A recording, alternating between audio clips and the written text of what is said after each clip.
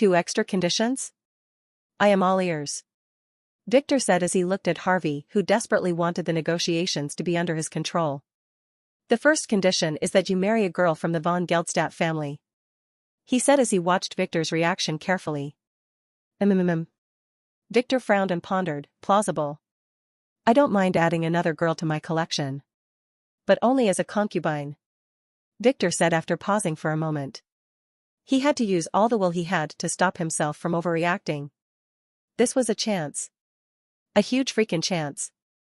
He didn't expect to get an opportunity to scam that gem out of their hands this early. He wanted to get her through Gary once he became good friends with him.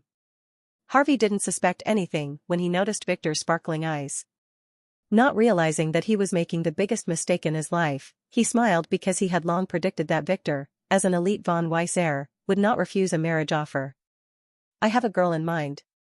I will contact your father to talk about it. We will work out an agreement. Harvey said with an evil smile. No, that's unnecessary. We already have Gary here. Victor said cryptically as he looked at Gary, who straightened in his seat and closed his legs, feeling that his chastity was in grave danger. No wonder he felt that Victor was acting weird yesterday. He was not aiming for April, but for him. Oh, Harvey raised an eyebrow. I am not gay. And I already have a girl I like. Gary said firmly. His grandfather was looking at him with very dangerous eyes. He was considering selling him. I didn't mean that, Victor said with a chuckle. What I meant is that if I let Master Harvey pick my bride later, I am sure I would end up with a very pretty, yet dangerous spy in my bed, Victor said, making Harvey smile. So? Harvey asked, not annoyed at all by Victor's comment, because it was 100% right. He wanted to put a girl from his family next to Victor, not only as a spy but also so that in case the von Weiss family was destroyed, she would be able to drag Victor and all his wealth to their side. I meant that Gary must be the one who will choose the bride for me. And he will choose her right now, right here, without consulting anyone. And she would be a legitimate girl from Master Harvey's descendants. Victor stated his condition rapidly. He had a good idea of who Gary would choose. He didn't leave him a choice anyway, as Harvey only has 5 plus 1 legitimate granddaughters. The von Geldstadt family had a different system from the other families. Every heir can only have one main wife who would give birth to direct heirs. All children from other women would be considered illegitimate no matter how gifted they were, and they can only find an heir to work for. This system was designed to avoid internal struggles and keep the power hierarchy. They had no need to care for the purity of their bloodline, as, unlike the von Weiss, theirs was easily transferable. All their descendants had it to a certain degree of purity. Oh. You are making this very hard, Harvey said as he squinted his eyes, seemingly thinking. It has to be, Victor said, and I almost forgot, you can't nominate that slut Charlotte. That be *TCH tried to seduce that dark chamber agent. Victor stated as if he could see through Harvey. Oh. Harvey pondered, I will agree. But you will also have to accept Gary's choice, no matter what, you can't change it later. He declared, believing that he read through Victor's plan. Hopefully, Gary will not fall for it. As long as she is pretty. Victor stated another condition as he licked his lips. Oh, okay then. Gary, nominate one of your cousins to be young Victor's future concubine. She must be pretty. He emphasized, causing Gary to curse at both Victor and his grandfather. No matter what girl he chose, he would be in deep trouble because her parents would hate him for causing her to marry a pervert like Victor. He hesitated, thinking about the possibilities. He really wanted to nominate Charlotte to get rid of her, but Victor clearly stated that she was not an option. If he chose one of his cousins, his uncles would definitely kill him. One was married, and another was only 5 years old. The last one was ugly. Too ugly. And she didn't like men anyway. That leaves one possibility. His big sister Valerie. She was now an elite disciple of the heavenly sect. If she knew he was the one who married her off, she would surely cripple him. Damn it. Victor was aiming for her. Gary opened his eyes wide when he realized that. But Valerie was very important to the family. She can't be married as a concubine. He knew that better than anyone. She was already secretly engaged to the holy son of the heavenly sect. But they can't reveal that yet. Gary looked at his grandfather for help. Harvey winked at him. Gary didn't get it. Harvey silently cursed as he stepped on his stupid grandson's foot, nearly breaking it. Ah, Gary finally got it. His grandfather said cousins. So he must have meant that cripple. She was a little young, but marrying Victor might be good for her. This might even save her life by eliminating her from the competition for the next family head position. What? Victor frowned and asked as if he didn't know what they were conspiring about.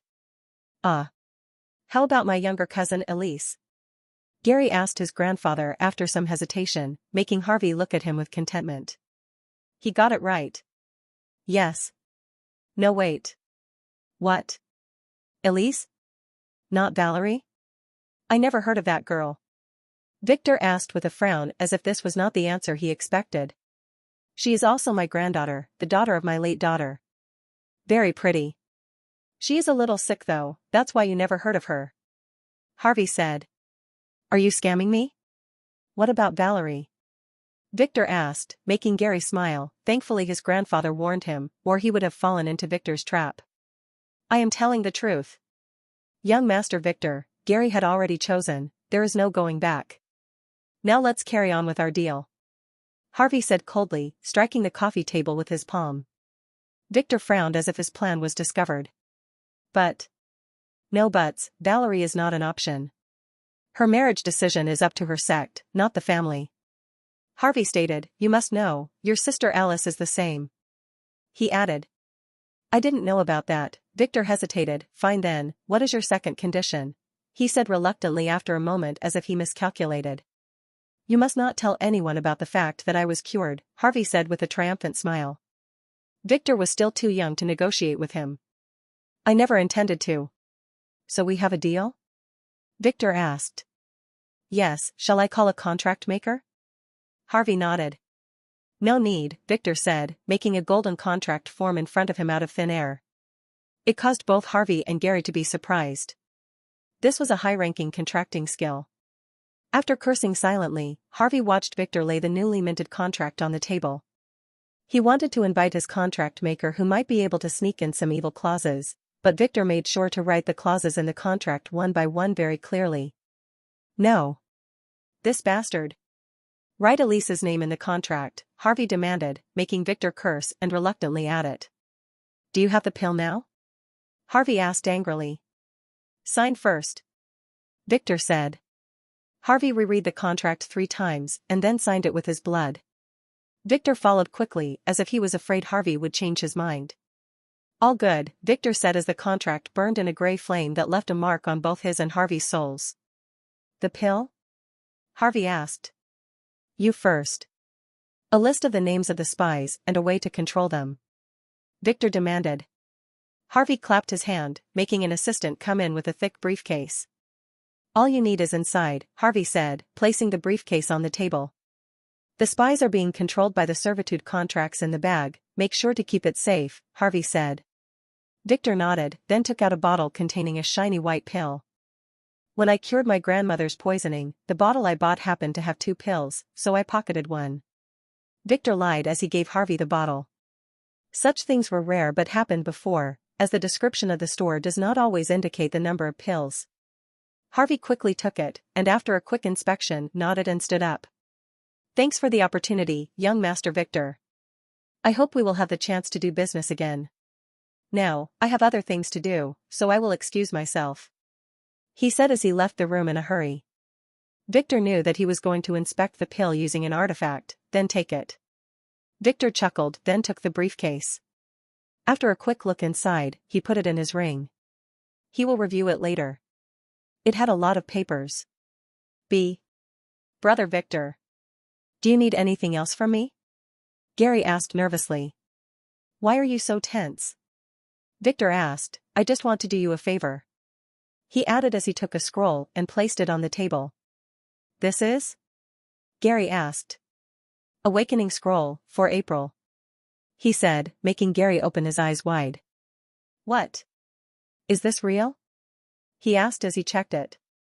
100% Victor stated, you can make a trusted appraiser check it. What do you want in exchange for it?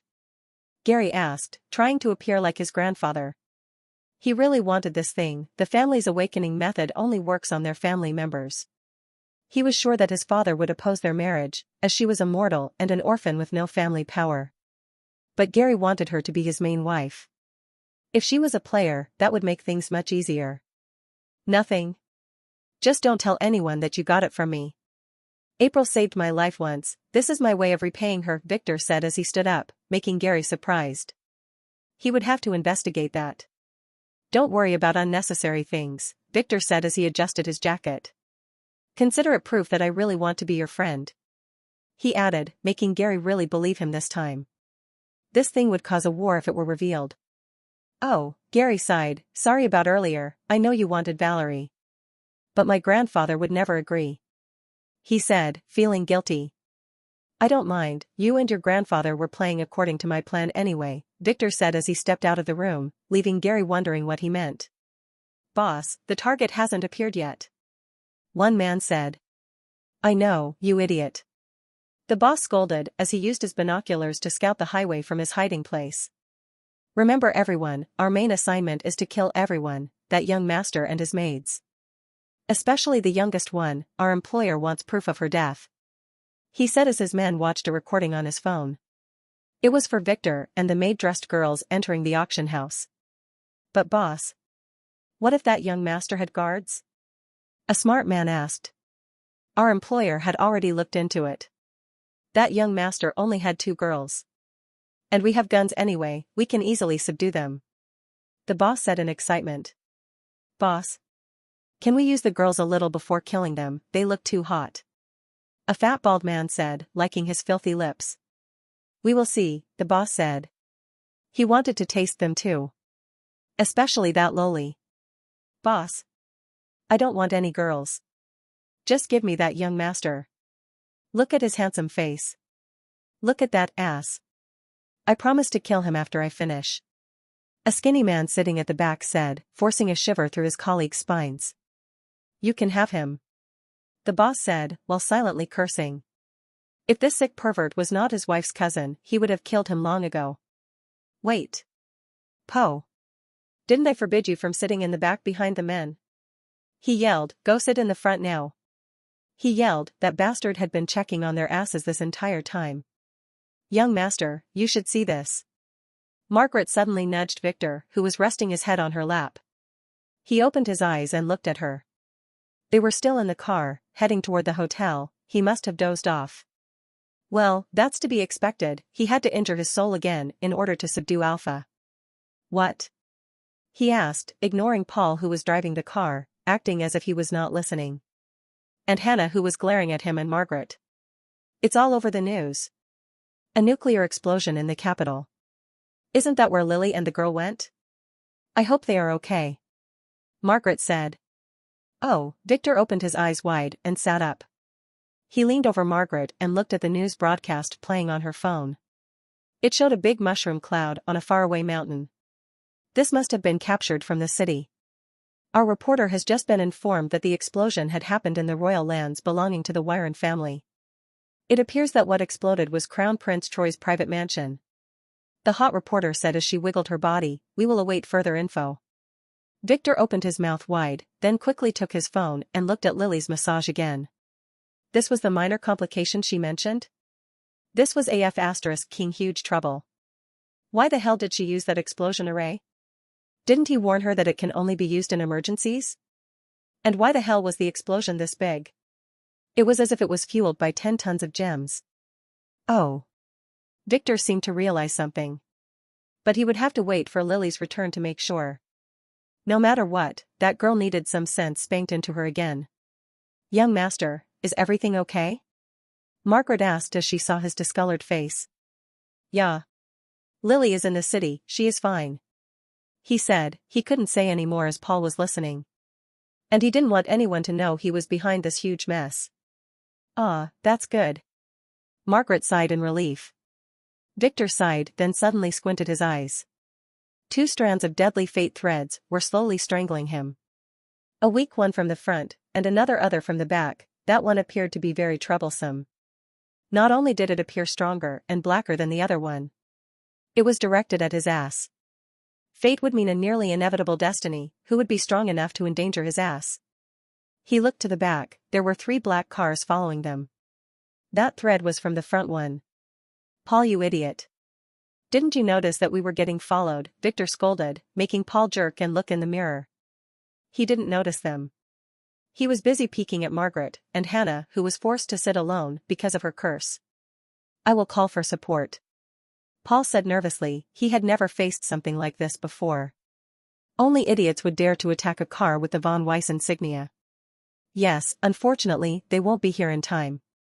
Just keep moving for another. Let's see. Do you see that bridge? It is probably booby-trapped. Stop at that road sign right before it. Victor said, squinting his eyes as he began to activate his disguise skill as he whispered some different orders in Margaret's blushing ear. But, Paul didn't know what to say. Don't argue. After stopping, leave the car and start cursing loudly. This is an order. Victor said, making Paul frown, but said nothing. Damn it. That bastard young master wants him dead, but, as a low-ranking family member, he couldn't refuse. After stopping the car, Paul walked out, looked around at the black cars that stopped a few meters behind them, then started cursing nervously. Don't hide. You fell into our trap. Ha ha ha ha. He suddenly heard himself saying, men surround those idiots and kill them. The voice impersonating him said again. Suddenly, a group of masked young men headed by a masked bearded old man jumped out of the forest at the same time when a group of burly men stepped down from the black SUVs in the back. They froze, cautiously looking at each other with Paul in the middle. The standstill didn't last, as someone fired a bullet, killing one of the masked young men, causing his friends to scream in anger and start firing fireballs at the startled burly men, killing 2 of them. Paul watched as all of this happened in seconds, as all hell broke loose as they began to fire at each other. The burly men hid behind their cars as the marked men began throwing talismans that froze bullets in midair, making them advance easily. This would have been an easy win, if not for an evil grenade that was thrown from somewhere, consuming the talisman's energy and making a few other masked men fall under the bullets again. Paul quickly wanted to return to the bulletproof car, but to his surprise, it was no longer there. It had disappeared without anyone noticing. Leaving him in the open, he quickly ducked to the ground, avoiding a bullet that passed by his ear. Damn it. He began to curse at Victor. But he couldn't even continue, because out of nowhere, something pulled on his leg and began to drag him down into the dirt. He tried to resist, but a sudden feeling of electrical shock made him scream as all of his power was drained. He looked everywhere for help, but no one cared as his stiff body sank into the ground. Despite holding his breath, he swallowed some dirt, causing him to start suffocating. He was thinking that this was his end, but he was wrong. A moment later he was pulled out of the ground like a fish out of water. He was hanging upside down and could see that he was pulled by a string attached to his leg. He was in the forest, near the battle, and he could hear their shouts and someone ordering them to stop. He didn't care, as his paralyzed body was thrown to the ground by a very normal-looking thin man who was licking his lips while putting away a very strange-looking fishing pole. Look what we fished today. Young Master Victor, right? I always wanted to try a fresh young master. The young man said as checked Paul's ass. Wait. You are not Victor. He said with a frown. Well, I have got to work with what I have got. Mommy always warned me not to waste food. The young man said as he started to chuckle. Paul wanted to talk but couldn't. He was still paralyzed. He could only look with horror as the man took out a dagger and began to professionally cut Paul's clothes. As if he had done this 100, no, 1,000 times. Don't worry, it will be painful at first, then you will grow to like it. He said as he began to take off his own clothes. He kept the knife though. Paul, who was now peeled like a banana, was looking at it with fear. Oh, don't worry about this, it will be your best friend very soon. He said, you see, Mommy made me swear not to do it with men anymore before she died, so I have to make sure that you are no longer one. Stop. All parties stand down. The elder screamed as he used a talisman, causing a flash of light to blind everyone, causing his disciples as well the other side to stop fighting. He coughed slightly as the flare light dimmed. There was someone screaming to kill the enemy. Both sides suddenly realized that it was none of them as the voice abruptly stopped. They looked around, but other than the light smoke that filled the area, there was no other soul. Where did that voice come from? You don't work for that young master, don't you? This is a trap, the elder yelled at the other side using a mind-transmitting talisman again. He was not a fool. How else can a few mortal gangsters kill 6 of his semi-player disciples? He was screaming for a few minutes now, ordering his disciples to make a defensive formation so that the bullets would not affect them. But strangely enough, none of his disciples listened. They kept moving randomly like headless chickens. Someone was manipulating sounds, so he had to use this very expensive talisman to stop the fight. On the other side, the gangsters who were hiding behind the burnt cars began to look at each other. Only 4 were left from their 17 men's team. Even that sick bastard Po was nowhere to be found. One of them began to talk, but his voice vanished. What the hell was going on here? He panicked. First, he thought that those fireballs thrown by the other side were some kind of a new weapon. Now he was sure that some really strange things were happening here. He didn't continue as a very pretty red-haired girl suddenly walked out of the forest. She was obviously hurt. Help me, she said, they want to kill me. They frowned, then got enchanted. Someone fired his gun again. All of them began to fight again, even the elder whose eyes turned red. He easily crushed his disciples' head a moment later. Only one idea remained in his mind now: help the pretty girl. I told you it is effective, Margaret told Victor as she leaned on the car that only moved a few feet from where Paul parked it, but no one seemed to notice it. Strange indeed, Victor said, this stuff is like a nuclear weapon. He added, looking at the corpses. Hannah was looking at it with shock too. What the hell was this? Why did those men start killing each other like wild dogs? She saw 5 young men work together to take down that old one, disregarding their safety. In the beginning, she could understand Victor's strategy. He was using a voice-canceling talisman while making some illusional voices to command the men to fire at each other. She expected him to start attacking by himself after that elder stopped the fight, but strangely enough, he only threw some kind of a gas bomb, then let Margaret do a little twirl around before returning. That's it. What the hell happened? Was it the gas? She really wanted to know. Her intuition as an alchemist began to take hold of her. I will tell you later, Victor said as he watched her eyes involuntarily look at him for answers. Who do those 2 groups belong to? Margaret asked curiously as she looked at the bodies. She got used to it after staying with Victor this long. That's what Victor presumed. The masked ones belonged to the Flying Myth sect. They wanted to steal our treasures from the auction, Victor said as he took off the storage ring from the elder's finger. This one was the same idiot who threatened me at the auction. He added. And the others? She asked as Victor stood up. I have no idea. He said, we will have to search their corpses for clues. Sorry, Margaret, you will have to do that with Hannah, as I will have to go get Paul back. He said, making Margaret gasp. Right, Paul. When did he leave? She asked as she looked around. A while ago. That bastard probably got what he deserved. Victor said as he left the frowning Margaret and headed into the forest. He was looking for a good excuse to get rid of Paul before leaving Tetraquad City, and this was the perfect chance. It was he who caused Mira to die in his previous life after all, and Victor knew how to hold a grudge. After walking for about 100 feet, Victor could easily see what was happening there. Po Mark.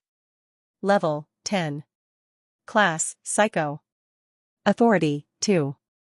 Strength, 37, x 10 when targeting a player you like.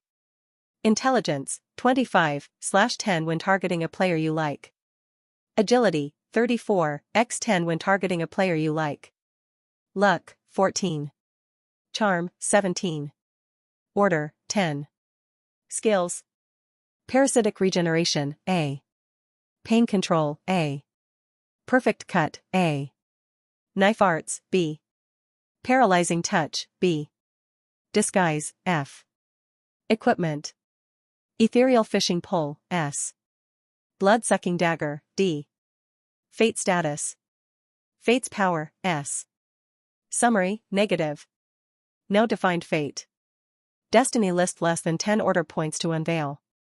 Victor froze in his place like a bird that encountered a cat. WTF. What did a player you like mean? No wonder his fate warning skill activated. This guy was dangerous, super dangerous. He swallowed hard as he looked at the busy young man and then at Paul, who didn't look like a human being anymore. Victor felt like he was going to throw up but firmly controlled himself, not knowing if he should retreat or kill this bastard first. But he was a scion. No. This one, despite having an S fate, had no destiny and no scion word next to his fate. Victor always presumed that all those with S destinies were scions, but it seemed that this was not the case. Maybe this guy was the type that the world didn't care about. It didn't want to recruit him either. Maybe villains in novels are like this. Strong enough to hurt normal people, but weak against the protagonists. He pondered. After considering many things, Victor decided to kill him. If this guy were to go after him someday, he would be in deep trouble. His girls would be in deep danger as well. Victor slowly approached Poe again, despite feeling nauseous in his stomach. He could feel many fate threads that began to appear around him, wanting to stop him. It was as if every cell in his body wanted him to leave there. As many excuses began to flood his mind. These were the fates protecting this maniac. Those with S fates are really scary. Victor ignored everything as he approached silently, then ducked as the maniac stood up and cut the air behind him. Strange. Poe said with a frown as he stepped forward, but didn't continue as he finally noticed the spear impaling him to the ground. When? He didn't continue to think as he collapsed to the ground with a headless body.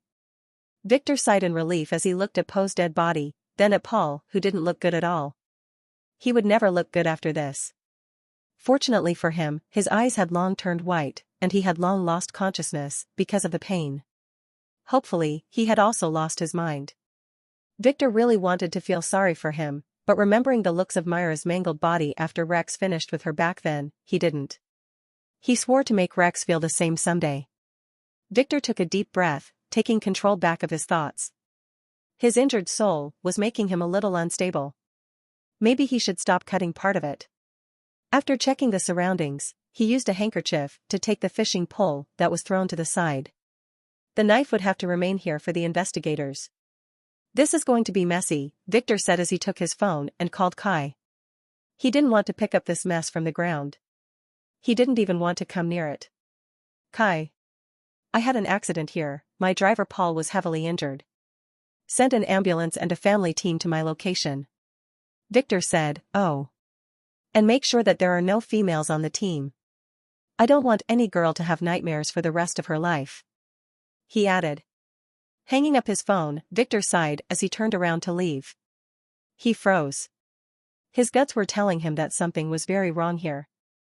Didn't Poe die too fast for someone with an S-ranked fate?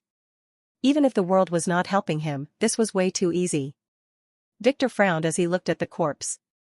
He didn't use the soul poison because he didn't want the family investigators to ask him about the corpse. He can't hand them the green goo, after all. He needed it for his other project.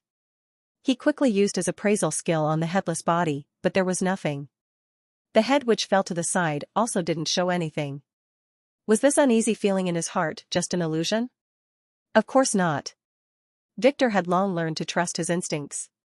He activated his Eyes of Destiny skill, this time. Nothing happened. It didn't detect Poe at all. He looked at Paul. Targets 1.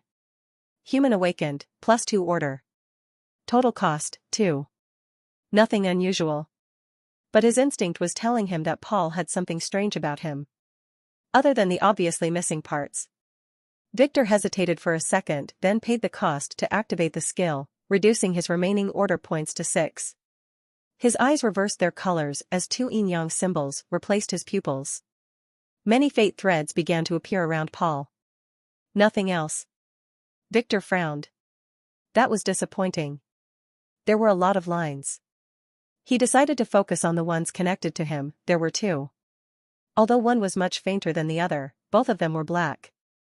Did Poole wish to kill him twice? This didn't make any sense. Could it be that Poe had somehow merged with Paul? That would be the only explanation. That's what he was expecting, but he can't find any signs of that.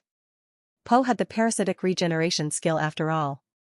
As far as Victor knew, this was a way to use others' energy to regenerate. But what if this sick bastard used it to the limit? No. That's not really feasible, that skill was only at a rank. But what if? Victor quickly used his appraisal skill on Paul. Paul von Weiss. Level, 0.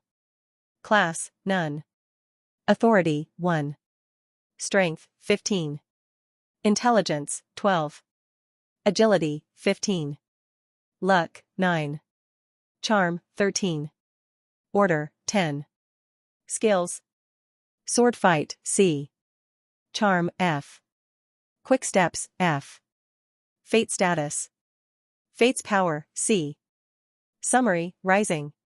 No defined fate. Destiny list less than 10 order points to unveil. Nothing unusual. Damn it. No, why was his fate rising? Did he enjoy what happened to him? That made no sense. But fate never did. Victor was getting crazy, he wanted something to appear, but there was nothing. Wait. Victor quickly followed the black fate lines with his eyes. One of them was reaching for his ass. Again.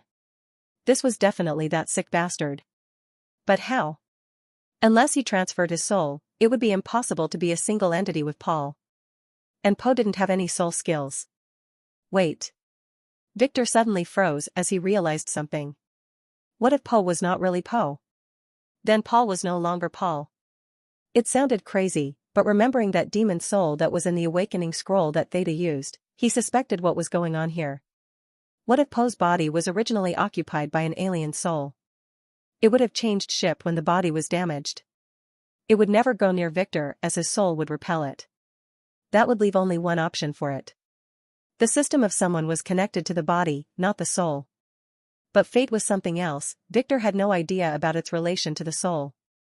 But this can perfectly explain Paul's rising fate. Victor looked at it again. Fate's power, B.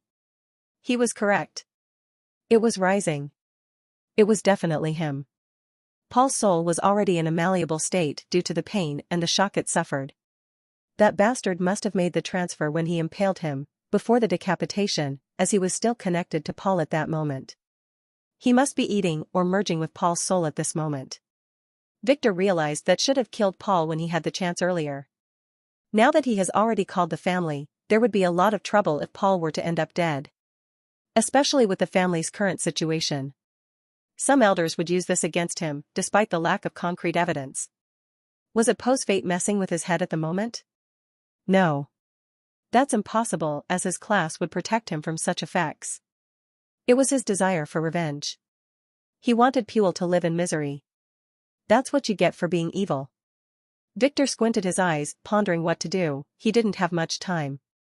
Looking at Paul, he hesitated for a second, then knelt near his damaged body. Don't worry, cousin. That bastard is dead. I already called for help, and they will be here soon.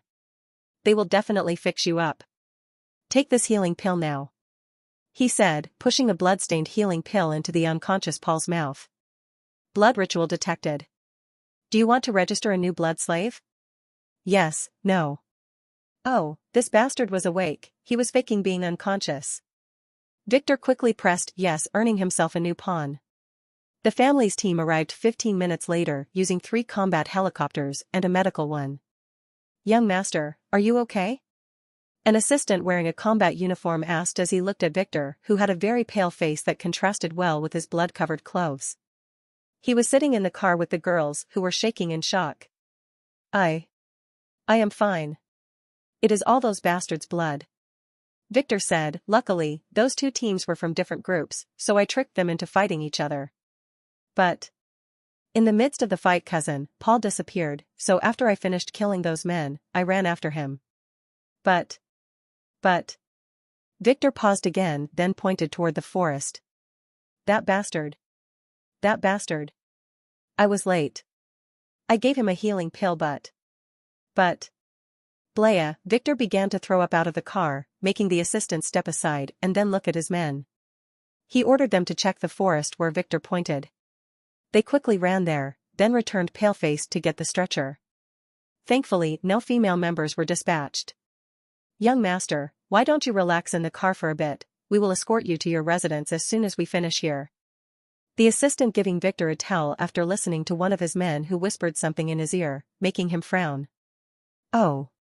Okay, Victor nodded, then rested his head in Margaret's lap as if he was still in shock. 2 hours later, Victor was escorted to the hotel, where he thanked the men and then climbed to his room with Margaret's help. He regained his spirit the moment the suit's door was firmly closed.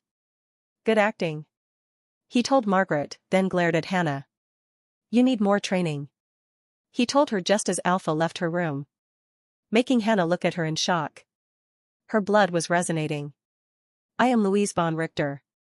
Alpha introduced herself, making Hannah gasp.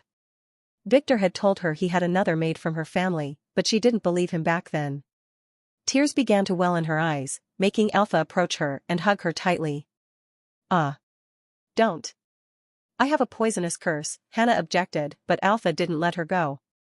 It won't affect me, she said. Her new eternal body constitution was very resistant to poisons and curses. This gift was for Sebastian. Oh, Hannah said as she felt Alpha's hand tightly around her. Her eyes began to tear up. This was her first family contact. She hugged Alpha back and began to sob as she rested her head on Alpha's shoulder. I am getting jealous now, Victor suddenly said 5 minutes later, destroying the intimate atmosphere and making Alpha glare at him as she slowly let go of Hannah, who wiped her tears with her hand. Let's go and sit down, Victor said casually. Hannah nodded with a slightly blushing face. How did you resist the curse, she Alpha as she looked at her making sure she was fine. It's a skill I acquired recently. What is your curse about? Where did you get it from? Alpha said. It was an accident at the sex ruin. Everyone I touch would be randomly poisoned, some get it lightly. Some die, she added as she looked down remembering some very sad memories. Why don't you let Victor remove it for you? Alpha asked, making Hannah who sat down at a lavish sofa surprised. Can you do that? She asked. Yes, Victor said as he quickly sat to her side and took out a talisman, then stuck it to her forehead before she could realize her mistake and change her mind. A white light shone from the talisman, then slowly dimmed as some black smoke burned out escaping Hannah's body. It only took 10 seconds. Am I cured? Hannah asked in surprise after looking at the dissipating smoke in surprise. A certain feeling of darkness in her body seemed to have vanished. Yes, Victor said as he hugged her tightly. She was surprised. She was shocked. She was disgusted. She quickly wanted to push him away, but failed. She looked at Alpha who shook her head in remorse, making Hannah realize her mistake. She should have never let him remove that curse. It was the only thing protecting her from him. It was near morning when Harvey stepped into his grand office on Golden Mount Island. He was welcomed by a man kneeling on the ground. Calmier, do you know your mistake? He asked as he looked at his son.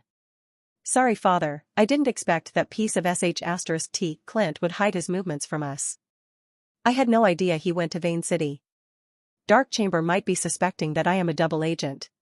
Calmer replied. It doesn't matter. The real problem is that they found a new spy. Charlotte. She seemed to be working with them now. Harvey said as he sat down at his lavishly decorated desk.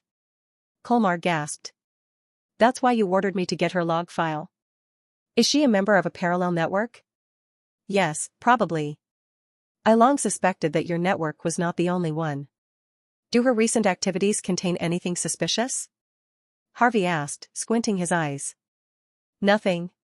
She had some business relationships with the White faction and the von Weiss family, but nothing major. She went to see many proctologists a lot lately. He pondered. How many suspicious people did she meet lately? Harvey asked. A lot. She had a lot of meetings with shady businessmen from all over the country. But that was expected from her as a major family head candidate.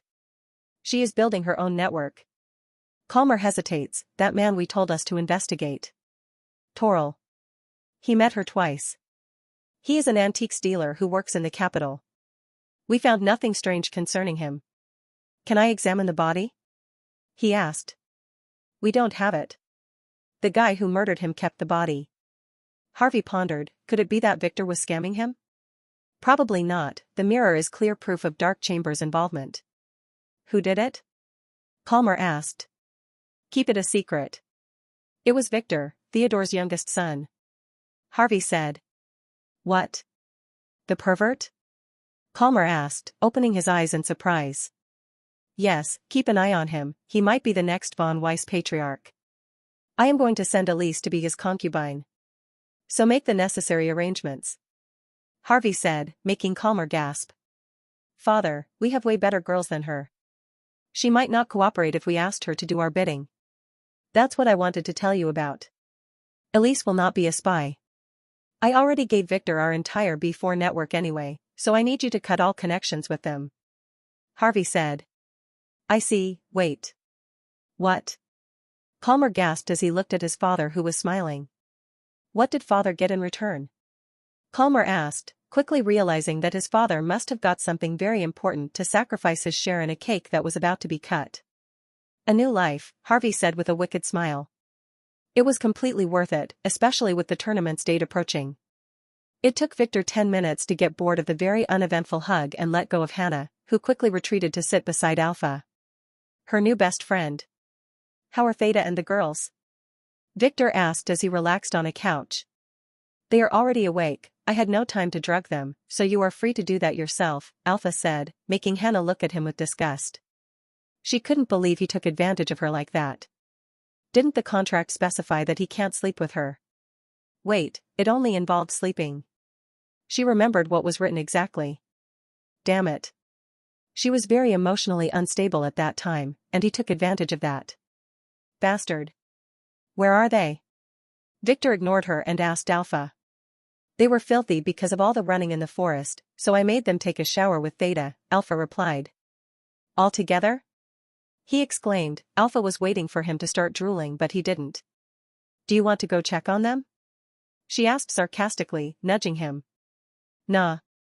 This young master is not in a hurry, he disappointed her as he relaxed in his seat, making a gesture in his eyes to Margaret, who ran quickly to check on the girls. This girl always read his mind perfectly. It was as if she was a pervert in her previous life. The girls must be all naked and wet right now, Alpha interjected again. She had made a bet with Theta that Victor would surely intrude on them if he returned. She can't lose. I like my food slowly cooked, he disappointed her, forcing Alpha to sigh in disappointment as if she was saying whatever suits your perverted tastes. She owed Theta a favor now. Young master. Hannah hesitated after a few minutes of awkward silence. What was that material you threw at the men? Hannah asked just as Margaret returned to sit next to Victor after making an okay sign to him. She completely ignores Alpha's questioning gaze. Well, you are a part of the family now, so I don't really mind telling you. He said, making her feel awkward as he used a talisman to isolate the room. It's a kind of herb that we found in a dungeon. We combined it with some other poison from another dungeon. The mixture is distilled in alcohol which we bottled. He explained, when the bottle breaks, the mixture would start to evaporate, filling the air with the herb particles. He said. What's its effect? She asked, looking at him eagerly and totally forgetting what he did a few minutes ago. She was that kind of a girl. Basically, it makes the soul weaker. That's my theory anyway. It makes the people who inhale it very gullible and quick to anger. We found some other herbs too there, but their effect is still unknown, that's why I need you. He said, making Hannah nod. She finally realized why he paid this much money for her. As a Von Richter, she knew exactly how valuable soul-affecting material was. Alpha, who was watching her reaction, really wanted to tell her the truth but chose to remain silent. Victor only spent that much money on her because he was using her to launder tons of money. That's all. He was the one who sold her in the first place. But, Hannah, who was totally oblivious to the truth, continued, why did those men start killing each other? Shouldn't people with weak souls be more friendly? She asked. Oh. My Margaret here used her charm technique on them. Awakening their inner instincts. Their hidden greed and desires. Victor said briefly. Hannah needed no other explanation as she looked at Margaret with complex eyes. This girl was literally a femme fatale. What other uses do these herbs have? She quickly changed the subject. You are about to find out, Victor said, flashing his teeth as the three girls were pushed into the room by a shorter one. All of them were dressed in some very revealing maid uniforms that barely covered their hot bodies. Theta, with her short body, was the exception. The maid's uniform made her look super cute. Young master. Theta quickly ran to Victor, twirled in front of him, then sat on his other side, hugging his arm. Do I look sexy? She asked. Absolutely. Do you feel better now? He asked her. Um. She nodded with a bright smile. Thank you for not intruding into the bath, she whispered in his ear. She won the bet, thanks to that. Victor chuckled as he watched Alpha glare angrily at the girls who kept pulling hard at their skirts, trying to cover the exposed skin that those skirts were meant to highlight. Why did you come out like this? Go wear the clothes I put on the bed. Alpha scolded the girls who seemed to be very afraid of her. One of them was acting tough. Mistress. We couldn't find the clothes, only those were there, a girl with short orange hair replied. She was pulling down her skirt while covering her ample chest with her other hand. What do you mean you didn't find? Alpha stopped and then looked at Margaret. That damn slut. She must have replaced the clothes when she left a moment ago. Sit down, Victor ordered with a chuckle, but the girls didn't comply. They looked at Alpha. From now on, young Master Victor is your master. You better obey him, she said, making them quickly sit near each other on a wide couch. They didn't dare to disobey. They tried to argue with her earlier on the road. It was a big mistake. You can't argue with a sadist, it would make things only worse. Nightshade, who knew that Alpha, despite acting bossy, was really nice, was only acting. Victor could see that her eyes were secretly examining everyone in the room. Hearing Alpha's command, the girls quickly obeyed and sat down, not realizing that their skirts were not suitable for that. Victor watched as the girls who didn't wear any underwear realized their mistake and closed their legs. Too bad it was already late, he had seen everything by that time. Now. Alpha. Victor wiped his bleeding nose with a handkerchief, then looked at Alpha, gesturing to her to begin. This juvenile body of his was getting all excited on its own. Alpha silently cursed at him as she placed 3 glasses in front of the girls. They didn't notice where she got them from. We will be playing a drinking game, Victor said as Alpha took out a wine bottle after that and filled the 3 glasses full. One by one, you will answer my questions, he said. Any girl who answers wrong or tells lies would have to take a sip from her glass, he said, making the girls nod in a hurry. He was going to make them drunk and then assault them. They are familiar with this game. Does he need to do that? Was this one of his hobbies? How would he know if they were telling the truth anyway? The one who gets empties her glass first will be my plaything tonight, he added, confirming their hunch. Young master. That's not good. They will never tell you the truth like this. Margaret corrected him, let the one who loses be Alpha's plaything instead. Margaret said, making the girls shiver a little. Oh fine. Alpha, make sure to educate her well. I will take the one who finishes last, he complained, making Alpha curse again, and the girls look at each other nervously. Now the first question, he said, introduce yourselves, he commanded. Candle. I have no last name, the orange-haired one said. Mimi, the second one, said she was tall, with a thin body that had signs of malnourishment. Nightshade. Nightshade said she wanted to use her fake name, but remembering that Victor knew the truth, she didn't lie. Good, Victor nodded. Second question. How old am I? He asked. I am 17, 18, 17, Candle, Mimi, and Nightshade said one after the other. I said me. My age, not you, he corrected them. They paused. How would they know that? Did he desperately want to get drunk? This didn't make any sense. He can simply order them around to do whatever he wants. 20 no. 19 years old? Candle asked. Victor didn't reply. 19.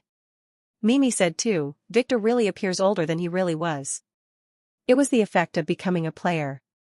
23, Nightingale said. She analyzed this carefully. Victor's behavior earlier in the forest was not something a teenager can pull off. She was sure he was older, and that he wanted to make them drunk. All of you are wrong, he said, slapping his ID on the coffee table. 17 years old. What? The girls were surprised. If he is this handsome now, how much better would he look when he gets a little bit older? One of them wondered, but hid it well. Drink up, he ordered. The girls hesitated, looking at Alpha, who gestured to them to drink, so they quickly took a sip, just a little bit. But it was enough for some non-player girls to become honest. The second question. One by one, tell me how you became slaves. he said. You first, he told Candle. Ah. It's simple, my family sold me. They needed the money, she said, keeping her head down. Now I am your family. You don't have to worry. Victor said, as he looked at Alpha, who nodded. Their contracts had a brief background check on them. Ah. I was taken from an orphanage that was not really an orphanage. I have been raised there my entire life. One day a man came to choose. He had a strange staff. He touched every one of us before picking me up, she said, also looking down. Victor could see some old scars on her exposed thighs. She had a rough childhood. Don't worry, no one would hurt you here. As long as you are a good girl, Victor added. She nodded, being wary of Alpha. I am also an orphan. They bought me from an orphanage. I lived in the streets before. She didn't technically lie. And that story fit the background check that was on her contract. After all, she used a false name and certificates to join the police, so when she claimed to have been a beggar at that time frame, the von Geldstadt interrogators didn't have a reason to doubt her. She was still 17 after all. Oh, Victor squinted his eyes. This girl needed a higher dose. Was it because of her awakened bloodline? Now the next question. Let me think. He pondered. How much money can I spend using this card? He said, slapping the family credit card on the table. 1 million? Candle said. He was really trying to make them drunk. 10 million? Mimi said. This card is unlimited. Nightshade said she tried to forge one of these before, but failed. Sadly, you are all wrong. This card was cancelled tonight for overspending. So, Victor pointed to the glasses, making the girls quickly take another sip. Dear Nightshade, your skirt had been flipped, Victor said at the right moment, making Nightshade, who was carefully acting as if she was sipping from her glass, take a big gulp as she looked down, confirming that her very short skirt was still covering her private parts, barely. She wanted to spit the drink that was in her mouth, but fearing that she would be discovered she chose to swallow it. She has a very high alcohol tolerance after all. She glared at Victor hatefully after that. This bastard might be suspecting her. She really wanted to know how he knew her name and to ask him about the comic book-like events that happened in the forest, but she chose to delay this. She asked Alpha and Theta privately when she woke up completely healed. But both of them told her that she was not ready yet. Ready for what? Victor watched as Nightshade's facial expression changed as she was thinking about some random things. The wine was working, she was losing her cool. Now. The next question. He said with a lazy smile as he relaxed in his chair. What secrets are you hiding from me? He asked, making the girls flinch. Come on. We all should tell the truth here. Victor said. Tell me your secrets, he added. The girls hesitated. Let's start with you. He looked at Candle first. She seemed the most honest one. I have a crush on you. I find you very attractive. Especially that you are younger than me, she said as she blushed, making Alpha wish to beat some sense into her. This girl fell fast. Too fast. Oh. This young master is very pleased with you, he nodded. Do you have any other dark secrets? He asked. She blushed as she looked down. Victor quickly gestured to Alpha, who cursed, then gave her a paper and a pen, which Candle quickly began to write onto after covering it like an exam paper. She flooded it and gave it to Victor moments later. Oh. We all do that, he smiled. From now on you will work at my mansion as a maid. He said, making her blush deeper. Too bad she won't remember any of that in the morning. You are next. Victor looked at Mimi. What about you? What secrets do you have? He asked. She hesitated, then took a deep breath. I like women. She looked at Theta, then stated bravely, making Theta look weirdly back at her. Alpha was now on the verge of exploding. What is wrong with this world? Are there no sane girls left? Oh. That's fine, stay with Alpha then. She has enough girls to feed you. Victor quickly got rid of her. He didn't dare to ask her any further. He could tell from the look in her eyes, this girl was bad news. And you? Little number 3? He asked Nightshade, what is your secret? I won't tell anyone, I promise, he said. She hesitated, I have many secrets. She whispered. Oh. Really? What? He asked. I am a police officer. I work for the Supernatural Crimes Division. I was investigating the recent kidnappings around the country, she said in a low voice, making Theta gasp as Alpha squinted her eyes. This girl was lying to her. She will be punished later. Oh. When was the last time you contacted your unit? Victor asked as he sent a message to Kai. 3 months ago, she said. Those bastards at the auction destroyed all my luggage, which contained my connection device and tracing bug. What are your plans now? He asked. I was planning to steal my contract and escape, but after the accident in the forest I decided to investigate more. She nodded, making Victor sigh. He must find a way to use her or get rid of her. Investigate for what? Margaret was the one who asked her, as she spotted a fleeting unnatural expression on her face. About the men who killed my family. She said. What men? Victor's interest was reignited. They wore black masks, they tortured my father and mother to death for 2 days. Then burnt their corpses and escaped. I hid in the ventilation shaft watching them. She said as her eyes began to tear up, but she didn't notice as her face was really scary at that moment. It was the face of someone who would do anything for revenge. Do you think I have anything to do with this? Victor asked as he prepared to subdue her if she began to act crazy.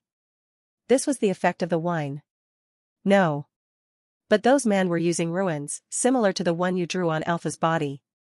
She said, making him relax a little. Did they say anything? Victor asked. They were crafting a pure soul talisman. That's what they talked about.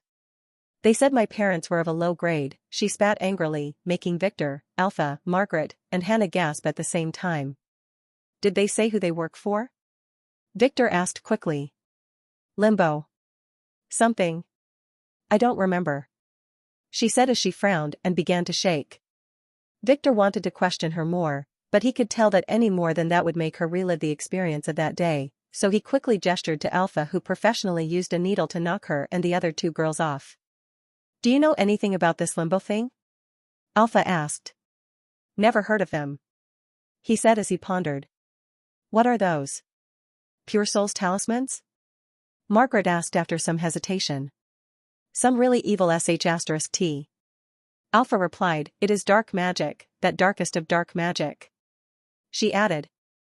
What are they for? Margaret asked again. This time Alpha didn't answer, she didn't know. They are very useful, Victor said, earning himself a squint from Alpha. They are created by taming and extracting a soul through intense pain and anger, then inserting it in a special kind of rare talismans. Victor explained, so their main use is to extend your own soul. Simply mark one with your soul and put it in a doll. That doll will act as another body for you. So you are basically using the soul in the talisman as your own. Margaret pondered. Yes. To a certain extent. He said. Then. That soul. Would it be conscious? Margaret asked again. Probably not, the talisman had no pain respirators and the master has total control over it. It is basically being used as a client processor.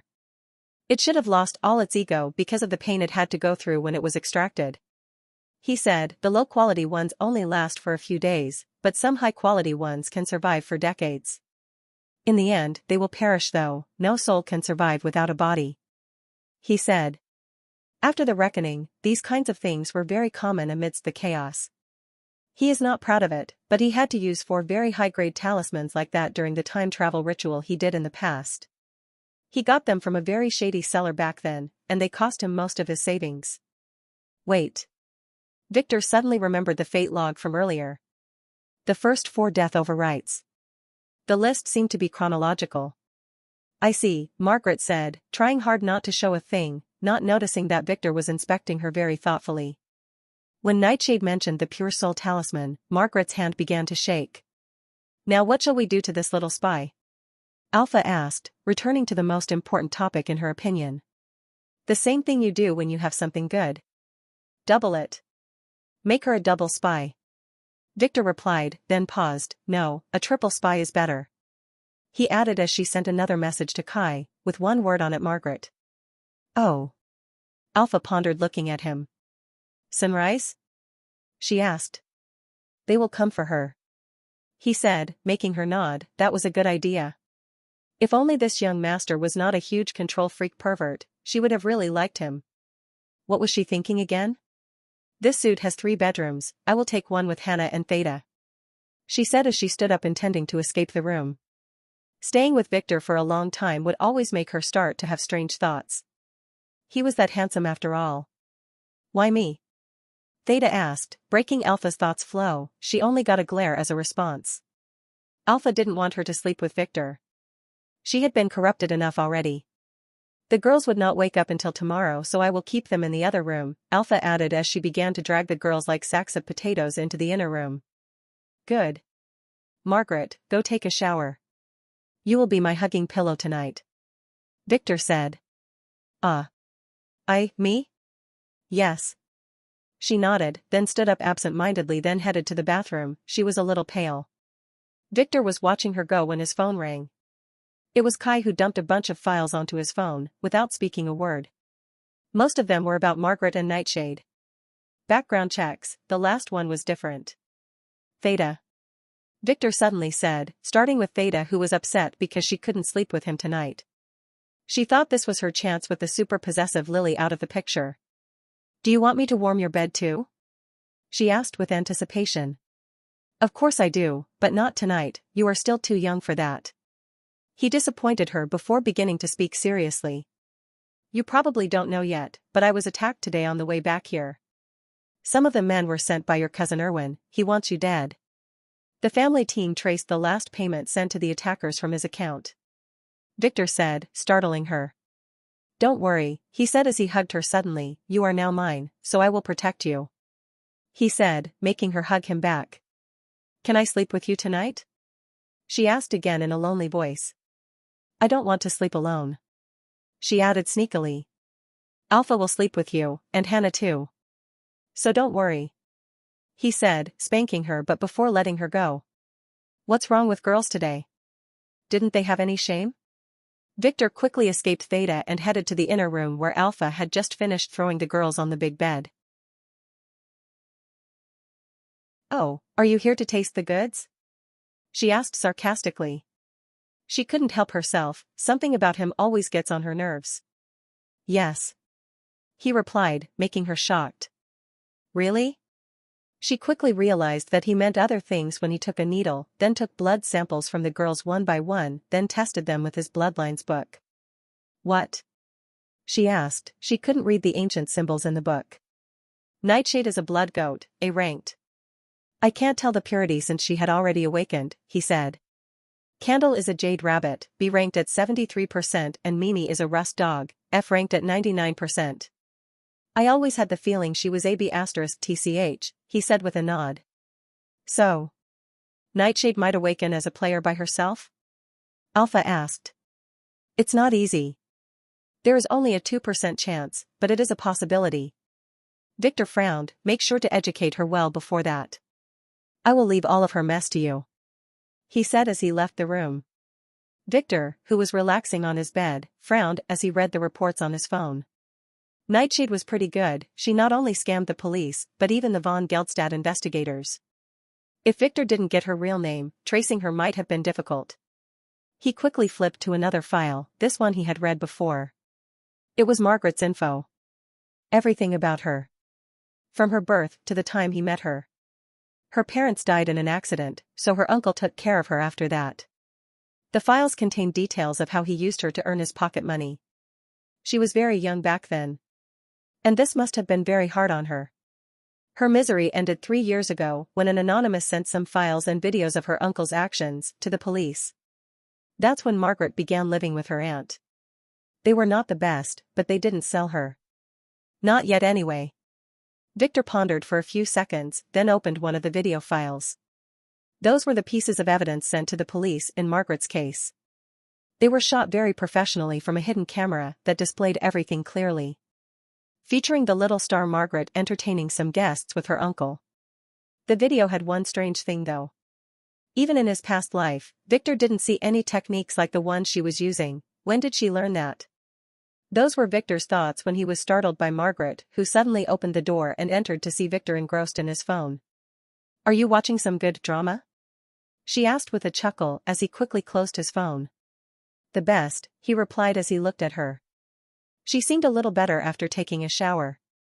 Come sleep next to me, this young master is very tired today, he said. Margaret didn't refuse him, she didn't even wear her pajamas as she slipped under the blanket before throwing her towel away, giving young Master Victor some very exotic hug. It was as if he was the one acting as her hug pillow, not the other way around. He even had to start using a calming down technique to appease his youthful spirit. Margaret was really anxious tonight, and it took her 30 minutes to fully sleep to Victor's peaceful breathing rhythm. That's when he opened his eyes. It was time for him to confirm his theory. Victor looked at Margaret's peaceful face, then slowly began to draw a rune in midair, then dropped some blood on Margaret's forehead, making her sleeping body suddenly tense up and freeze as a weird symbol began to emerge on her forehead. He was right. Margaret's soul was in one of the talismans he used back then. He could feel his connection with her now, it was the same kind of rune he used on Alpha. She had a part of his soul in her. He didn't consider it back then, but those soul talismans were created from the souls of other humans, and they must have also returned in time to their original bodies. Victor sat down quietly and looked at Margaret's pretty face. Thinking about what to do, after thinking for a while he chuckled. How long are you planning to pretend to be asleep? He asked her. As long as needed to find out what are you doing, she had noticed him the moment he drew that wired rune on her, making her body feel strange. Oh. It's a simple soul technique, just making sure you are mine, he said, making her quickly touch her forehead with a frown. There was nothing. She slowly sat down, covering her body with a light blanket. Are you suspecting me because of my behavior today? She asked, because I overreacted when the name Limbo was mentioned, she added with a soft voice as she looked him in the eyes. I did, he didn't continue as he watched her bite her pretty lip. I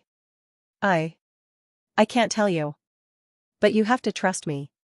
I am not your enemy, she said, hesitating. No need, I already know that you are a time traveler, he said, making her gasp. Yes, Margaret was a time traveler like him. There were another 3 too. According to the fate log, only one had already made it, the other 2 didn't. Victor had no idea if they would appear later though. How did you know? Margaret asked in astonishment. This was her deepest secret. I told you before, I know everything. You were the one who hid the camera and shot your uncle and his friends in action. You were also the one who told the police about him. If my guess was right, you have traveled from the future to someday, 3 years ago. He squinted his eyes, watching her flabbergasted face. She must have returned in time 3 years further than he did due to time-space turbulence. Aha. Yes, how? She was very shocked and still didn't get how he knew. This conversation was something she practiced before, but not like this. I have my ways, I should have known a long time ago. He said, your very good intuition must be the product of your future soul merging with your present one. He told her. She didn't know that. It's true though, she always felt better, stronger. And her intuition was always right since returning. What now? She asked him, do you plan to cut me up and study me? That was the first thing she thought of when she returned, that's why she told no one. I must tell you, I really don't know how I traveled in time. The last thing I remember in my past life was dying, she said as she looked down. She was a little disturbed, not knowing how he would treat her, now that he knew her deepest secret. Yes, dying in excruciating pain. Your soul was extracted, then you were used to creating a talisman. Those guys, Limbo Empire must have been the ones too. Victor stated casually, making her look back at him with shock. You. She was interrupted again. And if I guessed correctly, the reason you want to work with Arya and not Alpha, despite your suitability to be a spy, is because you want to use your future knowledge to make profits in the stock market. He guessed correctly. Did you use the soul wine on me? When was it? She asked angrily, squinting her eyes. How else would he have known that? I didn't. If my guess was correct, it would not work on you. Your soul was already forged before when they made you a talisman. This makes it much stronger. He said. He was right, when she drugged the villagers she was not affected despite drinking with them. Is it one of your skills? She asked nervously. He told her that he could see the future before. Nope. He said as he watched her lose her cool. Ah. How do you know all of this then? She asked in distress, not caring that the blanket had long fallen off, revealing her perfect body. Simple, I am a time traveler too, and your case was just a lucky coincidence, because I used the talisman forged from your soul as a beacon. He answered casually, making her freeze. She didn't see that coming. In fact, Victor's method of time travel was very ingenious. He didn't really exploit a bug, but created one. The Book of Time could only send the consciousness and soul of the user to 1 second in the past, and it would change the soul in a way that it would no longer be usable after that. So Victor had only one chance. All he needed to do was extend this 1 second. Sadly, he had no way to modify this. And this was both practically and physically impossible. No one can modify an X-ranked artifact. No one had the skills, and no one had the authority. Victor was distressed over it for 10 years until it occurred to him one day after an eventful night at a brothel that had one of those big rotating beds with girls sitting around. He got it. He doesn't have to modify the book, he can modify the world itself. He remembers running like a maniac back to his office that night, where he began to formulate his plan. All he had to do was to find another world where the time flow there was slower than his own. Traveling to another world was very costly normally, and required the efforts of entire organizations to open a stable gate. On top of that, most other worlds were just inhabitable. If someone traveled there without a set coordinates, he might end up in space or near a black hole. On top of that, stabilizing the gate would require tons of high-grade gems. Victor never intended to travel though, he never intended to create a stable gate either. He planned to just open a gate to the other world and then throw a talisman inside of it. The talisman would be considered a part of his soul, allowing him to alter his own time flow. After confirming his plans, Victor began to work on them. And that's when he encountered a problem.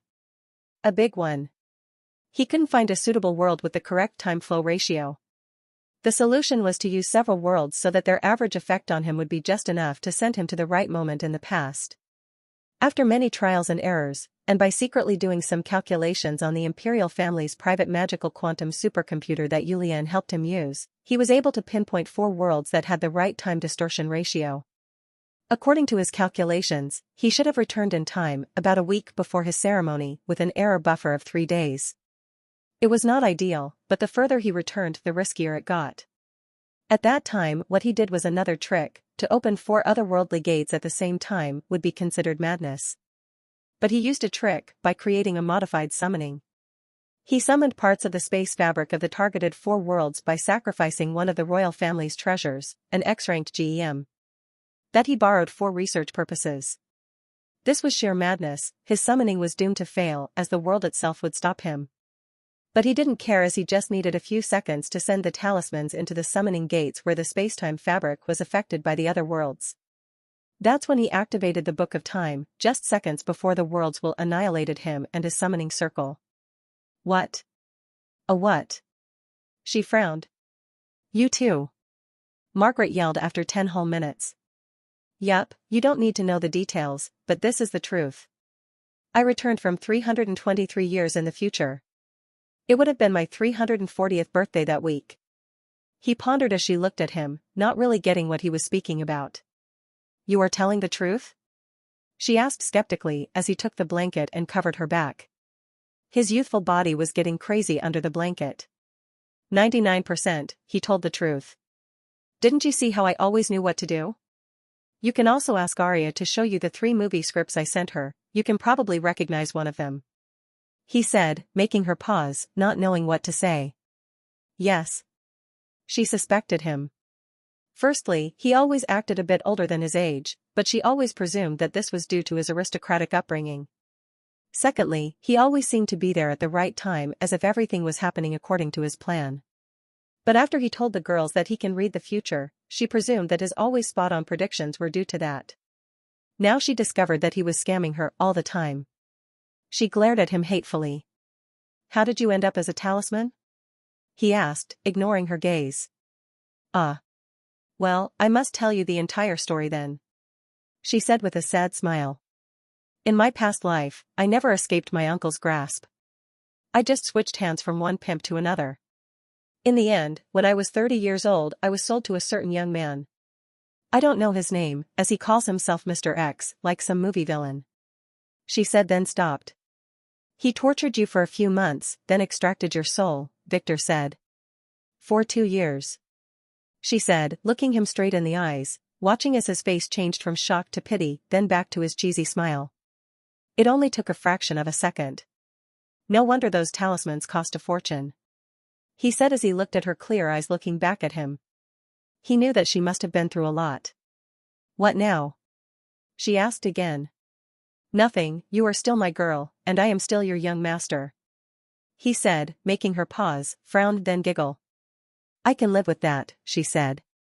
Her plan never changed, and Victor was the perfect partner. One question though, why didn't you just escape and create some business? Why did you tolerate your aunt and cousins? Victor asked, he was curious.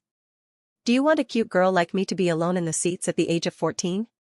I am not that retarded, she said. I also can't start a business without capital, so I waited until I finished school and was planning to hunt for a rich young master, she added. Tom was your first choice, he chuckled. Don't laugh at me. She scolded. I didn't know how perverted he was at the beginning. But I had no better choice. He was both naive and seemed to be getting richer every day. I suspected that he was a drug dealer first. I had the plan to marry him, then report him to the police and take all of his money. She confessed. Oh, Victor was surprised. This girl was dangerous. Then I met you.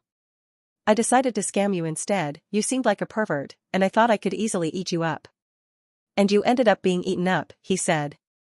We'll have yet to see about that. She said as she suddenly hugged him, putting her hand on his chest, hiding her blushing face. It all changed when you brought us to that dungeon. At that time I realized that you belonged to a different world.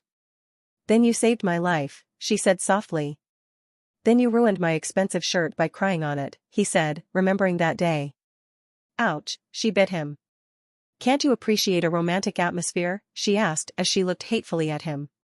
What is so romantic about an old couple in teenagers' bodies sharing a bed, he stated. You are the old one. I was only 33 when I died. She complained, and think about it, we are destined to share this fate, she said as she began to wiggle her slender finger on his chest.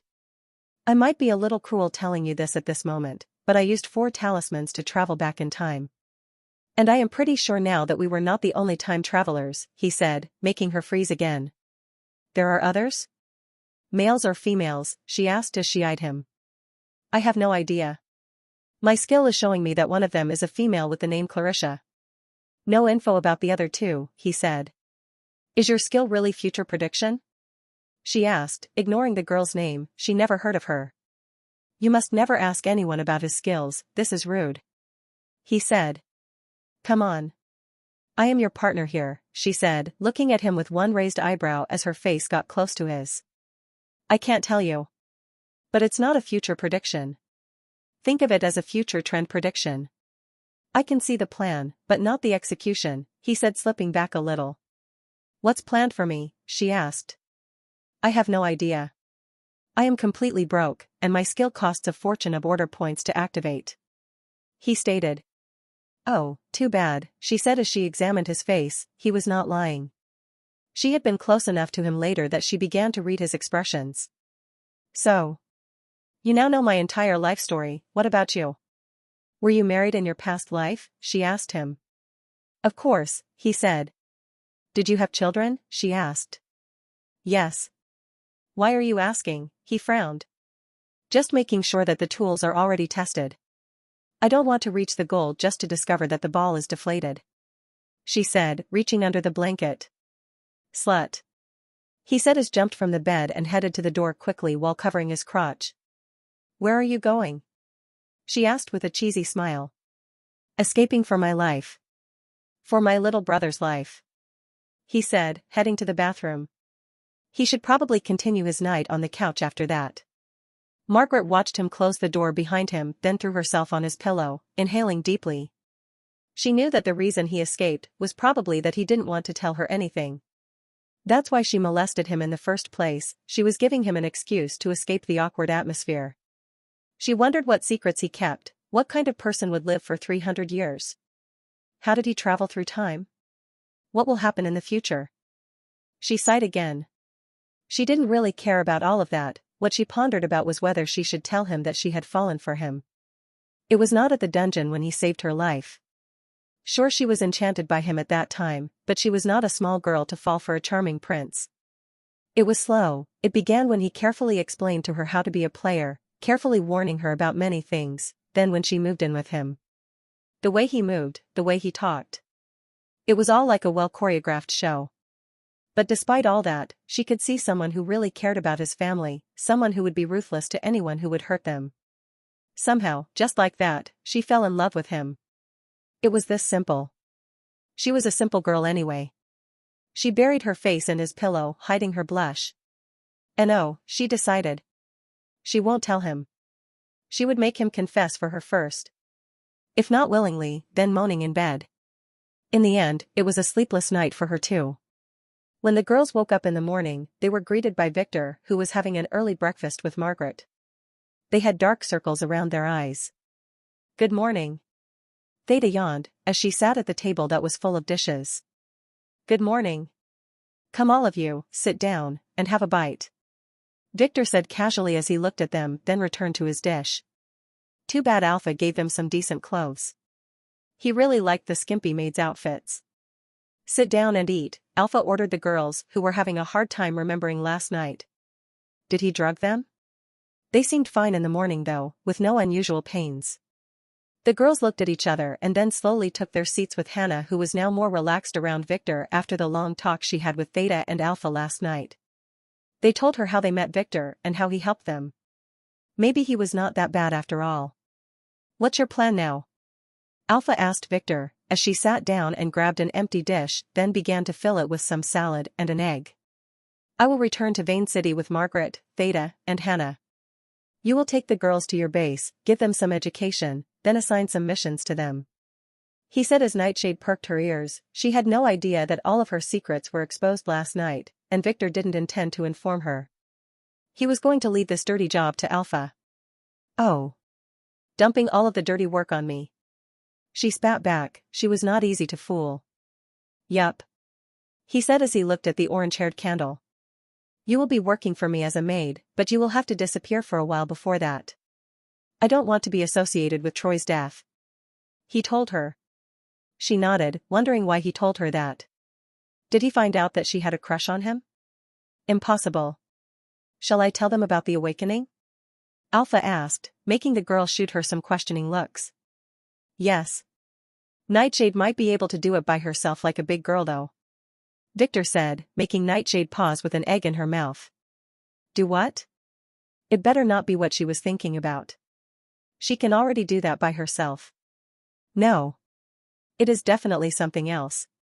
It was at this moment that Victor's phone rang. It was Kai. What now? Victor asked as usual. Young master, it's about the attack on you yesterday.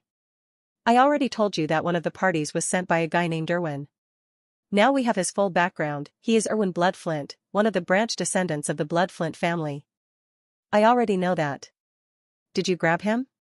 Victor asked as he looked at Theta, who chose to sit next to him, as far away from that girl Mimi as possible. We couldn't. Someone who must have known of his plot and silenced him. He was found dead in his room last night.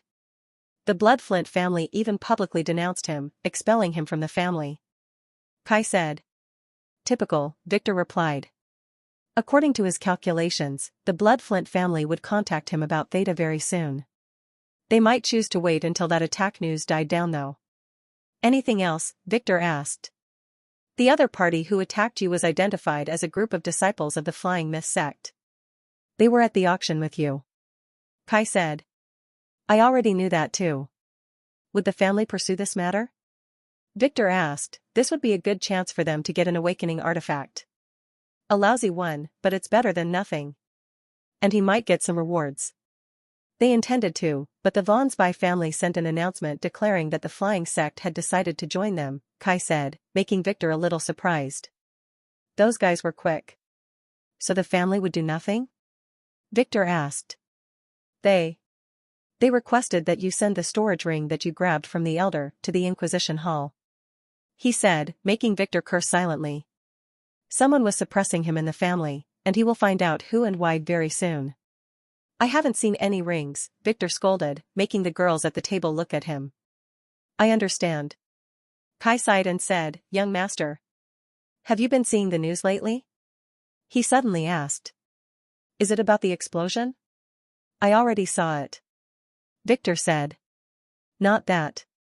A big viral video began spreading last night. It featured a young man courting an Arachne. Kai said. "Oh, did they begin to allow these things on social media?" Victor asked. He realized what this meant. They made an expectation with this one. It is even on TV. It came with a report about players. It had many facts, many names, and many proofs of old accidents that were covered up. "This is a big problem, young master, many people are believing it," Kai said, making Victor smile. It was Jane doing a good job. This report would surely be suppressed pretty fast, but people would not forget, and others would start popping up. This was his plan. After this, the families would start to act more covertly, and the secrets they kept would surely begin to be revealed. Either way, any planned attacks on his family would have to be delayed now. "What does it have to do with me?" Victor asked, casually. He was just a friendly neighborhood pervert, young master. This had nothing to do with him. Nothing, but the family had ordered that from now on you should be more low-key. Your name was on that list.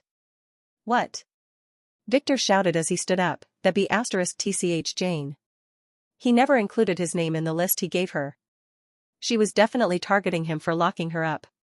Yes. It is at the bottom. The report is about how you killed your brother and then left the police station the next day. And there is a recording of you throwing grenades on the highway. Kai said, making Victor frown. He remembers something like that. It was when an assassin tried to kill him a while back. Okay, I will act carefully, he said as he hung up and then looked at Alpha.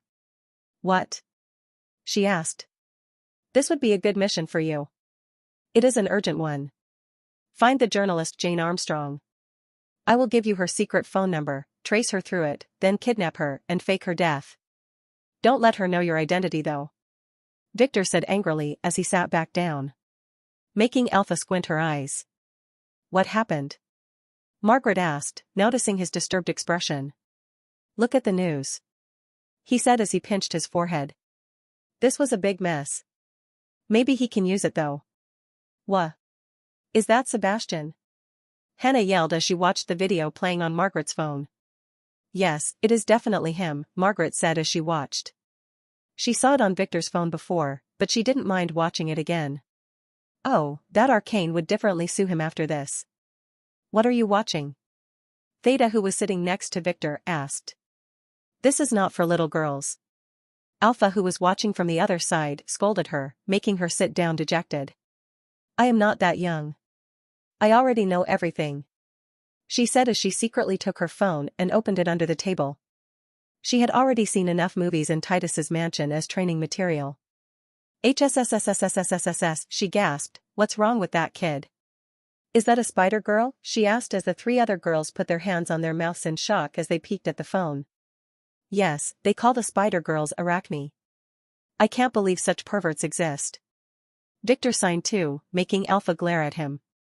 He was the one who drugged Sebastian in the first place. Wasn't all of this his? He was the biggest pervert of them all. Is this fake? Hannah asked in a lost voice. Who knows? Victor said, but you know him better than anyone. Victor added. How can it be him? Hannah didn't want to believe it, but she could recognize that mole on his butt. She saw it before, due to a bathing accident. It was defiantly him. Her face turned white as the video ended and Jane's picture appeared.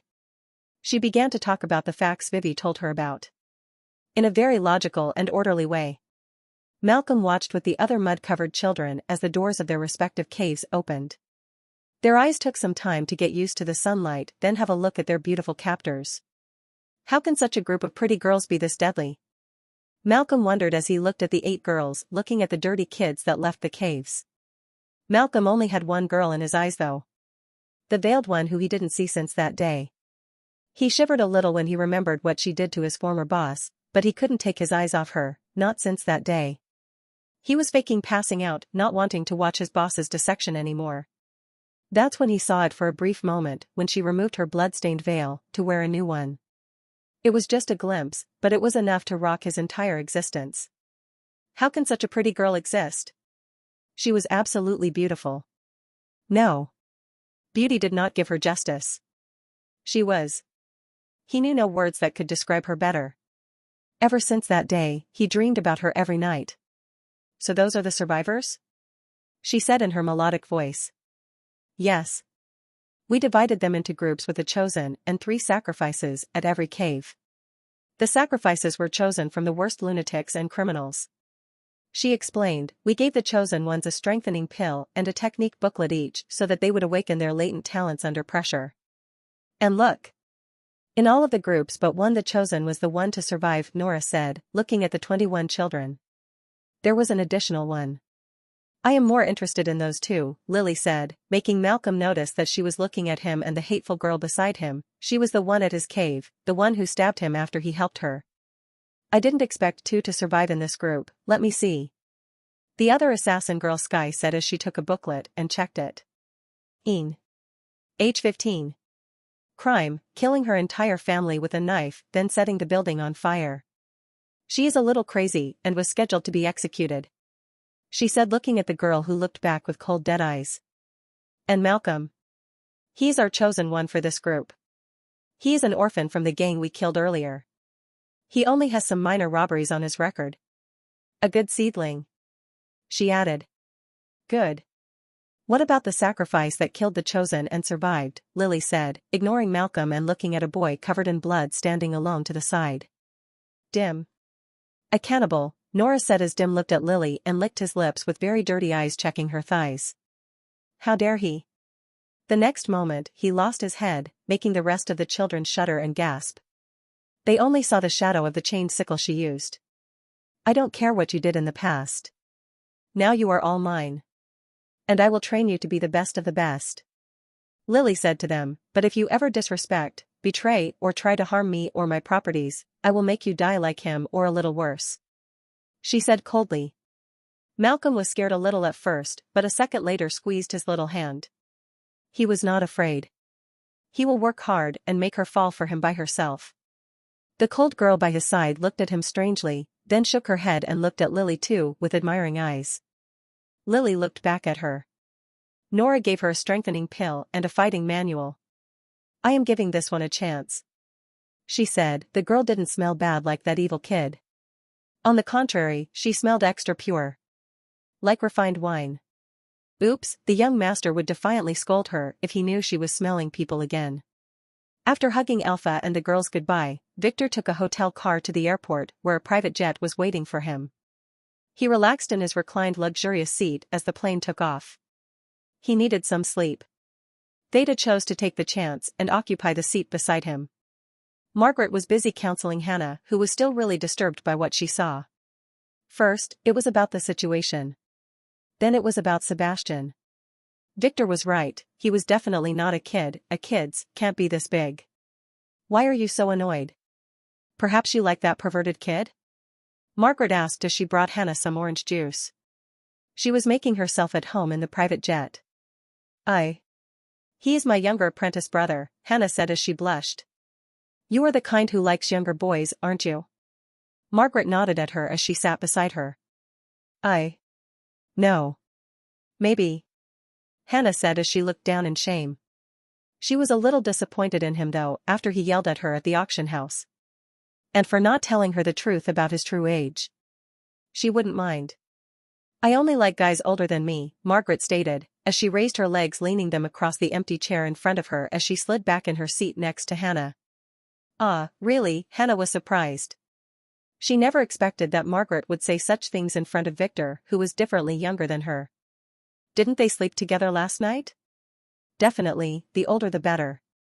Experience comes with the age, you see. You will learn that yourself in the future, Margaret said, winking at Victor who was looking back at her with a threatening gaze. It was already 11 a.m. when Victor reached the mansion. Hilda welcomed him at the door, eyeing Hannah carefully. Welcome, young master, she bowed. Oh, no need for formalities, where are the girls? Victor asked. Most of them are doing their arms training in the backyard, the twins are at school with Miss Monica. Today is a school day, young master, Hilda reminded him. Oh. It's already late, I am not going. he stated, looking at the clock. There was nothing important for him at school anyway. He had some more pressing matters to attend to. This is? Hilda, seeing that Victor was a little absent-minded, asked about Hannah. Oh, right. This is Hannah. She will be living with us from now on. Victor said. Does the young master require me to assign some tasks for her? Hilda asked, after seeing that Hannah was keeping her distance from him. No. Treat her as a guest. Just let her get familiar with everyone for now, he said, looking at Hannah, who was surprised a little. She thought he would put her to work immediately. Victor had other plans, as Hilda's question reminded him of something important. I plan to make Hannah help me with some alchemy. But I don't have a good place for that. I decided to build an alchemy lab in the basement. You will be taking care of this. He said. He can't simply keep making bombs and poisons in the kitchen after the girls go to sleep.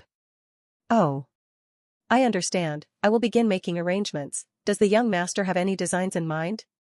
Hilda asked. She wanted to ask him to do that before. Those weird stains in the kitchen were getting on her nerves. She thought they were something else at first. Not really, let Hannah design it. I want it ready by next month. Victor demanded unreasonably. Isn't the timeline a bit tight? Hilda asked. Young master, the family subsidies had been cut off and the Infinity account was frozen. She added. Kai had informed her in the morning. I know. Use the money from my own account, it should be enough for now. You can ask Arya to give you a loan using the company assets. Victor winked at Margaret. He decided to give her half of the money he laundered. She will use them in the stock market and should be able to bring him some big profits very soon. That's why they didn't sleep last night, as after an hour of pointless turning on the couch, he was approached by Margaret, who couldn't sleep either. Together, they sat down and put down a detailed plan and a list of all the successful companies they remembered and all the incidents that would affect the markets in the near future. Although their time travel would surely affect the markets, certain events are inevitable. Victor also wanted Margaret to be on the lookout for any anomalies, as they might lead him to the other time traveler, Clarissa. I understand, Hilda said. It was his money anyway. She will have to find a cheaper contractor though, and maybe use the chicks for free labor. It is time for them to do something useful other than guarding the front door. They got their dental insurance after all. Oh. And also make sure to build some cages. Make an especially big one. I will do the designs for that myself, he said. In the basement? Don't you have some cells at the other base? She asked with a weird look. I need some close by.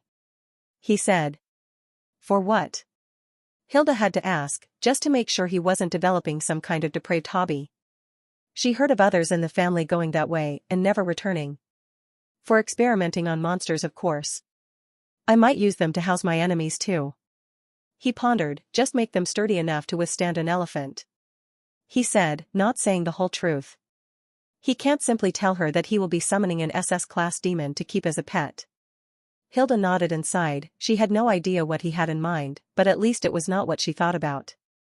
If there is nothing of importance, I will be in the study, Victor said finally. Young master. There was that news report. Your name was on it. Butler George had called, informing me to tell you that you should stay out of trouble for the next few days until the family cleaned this mess up. She said. Oh. Kai already told me, he said, turning around. The report on him had nothing to do with the player stuff, it was just an example of using the family's influence to get rid of the police after killing Nick. Jane was probably holding a grudge against him because the chicks locked her up. But in the end, he had nothing to worry about. One more thing. Young Mistress Lara had been in a fight in school. Hilda interjected, making him stop and look back at her. Oh. Was it Elle? He asked. Lara was very docile, and she would never fight back. Yes, someone insulted Miss Lara, so Elle hit them and broke their front teeth. Miss Lara took the blame for her. Hilda said. The principal said that he had appeased the parents, but he wanted us to punish Lara and Elle a little. Oh. Just double Lara's exercises for the next 3 days and let Elle do them with her. Victor said this was just a symbolic punishment so that Lara doesn't get cocky. Find out who insulted Lara and threatened their parents a little, and re-educate them about their position in the food chain. Victor added. I will send Alex to do that, Hilda said. He had been idling around the mansion lately, doing nothing useful. No. Send one of the chicks. I will be taking Alex with me to New Lore City tomorrow. Where is SH? He by the way? Victor asked. Alex, having nothing to do was not good, he must make her suffer a little bit. He is training his spear arts in the clearing next to the gym. The girls didn't want him to exercise next to them. Hilda said they have been a little wary about him ever since he tied Miss Margaret up and locked her in his room. He added. Oh, he earned that. Let him come see me after taking a shower. Victor said, shaking his head. I understand, Hilda nodded. Theta, show Hannah around the mansion. Victor said to Theta as he turned around and headed to the study.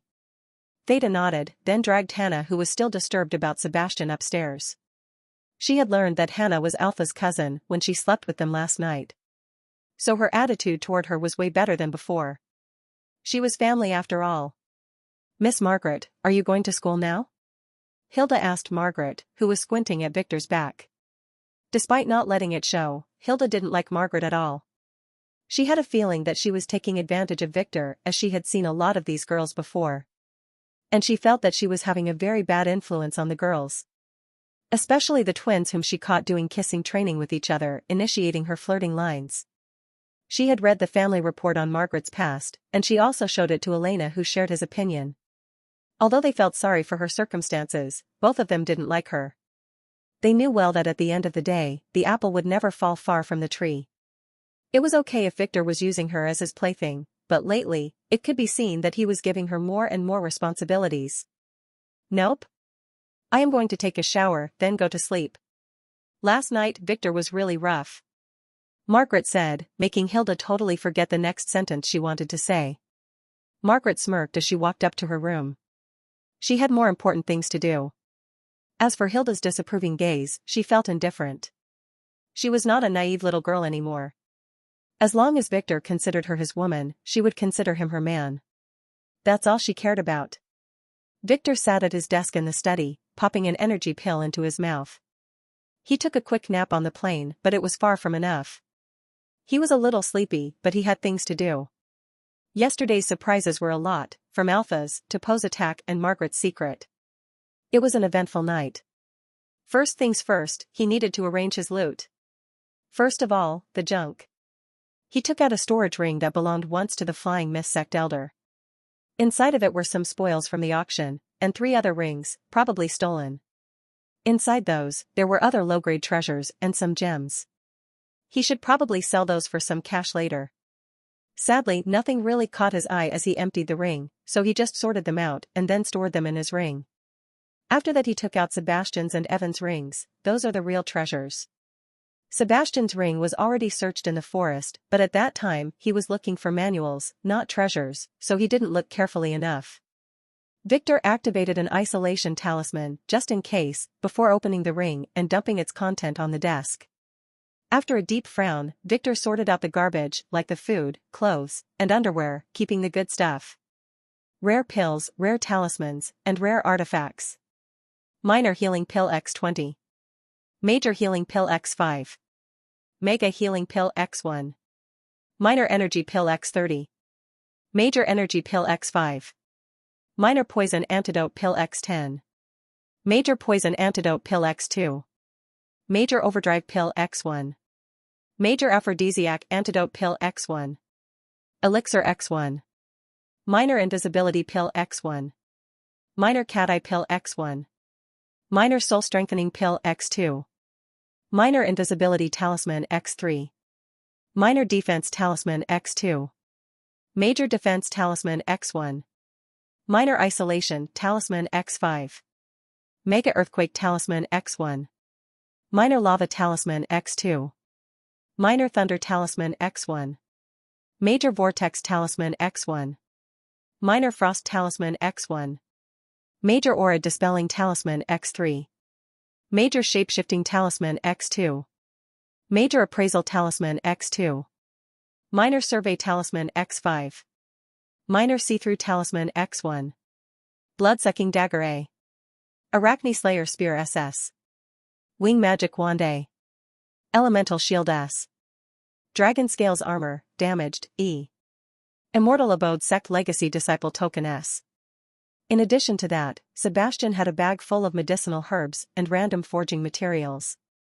Victor also found some random fake IDs and a hand-drawn portrait of Vivi, which made him chuckle. Victor carefully lifted it and began to look through its bottom hole. Although it was small, he could see the intricate array drawn inside. It was slowly forming the golden egg using the energy it extracted from the gems. Victor had already digested 10% of that artificer's soul. The one he found in the soul gem. Now he had the knowledge of a novice artificer and all he needed was some training. Maybe after completely digesting this knowledge, he might be able to modify the array to make him other elements. At that exact moment, the study's door was pushed open by Alex, who was flabbergasted by the sight of her young master sniffing a golden goose's anus. That's what it looked like. Oh. I will return in another time, she said with a blush, intending to leave. Her young master was really a pervert. No, you are right on time. Sit down, Victor scolded casually as he put the goose down on the desk, then looked at Alex and appraised her fate. Fate power, S. Summary negative/dark scion. Conflicting fates. Destiny list less than 10 order points to unveil. Damn it, he only has 6 order points. He was really curious about her destiny. Is there anything wrong, young master? She asked nervously as she noticed the way he looked at her. It's not that she hated it, but she was afraid he would find out the truth. And his blazing eyes made her feel very shy. Just appraising your beauty, he said as he looked at her, watching her clear eyes and her hair, which was still damp from the shower she took. She must have hurried here. What a good girl. She blushed and looked down, not knowing how to respond. Could it be that he had finally discovered the truth? Too bad you are a man, he sighed, shattering her hopes. Does the young master need anything? She asked. Yes. But I need to do some things first, so just watch silently, he said, then paused and threw the rings he checked earlier to her. Check those if you find anything you like. He said casually, making her nod and get busy. After that, he totally ignored her and began to look at the next item in his ring. A sealed bottle. It was the one the Dark Chamber agent, Toril, bought at the auction on the orders of his third lord. Victor carefully opened it and looked at the red ash inside. He also knew about this, those von Rosen idiots would pay a fortune for it, not knowing that it would cause their demise. He read about it in the Imperial report that was compiled after a scion conquered the von Rosen dungeon. Victor carefully appraised it. Rust blood SS. No other explanations were specified because none was needed. This thing was the blood of the rust demon. The von Rosen had been trying to summon it for ages but failed as they only had traces of its blood which they found in dungeon ruins with the info about its summoning. The rust demon was not a strong one. In fact, it was very fragile and looked like an inch-tall jellyfish. Victor liked to think of them as metal spirits. Its real usage was forging sentient artifacts by integrating them with the metal. A sentient weapon was rare but not very strong, however, like other living things, it had a chance to be awakened. To have a system. They call those holy weapons. They were so rare that even the emperor, despite paying a heavy price and searching for ages, could not get one. He couldn't steal one either, as those who had them were powerful enough to protect them or smart enough to hide them. Victor only saw 3 of these in his past life. One was held by his bitch sister-in-law. A holy staff. The second was by that bastard who killed his family with his holy sword. The last one was held by Zoe. It was a ribbon. As far as Victor knew, the secret of the holy weapons was only known to a select few. As for the way to summon the rust demon, only the von Rosen family knew about it. Or else how could that idiot Toril be able to nab this bottle this cheaply? The main ingredient for those weapons, the rust demons, were extremely rare as they reside in only one infernal dimension that was inaccessible to humans. The only way to get them was through summoning. And the summoning was really hard. It required rare rust blood and had a 99% chance of failure. Every one of the demons had only 1 to 4 specks of this rust blood in it. So this stuff was very precious. The only way to get this bottle was to stumble upon a rust demon graveyard. Victor quickly took an empty box and then filled it with 1/10 of the bottle, deciding to keep it for himself. As for the rest, he just dropped a drop of his own blood in it, then sealed it again. This will be sold to the von Rosen family using some back channels. He needed all the money he could get. A speck of rust blood has a 1% chance of summoning a rust demon. 100 specks of rust blood have a 100% chance to summon the rust demon's apex predator. A SSS+++ ranked tentacle monster. His summoning would literally turn the entire Von Rosen estate into a dungeon where that demon would take his time eating them all. Young master, why are you smiling like that? Alex, who was gladly checking the arachne-slaying spear, suddenly asked. He was scaring her. The smile on his face was simply too evil, like a wicked child who threw a booger into his friend's lunchbox and was waiting for him to eat it. Just planning some revenge. He said as he put the jar away and then looked at Alex. Do you like that spear? He asked. Isn't this the one we got at that spider dungeon? She asked. Yes, I took it from Sebastian yesterday, Victor said. You met him? Alex asked in horror. She can still remember that strange power he used against her.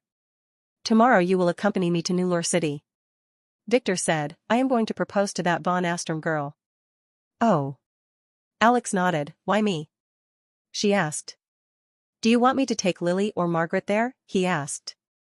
I understand, she said. She can't picture Lily sitting with a smile as Victor proposed to another girl in front of her. As for Margaret, he can't propose with a slut hanging to his arm. There is something else. I need you to be acting as me, Victor said, making her frown as she looked at him. What do you mean? She asked. She didn't really get it. Tomorrow, I need to be at 2 different places at once, so I am turning you into my double. A fake Victor. Victor explained. What? How? She wanted to ask but was interrupted.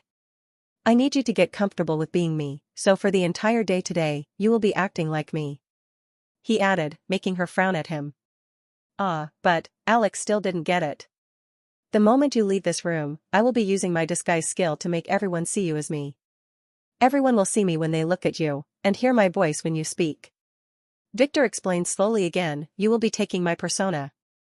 And I want you to act like me and fool them, Victor said. Is that possible? Alex asked. She was still not convinced. Yes, for you it is. It will consume a lot of my energy, but you must get used to it. I really need you to be proficient in acting like me. You will be doing it tomorrow. This is vital for my plans. He said seriously. You are the only male buddy I can trust. He said. Alex wanted to scream that she was not a male. But on the other hand, she liked the feeling of him depending on her. It took her a few minutes to get it. But the more she thought about this, the more she liked it. Acting like him might be fun. She might be able to take revenge on Margaret. I understand. She said, nodding to Victor like she was saying, I am your man. Though she was not really a man. Excellent. You can go now. I have a lot of work to do and will not appear in front of the girls today, so have fun playing me. Victor gestured for her to get out as he took a heavy briefcase from his ring and put it on the table. Be careful though, if you do anything perverted or stupid that might ruin my image, I will castrate you and feed your little Alex to the dogs, Victor warned as she reached for the door. It took her a few seconds to understand what he meant by little Alex, then blush as she quickly left the room. There was no little Alex. That's a lot. Victor was especially pleased with the elixir, which would completely remove any system effects. And he got the Arachne Slayer spear back. Yay. Wait. Wasn't it an S rank before? Did Sebastian upgrade it? Victor carefully inspected it. No, it was repaired. When he found it in the dungeon, it had some cracks that were now removed. Sebastian must have fixed them at his sect. This must have cost him a fortune. Victor laughed as he looked at the final item, then froze. Then a smile slowly appeared, filling his entire face. Skeletal Jade Key number 5219/SSS. This was a treasure. Victor didn't know if Sebastian knew what this was, but Victor did. This thing was related to something that was still too far in the future. It should appear in a few years. The skeletal gates. Those are gates to a ruin. The Jade Skeleton Ruin. Ruins are different from dungeons. They are otherworldly places where people can come in and out freely, depending on the ruin's conditions. Even non-players can enter, if they can keep their lives. As this would not cause an awakening. The world doesn't usually block ruins as either they don't have any living thing, or the ruin itself exists outside the world with only its gate inside. Ruins were sorted into two categories, stable and temporary. The stable ones are the ones that have stable entrances, like conquered dungeons that can be considered as a kind of ruins, but those are dead ones that had no entry conditions. Living ruins are places like otherworldly burial sites and test grounds. They tend to be heavily guarded by their families and major powers. Even the von Weiss family had one. The reason they kept to their island was the deep underground ruins under it. The real reason that hateful guy destroyed them was to get that ruin. The second type is temporary ruins, those with gates that open once every specific time. The skeletal jade key was the only requirement to enter skeletal ruins. A temporary ruin that opened once every 777 years. In Victor's past life, many treasures that changed the order of the world were found inside there. At that time, Victor didn't get a chance to enter, as only the top echelons of the family got that chance. Only those with keys. This time, he plans to collect enough keys to take his harem with him. Sadly, since this one was here, it meant that the rest of the keys had also appeared, and most of them should be at the moment in the hands of the players' council. The keys usually appear scattered randomly around the world, and a long time ago this caused a huge battle, so an agreement was reached. Any key collected would be put into one pile and redistributed across the family in a tournament. This time, the tournament would happen next year. Victor didn't plan to participate as he knew the place of a few keys that the families didn't reach, and he planned to send Alpha after those once she got her secret organization in order. He quickly put the key away before redistributing Sebastian's things between his rings. Some would be kept, and some would be sold. He stopped at one thing. A black stone. This must be the one Alex told him about. The one Sebastian used against him. Now it was empty with no evil souls in it. The system told him nothing about it. But Victor knew that it was not made from an earthly material. He just decided to keep it. Maybe he would be able to use it later. Finishing with Sebastian's junk, Victor turned to the other precious ring he had snatched, Evan's. Like Sebastian's, it was filled with pills, talismans, and herbs. In addition to some poisons and many documents that Victor put to the side, for now, focusing on the huge dragon egg. Evan got this from the auction. And Victor didn't know what to do with it. It was a lifeless black dragon egg. A fossil. It can be used to forge some weapons or repair Sebastian's dragon armor. But that would be a waste. After some thinking, Victor decided to keep it for later. He might find something useful to do with it later. He had an idea, but it was too risky, and he would have to wait until his alchemy lab was ready. Getting Evan's stuff sorted out, Victor took out the next item. The fishing pole. Ethereal fishing pole, S. Throwing path controller by the user. Mana bound. Hook and line pass through obstacles. Authority and mana bound. Ethereal plane hook. Authority bound. Skills effect travel through line. X 1.1 cost for every foot. It had the ability to pass through any barrier. Victor checked the string's length, and to his surprise it was infinite. It depended on his strength. He only needed to set a target and then throw the hook at it. The hook would travel the path he set for it. It can also transmit skills effects, like paralysis. Its only drawback is that he had no feedback through the line, and he could only use his senses and intuition to aim and control. Victor liked this new toy very much. He wanted to give it a try. He stood up and then walked to the window, looking out and searching for a suitable target. He could only spot Beta, who was training her sword art in the front yard. As the girls entered the mansion, leaving her alone. She was a hardworking girl. Swiftly he threw the hook, which flew in a strange path, not forward but down, heading to the sword, which was strangely enough hooked by it when it reached it. It was as if it had a hole in it. Beta didn't notice it. It was as if the line and hook were completely invisible to everyone but the user. Not wanting to injure Beta, he waited until she finished her swing, and at the right moment, he injected energy into the pole as he pulled it back, causing the hook to retract using the same path it traveled before. Beta stood there in shock as the sword was snatched from her hand and then flew in the air in a swirly dance, heading inside the mansion where it disappeared. Not bad, Victor said when the sword reached his hand and the hook disappeared. A moment later, he opened the window and threw it out at Beta, who was still frozen in shock, planting it in the ground in front of her. Make sure to hold it firmer next time. And you must act defensively in a situation like this. What if I were an enemy? He scolded her from upstairs and then closed the window, making her relax a little after she realized it was not a ghost, but her perverted young master. Sorry, young master, she said as she grabbed the sword and bowed down, wondering how he did it. Even after experiencing the dungeon raid, she couldn't see through him. Smiling as he put the fishing pole away, Victor began to think about Poe. Where did he get this artifact? He had never heard of it in his previous life. Too bad that Kai couldn't find anything major about him. He was just a lowly gangster with a very bad reputation and some disturbing hobbies. Victor planned to wait until Poe. No, he was now Paul.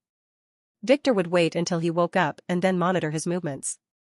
Hopefully, he might be able to find some more secrets through him. Finishing with this random stuff, Victor turned to his spoils from the auction. He carefully took out a jade box and carefully opened it. Inside, the celestial fire chicken feather was placed neatly in a glass container. He only heard about this in his past life and never saw it. He chuckled to himself as he thought of the crazy method he would use to awaken his bloodline, then others' bloodlines. If his calculations were correct, this feather would earn him a fortune if he knew how to use it well. He carefully stored it again to keep it safe. This would be used by Lin on his wedding night. Next was the blueberry-eating slug. It was preserved in a bottle too. Victor nodded after taking a look at it. He didn't really want this, but Kai used it to signal him about the auction, so he had to buy it. If he really gave it to his grandmother like he said he would, he was 99.99% sure she would hang him from his toes and then slowly dip him in molten lava. He had seen this happen in his previous life when one of his unfortunate ignorant cousins suggested that the patriarch should take a few more wives. Victor decided to keep it in hand. He might not know where he can use this thing. After that, he took the golden goose and placed it on the desk. How was this supposed to work? After a quick check, he took out a bag of low-quality gems and began to feed them to the goose through the hole in its mouth. The goose's eyes soon turned from gold to ruby red as it vibrated a little. It didn't last, but Victor knew that tomorrow morning it would vibrate again and lay one golden egg. This was so cool. Poe slowly opened his eyes. Where was he? Right, he was at the hospital. He was taken here last night. But this body passed out on the way. Damn it, he shouldn't have cut this body to this degree. It is very feeble now, barely surviving. But on the other hand, he had no idea that he would have to migrate to it. He was supposed to use it to shock that young Master Victor and then take over his body. It all happened very suddenly when that spear went through his body, forcing him to instinctively migrate to this body as he was connected to it. Damn it. Young Master Paul. You are awake. An ugly nurse startled him. Paul? Yes, this was supposed to be this body's name. He will be a Paul from now on. Who am I? Paul? This name, he said with difficulty, making the nurse panic. You are Paul von Weiss, right? Does that name sound familiar? She asked nervously. Von Weiss? No. Who am I? He lied as he deeply frowned, scaring the nurse. Poe didn't let it show, but he was pleasantly surprised that his new body's previous owner was also a von Weiss. His plan was not completely ruined after all. Although this guy was only a semi-player, he might be able to use him for a few years and then jump to a better von Weiss, maybe a baby. It's been a long time since he tasted a baby. The nurse watched as Paul's face turned from a frown to a lascivious smile, then, as he began to drool. She felt that something was wrong with him, so she quickly ran out of the ward. Screaming, "Doctor! Doctor!" Poe sighed. He had to fake having amnesia as he really had no memories. He can only eat soul's energy and not memories. Such a thing as a complete soul devouring only exists in fairy tales. Who are you? What are you doing in my body? A voice startled Poe. The voice was talking to him. Looking around he found no one. Could it be coming from his head? If so, it would be the body's original owner. Wasn't his soul completely eaten? I am Paul. Poe talked in his mind. Who are you? Where are you talking to me from? He feigned ignorance and started to listen carefully to determine the voice's origin. No, that's impossible. I am Paul. The voice said. Poe didn't respond. He quickly scanned the body's consciousness for the voice's origin. Strange enough, he didn't find anything. No, I am certain that I am Paul, Poe said again. Whoever you are, get out of my body. Nurse. Guards. Why can't I move my mouth? Why can't I move my body? What did you do to me? The voice asked, confirming Poe's conclusion. Oh, a remnant. So that's the case. Poe stopped pretending after confirming that the voice couldn't affect the body. It must be a remnant soul that was not in the conscious zone. This was rare, but not unheard of. And was completely reasonable since he took the body in a hurry without a complete ritual. He can use this to his advantage, as he has to live in this body for some time. He can't change bodies sequentially. He had to wait for at least 3 years to repair his soul and fix his body's reproductive functions. That's the way he jumps from one person to another. That's how he has been doing it for ages. I can't leave here, but let's make a deal. How about you help me for a while, getting me all the information I need? And in exchange, I will leave in 3 years? Poe asked. I would never. The soul said, the family would surely find out about you and save me, it said. We will see about that very soon. Poe said he had all the time in the world. And in this primitive world, no one had the technology to find out about him. Sadly, he never realized that he was not talking to the long-dead Paul, but to Victor, who was probing him. The first thing Alex did after leaving the study was to check her reflection in the mirror. To her surprise, she looked like Victor. Even her training suit had turned into one of his casual clothes. She always knew that Victor had this Amazon disguise skill, but she never expected it to be this overpowered. Wait, could it be possible that he was secretly sneaking into the bath while the girls were there? This was the first time she considered this. No, he doesn't need to. Those crazy girls would strip in front of him if he asked. She sighed as she headed to the living room, where Hilda was making some phone calls searching for some ironsmith to build a dungeon. Young master, do you need any help? She asked respectfully as she hung up the phone, startling Alex. Hilda never talked to her this respectfully. Where is Margaret? Alex asked, planning on some revenge. She went up to her room to sleep, Hilda said. I see, Alex nodded, then turned and left, heading for Margaret's room. On the way, he met with Ada and Epsilon, who were on their way to take a bath after their morning training. Young master. We just finished our morning training and we're going to take a shower. Would you care to join us? Epsilon said as Ada blushed. We can scrub your back, she whispered with a blush as she shyly pulled his shirt.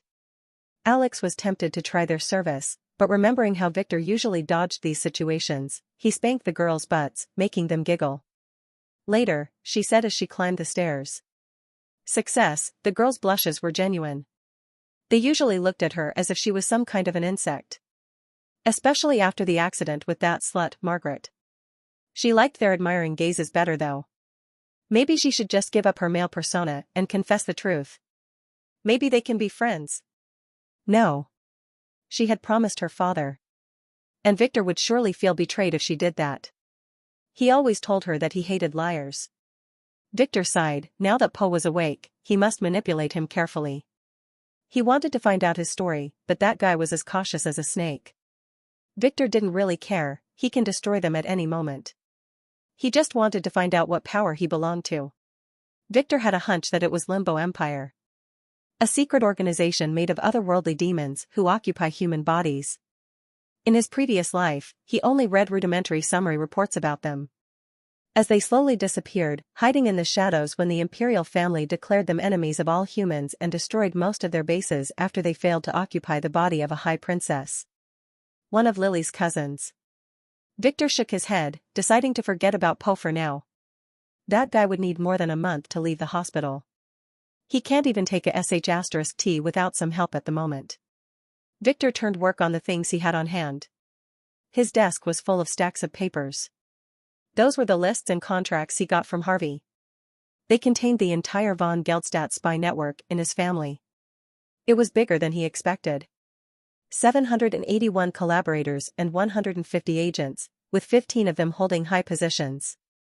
And one was in the High Console, a part of the 7.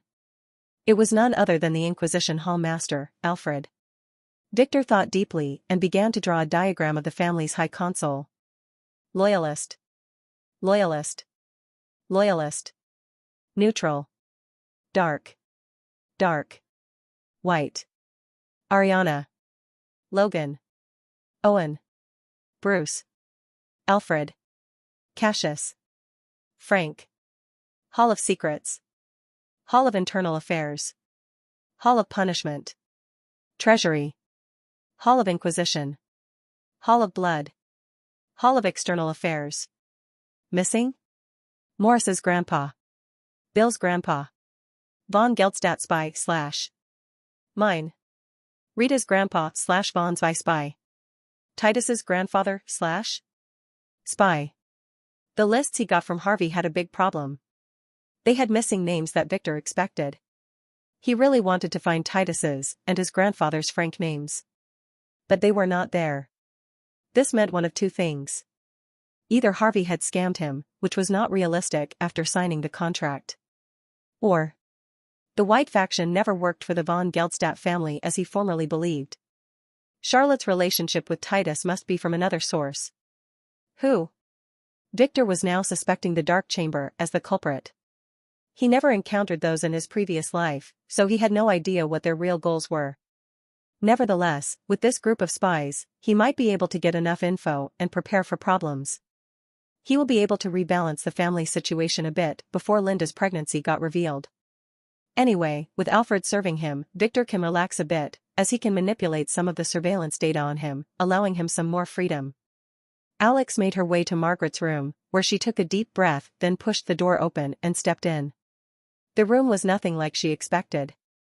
It was not full of fluffy things or gilded decorations. It was full of whiteboards and newspaper scraps.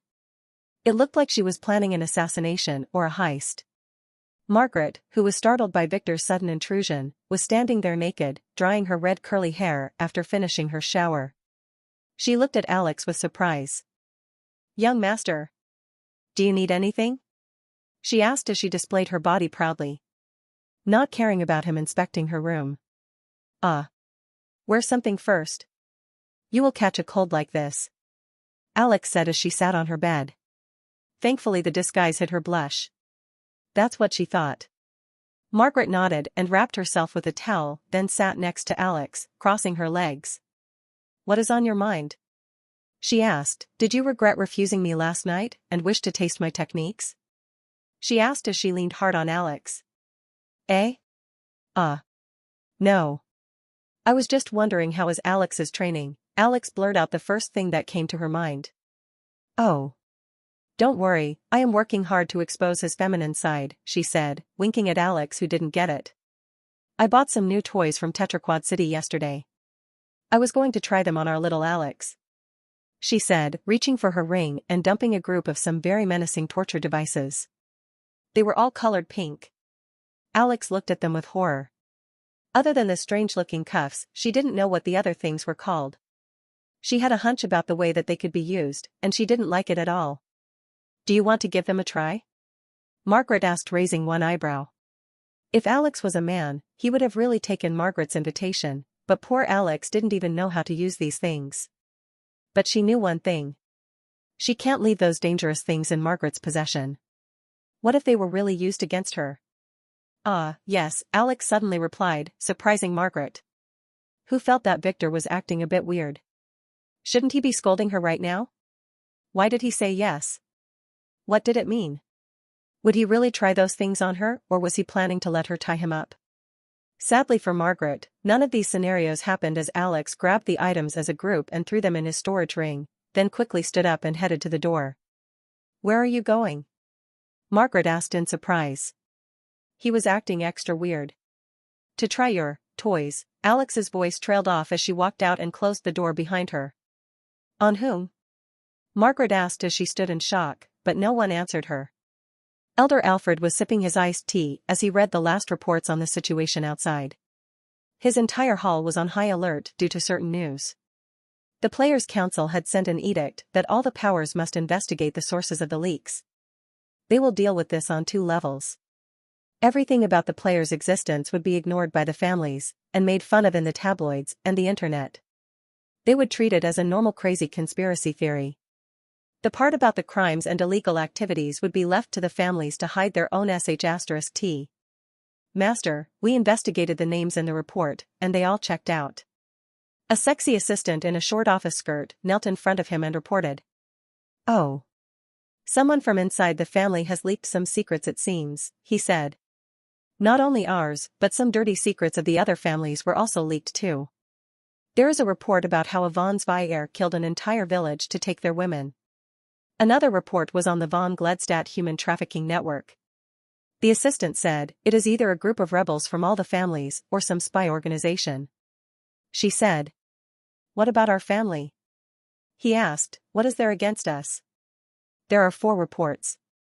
The first concerns the late young Master Nick's crimes and his relationship with the various cartels. But I think we don't have to worry about that, we can just say that Nick was a bad apple, she proposed. Yeah, that douchebag was not an heir anyway. Make Theodore release a letter condemning him, Alfred nodded. The second is about a brothel run by a butler named Baron. In Vane City, she said. Oh. A lot of the reports seem to be from Vane City, Alfred squinted his eyes. There is a reason for that. That city is the reporter, Jane's hometown. She replied. Oh. What about Baron? I didn't hear about him in a while, Alfred said. We don't know. A couple of weeks ago, some strange accident happened in his brothel where all the attendants were castrated in their sleep. Baron, the guards, and the girls were nowhere to be found. She said. Oh. Why no one told me about this? He asked. Master. We told you, but you ordered us to not do any investigations regarding young Master Titus's dealings. You said to leave it to Master Mason, she said in a low voice. Oh right. Baron was Titus's butler, I keep forgetting who is who. Why does this family have so many people? So many similar names, he sighed. What to do? She asked. Nothing. This is not our sh*t. He said, Titus was working with that b*tch Charlotte, let them deal with this. Just inform Mason and let him clean any loose threads. I understand, the next report is troublesome, it is a list of some of the family elders and the numbers of their wives and concubines. What's wrong with that? As far as I know, it is legal to marry up to 2 wives and 3 concubines in this country, he asked. Master, the list includes people like Master Theodore and Master Patrick. Each has more than 30 official concubines, not counting the unofficial ones. And the public is not reacting well to the prospect of old men marrying many young girls, especially the girl Master Joe betrothed last month. Some people are demanding the police to do something. She said. Ignore them, they are just jealous. That girl is old enough. Alfred pointed out. If you say so. She whispered, some feminist groups are protesting, she said. They just want to get our attention, wishing to marry one of our heirs. Just a group of crazy women in heat, he said. Master, that's rude, she whispered. What? He didn't hear her. Nothing. Just wondering what to do, she said. Leak a report in the tabloids about that slut Alice, show them that we have powerful women too. And officially state that we do not interfere in the private lives of our descendants or their lovers. He said. I understand. Then we have a media report concerning the planned obsolescence of our lower-grade Ytree-branded phones. They found out that we are making our phones slower on purpose when we release new ones. Let them sue us, we will pay the fine. And release a statement about how we are making the phones better, or something. Let the External Affairs Hall deal with their mess. Next.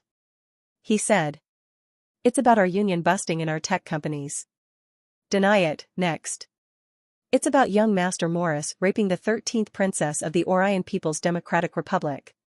Make that C*Keckhead Morris marry her. Present it as a couple's quarrel. Next. About us starting a war in. Deny it. Next.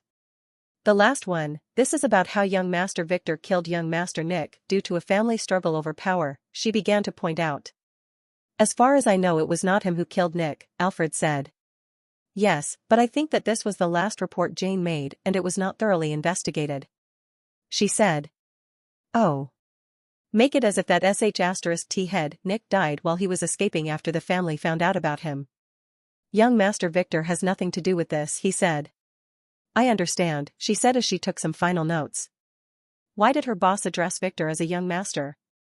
He usually called the heirs by their given name and a curse. Anything else? He asked, startling her. No, master, she said, then quickly stepped out of the room, not noticing the faintly glowing stone in her master's office. Young master. Sorry for keeping you waiting, Alfred said as he squinted his eyes at the black stone. It's okay, you handled this well. Victor said from the other side, just make sure to erase all the data concerning mine and my maid's movements and monetary transactions. He said. Young master. The family transactions are on a blockchain, we can't modify those, Alfred said. Just change the purchasers in the logs. Make it so that I am buying condoms in volume. Victor said. They will think that the young master is dealing with drugs, Alfred replied. Oh. Then find something inconspicuous. I will call you later if I need anything. You can contact me through Kai. That guy is trustworthy, Victor said. Remember to keep the council balanced and not to reveal anything. We will eliminate the traitors one by one. Yes, master. Alfred said as the black stone dimmed. Whoever controlled this stone was his master. He sold his soul to the devil ages ago when he almost lost his life and standings in the family due to a conspiracy by the other heirs. That's when the von Geldstadt family approached him and offered to give him enough resources and opportunity to grow. He was just an ignorant kid back then and he was desperate at that time, so he took the chance and had been regretting it ever since. The von Geldstadt family had not only his soul contract but his wife's and children's contracts too. They forced him to make them sign. Although he didn't really like the family, he felt guilty for his actions. Who doesn't want his family to be the best after all? Too bad there was nothing he could do. First, he knew more than anyone that the family was sinking due to the infighting. Working for the von Geldstadt family, he might be able to secure a future for his offspring. He resigned himself to a life as a traitor as he was already too deep in this. An hour ago, everything changed though. It was a familiar call, but a different caller. It was none other than Victor the pervert. To his surprise, Victor bought his contract from von Geldstadt, and not only did he not reveal it to the family. Victor told him that he will be working for him from now on. Alfred had no idea that Victor was this resourceful, and it took him some time to really believe.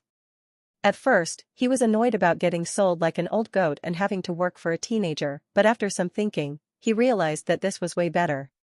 Victor proved to have inherited his grandmother's fox genes. Alfred realized that from now on, he would no longer be a traitor, as he would be working for the family again. And if his intuition was correct, he will be working for the next patriarch in a few years. Malcolm looked in surprise at the well-furnished pub. This place was the base of his previous gang. How did it turn out like this in just a couple of weeks? Make yourselves at home, Nora said to the children who were still wary, and don't think about trying anything funny, I can easily blow your heads off. She added, making those who were planning an escape change their minds. Ha ha ha ha ha.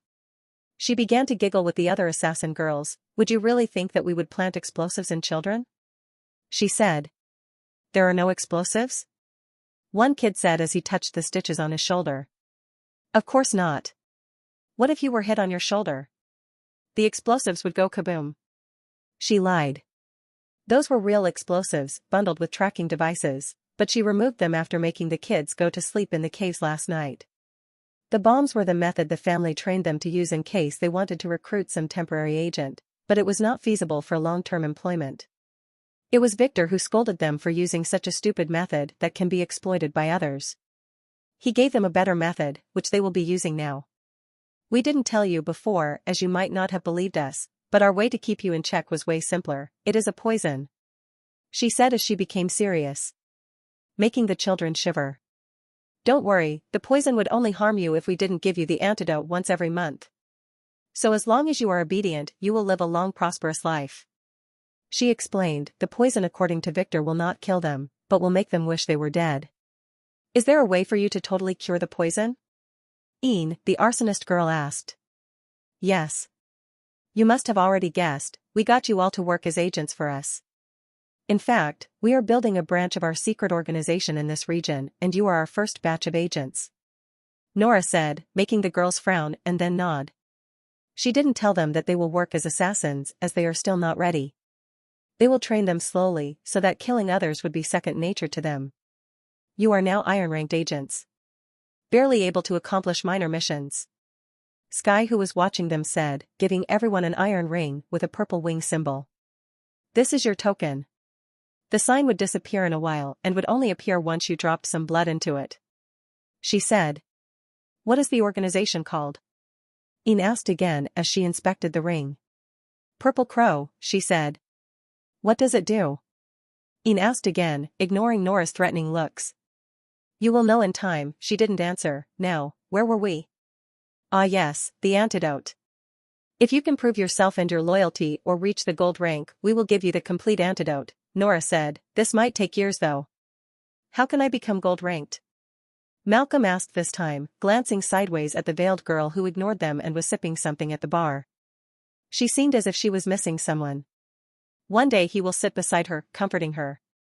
You will have to finish 5 gold-ranked missions for that. Our missions would range from iron, bronze, silver, gold, and diamond. Depending on the difficulty. It is still too early for that, Nora said. Now. Everyone, take this. She said, giving each one of the children a wallet. They can easily see that it was full of cash. What is this for? A bald kid asked. This is your first test. You have to take this money and leave. In 1 month I want each of you to finish any unfinished business you had in the world outside and then return here. After that, you will be completely ours. She said, surprising them. And if we didn't return? Another boy asked. Someone would find your rotting corpse and wonder what kind of evil poison killed you, she answered, making him shiver. What if we called the police? Ian asked. You can do that. But would they believe you? And all of you have files with the police. By the time they finish sending you to some juvenile prison, you would have been rotted away, she said. So we will return here for the antidote, Ian stated. Exactly. Nora said, by that time, this place would be your new home. She added. When Lara and Elle returned from school, they were welcomed by a lazy Victor who was sitting on a sofa getting pampered by Beta and her sisters who were surrounding him as they watched TV together. Theta and Ruby were giving him a massage while Ada was feeding him some grapes.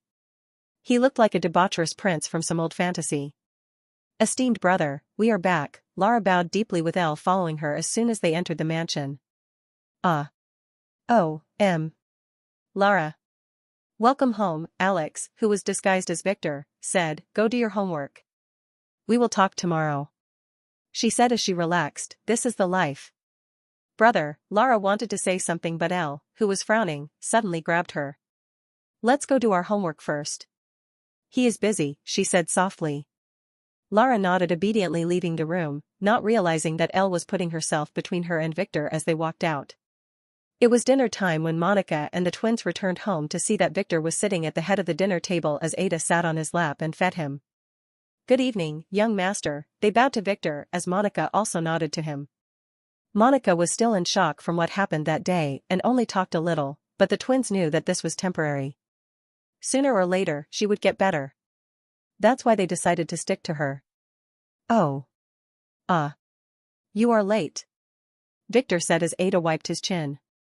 We went to Monica's home to get some of her clothes, Mina said. Oh. I see. Go wash up and come have a bite, he said. The girls nodded and walked away with Monica, who frowned. Usually, she would have a very strange feeling when she looked at Victor, but this time it was as if she was looking at a normal pervert. Nothing unusual. Oh. She bumped into someone as soon as she reached the corridor.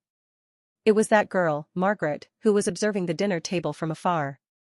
Sorry, she said, she had been absent-minded lately. She turned to leave, but Margaret caught her arm. You frowned when you looked at Victor earlier. Why? Margaret asked. It's nothing, Monica said. Speak. Margaret asked again, squeezing her arm and shaking her. I just thought he felt strange. He is usually more. Monica blushed, handsome, she whispered. Oh. I see, I felt the same, Margaret said, letting go of Monica, who frowned and then turned to follow the twins upstairs. They carried her bags by themselves, telling her that she was too frail for that. You too? A girl's voice startled her, making her stop in her tracks. It was that little girl who served Lara. What was her name again? Elle. You felt something strange too? Margaret asked with a frown. She didn't like Elle. This little girl was too foul-mouthed even for her. Yes. It is as if Big Brother Victor is not there. He looks wrong, and smells funny too. Elle frowned. Smell? Margaret exclaimed. Didn't Victor once scold Lily for smelling things, telling her something about soul smell? What does Victor smell like usually, and what is the difference now? She carefully asked as she grabbed Elle away from the dining room's line of sight. Monica moved with them. She wanted to listen. Elle frowned. She had never thought of that. Usually he smells like that sweet-smelling bottle that Uncle Black used to keep under the bed, but better. Today he smells like... She pondered, like a wet chicken in a diaper? A wet chicken? Monica asked.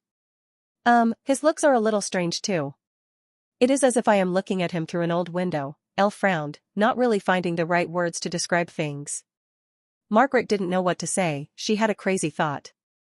Ever since Victor came to her room today, she had the feeling that he had something missing about him, but she couldn't put her finger on it.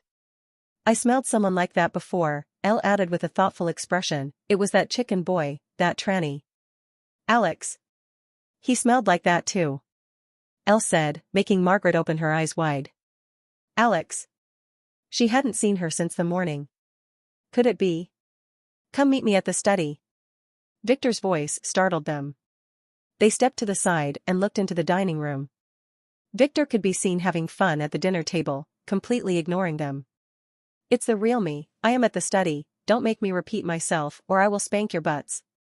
The voice ordered again. It was definitely Victor. Let's go, Margaret said as they headed to the study on the other side of the mansion.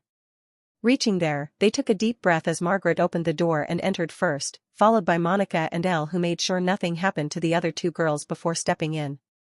Victor was sitting there at his desk under a mountain of documents. Close the door and sit down, he said. Margaret nodded, then dragged Monica, who started hyperventilating, to sit down next to her on a couch. Elle closed the door and then found a seat near it. They watched as Victor first wrote something, then closed his notebook and looked at them with a smile. You didn't disappoint me, he said. You are the only ones who found that something was amiss, he said. Is it Alex? Margaret had to make sure. The B*TCH took her toys. Yes. I am using my skill through him as training. I will be taking him with me tomorrow, and he will act as my double. Victor said, then looked at Monica and Elle, who didn't understand what he meant. Those two were not players. But it was time for them to know some things. Look at this. He said as his shape slowly turned into that of a demon. The handsome kind with 2 ebony horns and elegant tattoos on his now pale white face. Monica froze in her seat as she began to breathe faster, while Elle, who was still thinking logically, jumped to the door. She couldn't open it. She couldn't even find it anymore. The door was nowhere to be found. Sit down, Elle, this is just an illusion, Victor, who appeared in front of her, said, startling her. She quickly stepped back and assumed a defensive position that she learned from Lara. Too bad for her. Victor knew how to easily resolve her amateur martial arts. He casually stepped in her direction as she tried to step back again, but failed as she realized that he was holding a whip in his hand and it was tying her up. She was completely paralyzed. When did he take it out?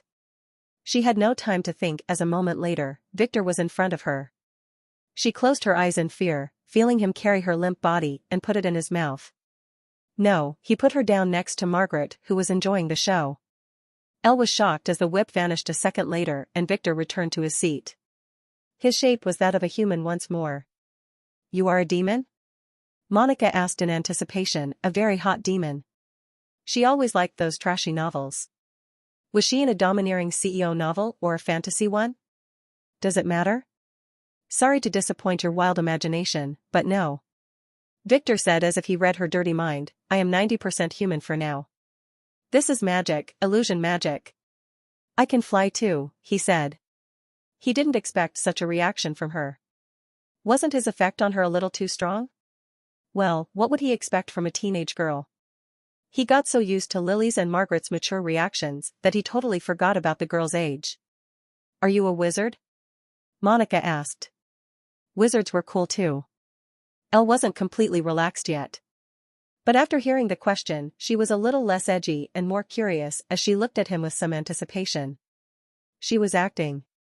In a way. I have magic skills. He said with a chuckle, making illusionary flames appear and disappear on his fingertips. Why are you showing this to us now? Monica asked again, licking her lips. Would he bite her and turn her into one of his kind now? It's time for the two of you to learn the truth, you have your own powers. How do you think you were able to discover my illusion otherwise? Didn't you see how the girls were throwing themselves at Alex, completely unaware of his identity? Even Theta, whom I expected her to notice, was completely lost. Victor said, surprising them. What do you mean? Monica asked nervously. Well. That day in your house I used my illusion power on you, he said, surprising her. I didn't want you to hear as I questioned Clint, he said. Hear what? She regained some clarity. She felt it was strange when Clint and Victor stared at each other in silence that day. She was so disturbed by her father's behavior that she totally forgot. The reason why Clint wanted to marry you. Knowing too much might cause your death, Victor explained. Wasn't it an old engagement letter? She asked. She was still upset about that. No, it was a fake. The true reason was that you have a special body. Very special, he said, eyeing Monica carefully and making her blush a little. Is that why you also want me? She asked nervously, as Elle watched their conversation with interest. She was keeping an eye on the window. No, that's why you want me. I want you because I like you. He said, making her blush. She wanted to hear that line. What do you mean? Did you put a spell on me? She asked as she looked down. No need to. I didn't do anything like that. The special thing about your body makes you like me. Didn't you notice that you started acting around me? Doesn't your head feel funny each time you approach me? Victor asked, making her nod. She didn't notice it at first, but lately, she felt that this was a bit unnatural. It's not like she hated it though. Your bloodline is resonating with mine. You are not 100% human. You have an otherworldly bloodline like me. He said. Otherworldly bloodline? She asked, not truly believing. Yes, that's why you discovered Alex, your body didn't react to him. I tested it that day in the car. Victor said as he grabbed Elle, who was sneaking toward the window from her shirt's collar. Now, my dear Elle. Why did you drug Lara? Victor asked, seemingly changing the subject. How do you know that? She asked as she stopped struggling to break free. I told you before, I know everything that happens in this house, including how you put those herbs in Lara's tea. Thankfully they were harmless. Victor said, spanking her butt.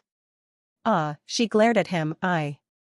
She kept wanting to go talk to you to spare me the punishment. I felt strange when I met you in the afternoon, so I wanted to make sure that it was really you, Elle complained, grabbing her butt. Oh. You did good, Victor said, surprising her as he put her down on the couch again. In fact, I am doing this to train the girls, as some bad guys might disguise themselves as me someday. I plan to reveal the truth after dinner. Victor said. The disguise as the master was one of the oldest tricks in the book. Victor thought for a second as he took a leather book and a needle, presenting them to Elle. Drop one drop of blood on this book's cover. I want to see if you have some magical bloodline too, Victor told Elle as Monica watched, so that's it. He made her do the same that day.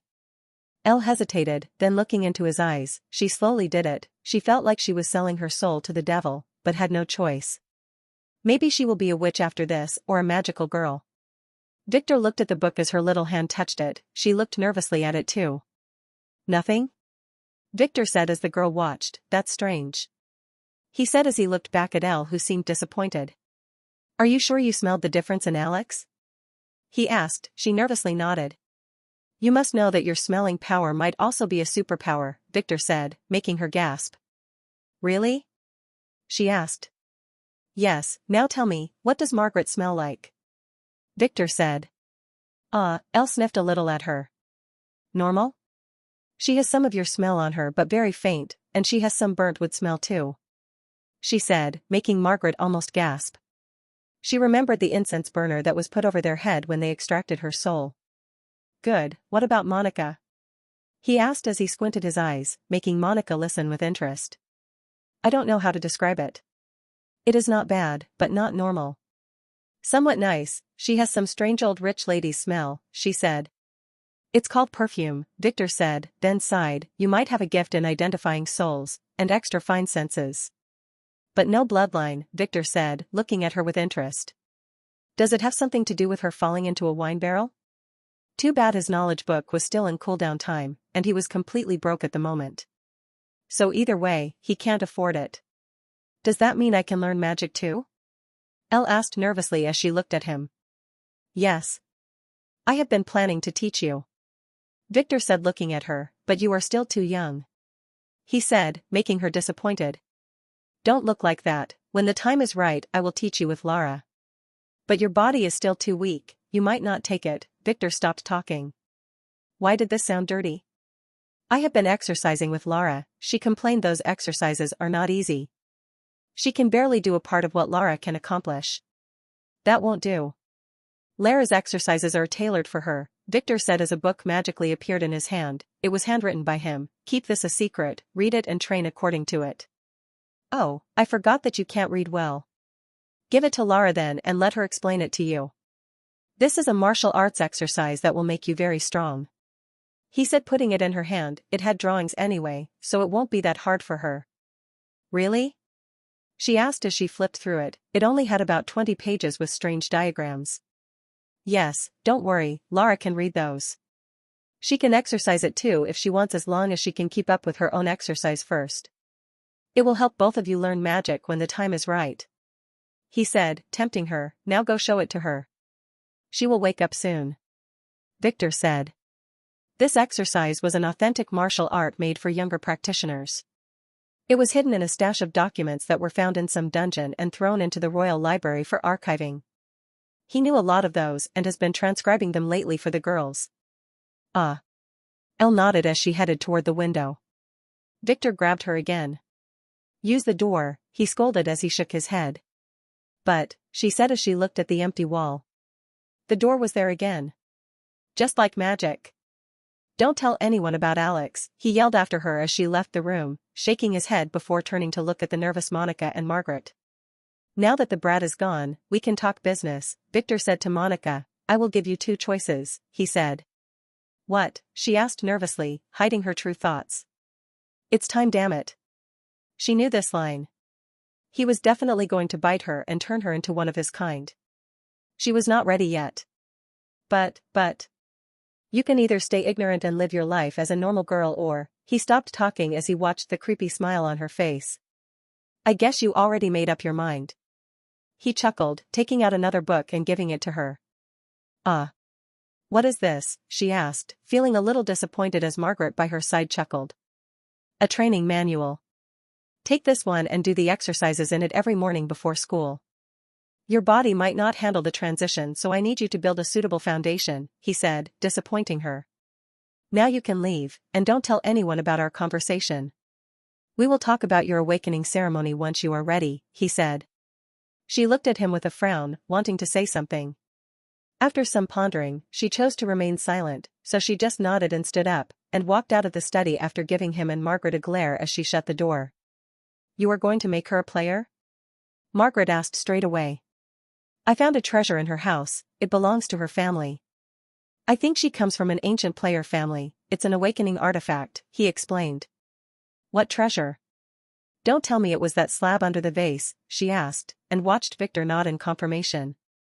Why did no one know about it? Margaret was surprised. In her previous life she never encountered players, but now they kept popping up around her like mushrooms. There exist a lot of families around the world that used to be a player family or a branch of one, Victor explained. Most of them lack the knowledge of their heritage, and those who know, lack the means to return to their former glory.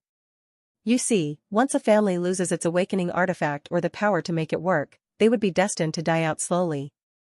The useless awakening artifact will slowly turn from a treasure to an heirloom, then after a few generations when its true function gets forgotten the artifact which was worshipped by the grandfathers would be used as a door holder by the grandchildren. Oh, Margaret nodded. The artifact in Monica's family can only be activated by someone who has an awakened bloodline. Her family's blood probably got diluted over the ages, so they slowly lost the ability to awaken it as most families did. The problem was that their artifact was dependent on it, so they could not become players. He said, Monica here has some amazing bloodline, but it needs awakening first for the artifact to work on her. I can't let her upgrade her bloodline just like that though, that would be a waste. I will make her upgrade it too with the rest of the girls, he expressed. You keep mentioning this awakening and upgrading. Can't you do it now? Why are you waiting until after the wedding? Is marrying Lily really that crucial? She asked the question she had in mind for a while. She wanted to change the subject too, as she didn't have a bloodline and was feeling a little jealous. No, not just a little. Awakening is easy, upgrading is very hard. Nearly impossible. Marrying Lily is important, but marrying Lynn is what's crucial for the awakening. I will be using her to do a summoning ritual to call a unique monster that has the power to upgrade bloodlines. The summoning ritual might take a couple of days, and I need a way to stay at the mansion for a few days with Lynn without raising suspicion. The wedding is perfect for this, he said. Oh. Everyone would think that you are busy harvesting flowers and didn't want to be disturbed, she said, feeling a little jealous again. Exactly. Now, if you have nothing else to say, you can go play with the girl. This young master still has things to do, he said. No, I wanted to ask you something, it's about Alex, Margaret said. You want to know why you feel strange about him? If my guess is correct, your soul still retains my mark from before the time leap. You must have felt that something was missing when you looked at him, Victor explained. Oh. No. I was not going to ask about that. And stop using the male pronoun on her, it makes me feel sick. Margaret said, still angry about her toys. Although Victor never truly confessed to her about Alex's true gender. It was completely clear to her by this time. Oh. Okay then, what did you want to ask about? Victor asked. That idiot took all my new toys, she said, puffing her cheeks. You must have been watching how she tricked me. Yes, I saw that. He paused and glared at her. She set him up. So you have always been peeping. All the time. You pervert, she said, raising one eyebrow. How are you doing it? Are there cameras around the mansion? She asked, looking around. I never hid this. And I already told everyone about it, but no one realized how powerful the array I placed in the basement was. It allows its master to see and hear everything within a few miles perimeter. You should have already figured that out, he said, watching her act stupid. Even in the bathrooms, she asked the right question. This young master has no need to use such means. He sat down on the couch, stating his point, and professionally dodging the question. True. It's not that I mind, I am just asking to check your fetishes, she said as she pushed herself on him, pinning him by putting her hands around his neck and her knee in between his legs as she looked him in the eye. She might appear indifferent, but really wanted him to marry her too. She was feeling extra jealous of Lily. What's up with you? Did you go on heat, knowing that I was peeping on you? He asked casually. Maybe I did, she said, earning herself a slap on her butt. It stung. She yelled in surprise as she collapsed on the now empty couch. Victor was not sitting there. It was an illusion. Damn it. She will get her revenge one day. We will have time for that later, he said as he walked to his chair, earning himself a glare from the annoyed Margaret. She wanted to tease him a little, but this bastard was as usual very slippery. Can't you just enjoy my teasing for a moment, she complained. People used to pay fortunes for much less than this. It was in her previous life. I do enjoy it, but this young body of mine doesn't know yet how to enjoy tasting wine, he said, shaking his head. Oh, she seemed to have realized the problem. Although Victor acts like an old man, his hormones were those of a teenager. Is your soul still injured? She asked. Nah, it's much better. Now go play with Alex. I have some things to do. Oh, and keep the toys on her, she might need them very soon, he said, casually kicking her out. What are you going to make her do? Margaret asked, still refusing to leave. Tomorrow I will be going to New Lure City, she will accompany me. he said. What? Why her? Take me too. Margaret said. No. Alex is officially my butler. And I am going to propose. It's not appropriate to go with another girl, he said as if Alex was not a girl. I promise to be obedient. Please. Please. Please, she said, making him ponder as he looked at her sparkling eyes. Is it about that guy you have been stalking? He asked. He had peeped on, her room before, but not knowing that she was also a time traveler, he believed that this was a plot she was preparing to steal some money from. Now, he realized that this must be some revenge plot. She nodded, looking down. Was he the one who extracted your soul? He asked. No, this one used to be my boyfriend. He was the first guy I trusted, it was a mistake. He was the one who introduced me to that guy Mr. X. That man was very mysterious, he always wore a mask and hid his identity, so I have no idea how to get to him other than this one, she said. I can grab him and cut him up for you, Victor said. She could feel the jealousy in his words, which made her feel a lot better. No. This one is mine.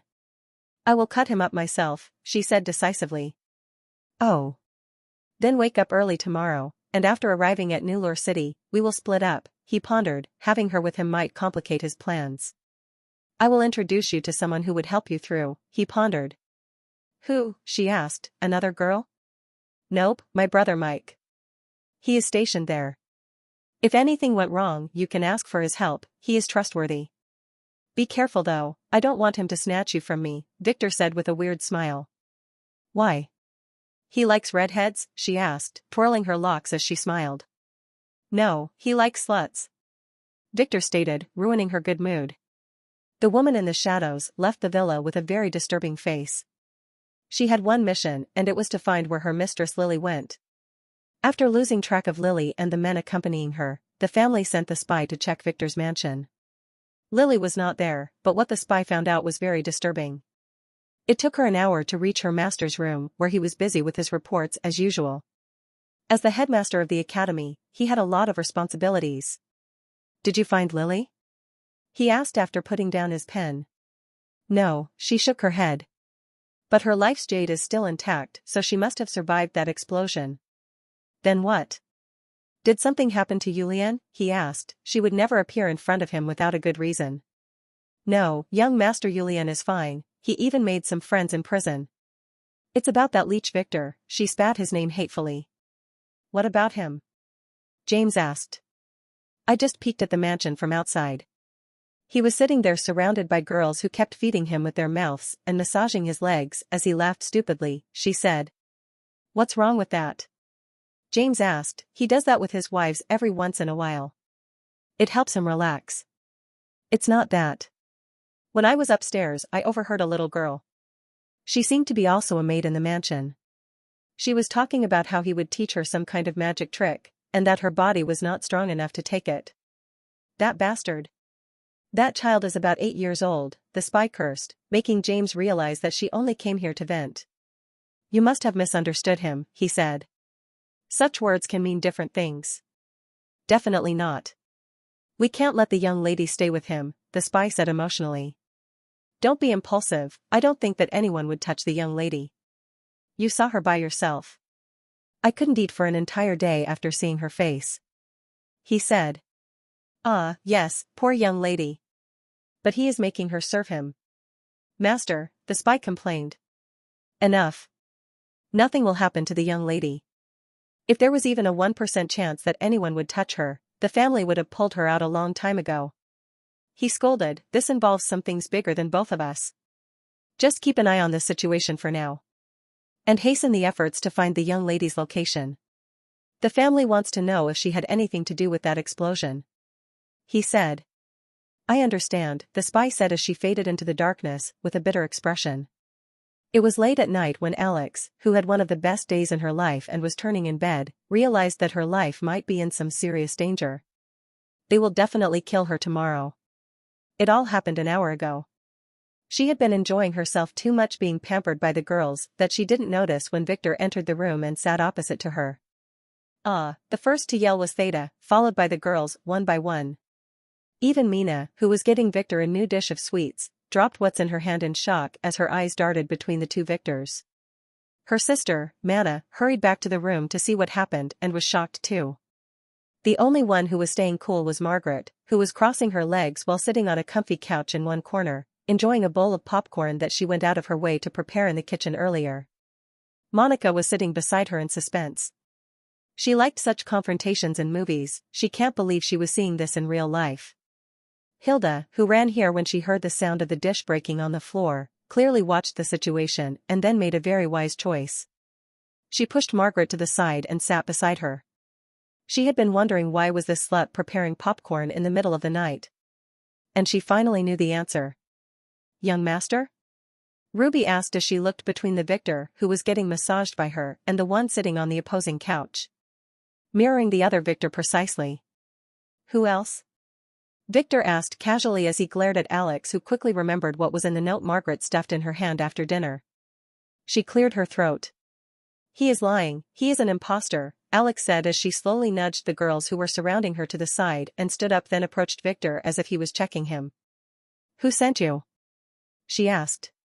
"I am the one who should ask that." "Who sent you?" Victor replied, standing up himself and looking Alex in the eyes. The two victors stood up, looking each other in the eyes. As the girls sweated, realizing something. This was definitely some game by their young master. If the fake victor was an enemy, he would have already lost his head. "Is this some kind of a game, young master?" Mana asked. "No." "Yes," both victors gave opposing answers, making the girls frown. "This is a test," one victor said. "Ah. We want you to find the real one," the other victor completed. Hearing that, the girls relaxed and returned their hidden weapons to their storage rings. It was not an enemy after all. "The ones who get it wrong will be punished," the first victor stated. "They will have to get spanked by me," the second one nodded, making the first one glare at her threateningly. "She will also have to clean the chick's bathroom for a week," the first victor stated, making the girls who got excited get deflated again. "Now, the girls who think it is me, come stand to my side." "You can't ask each other," one victor said. "Yes, everyone decides for herself, come to my side, this piece of shit is a fake." "You are the fake one." "Your mama is the fake one." "Keep my mother out of this." "See? He is definitely a fake." "No, you are definitely the fake one." "Your father is fake too." "Asshole." "Your grandfather is definitely fake too." "You." "True." "How do you know that?" "Because I am the real victor." The two victors were exchanging curses as the girls looked between them. Alex, who was saying nothing, was enjoying this too. Victor was creating an illusion of his cursing. She would never dare to say things like this to Victor. The girls looked at each other, not knowing what to choose. The first one was Theta, who after squinting her eye for a second, slowly moved to the real Victor's side. Ruby followed her, then nodded after getting close enough. This was definitely him. She felt strange massaging him earlier. At this time, she realized why. She had healed his soul before. It had a certain aura around it that was missing from the other victor. On the other side, Epsilon and Ada headed to the fake victor's side. They had a feeling that he was more approachable. Their sisters soon joined them except for Beta, who chose the real victor. She saw him at the study earlier when he snatched her sword. Then when she entered the mansion, he was in the living room. She just thought that this was him being whimsical, but now she had realized something. Mana and Mina were at a loss, so Mina asked nervously, "Can we ask a question?" "You are already asking," a victor replied as the other one nodded. "I want to know who each of you thinks the prettiest girl in the mansion is," she asked, squinting her eyes. The victors looked at each other, then turned to look at Mina and said in one voice, "Lara," causing the little princess who was peeping with her mischievous little maid to gasp. "Isn't it someone else?" Mana asked as she tensed up, ignoring the sneaky little girls who ran to their room and then returned to find out who the real victor was after making sure no one went to check on them. "No, my Lily is not in the mansion today," the other victor said, making them relax a little. "Where is she then?" Mina asked, making both of the victors smile. The twins passed the test. "She is playing with her new toys," they both said, making the twins sigh and completely relax as they put away the poisoned alls hidden in their sleeves. This was definitely Victor testing them.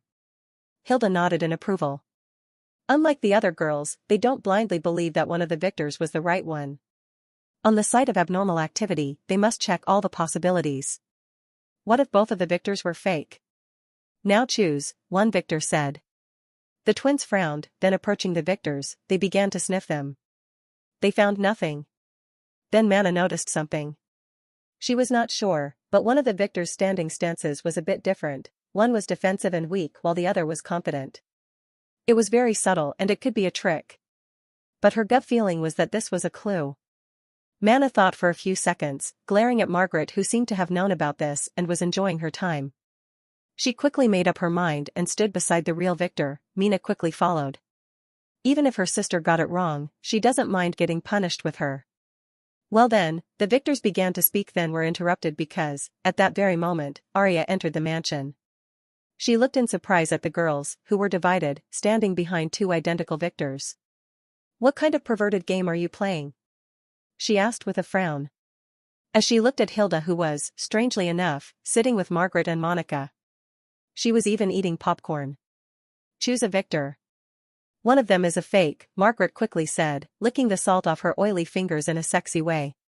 "If you chose correctly, you can sleep with him tonight," she said evilly as the two victors glared at her. She was getting her revenge for the earlier spank. Margaret had heard about Arya's nocturnal habits from Lily when she inquired how she managed to stay out of Victor's bed for so long. "Oh really?" Arya, who was out of energy after a long work day, regained her strength all of a sudden, making Victor, who wanted to refute Margaret, choose to remain silent. Arya was working hard for him, so she deserves to be pampered by him sometimes. But he will not make it easy for her. He had a little brother who was dependent on him for protection. Arya quickly approached the victors and began to check them as if they were porcelain vases. "I am the real one," one of them said. "Yes, he is the real one," the other one helped, crossing his fingers.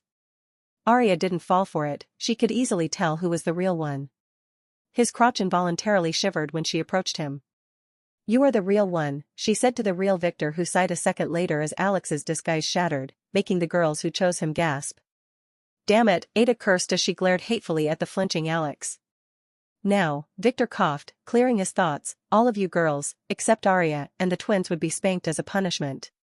And you will also clean the bathroom tomorrow," Victor said. "Even us?" Theta, who didn't fully get it, asked.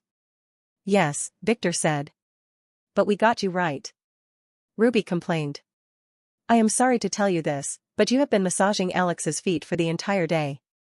"You were fooled too," Victor corrected her, making her gasp as she also glared hatefully at Alex, who stepped back as all the girls began to give her some very glares of disgust while holding their butts.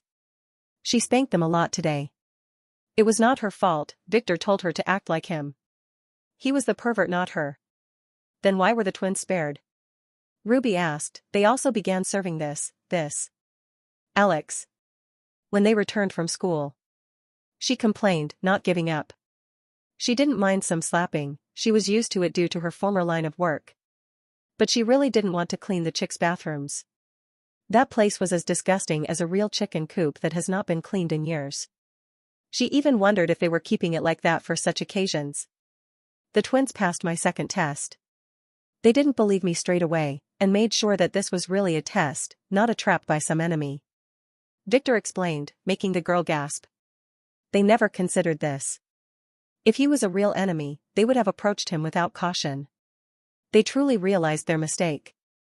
They have seen that evil lowly Lamia in the dungeon, how she tricked them with her cute big eyes.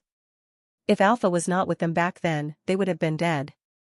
Remember, enemies are everywhere. If you suspect something was not right, make sure to stay cautious and investigate, he said. The only ones who found out from the start were Margaret, Monica, and Elle, he added, making the girls look at the girls in the corner. Hilda had already stood up and was nodding as if she had also already known. Not realizing that at this moment, behind the closed door next to her, Elle was puffing her non-existent chest proudly as Lara looked at her with admiring eyes. "Now, everyone, put your hands on the wall and turn your butts toward me. This young master has some punishment to deliver," he said with an evil smile, making the girls shiver. Some of them out of fear, some out of excitement. Arya chuckled then stopped as she realized something.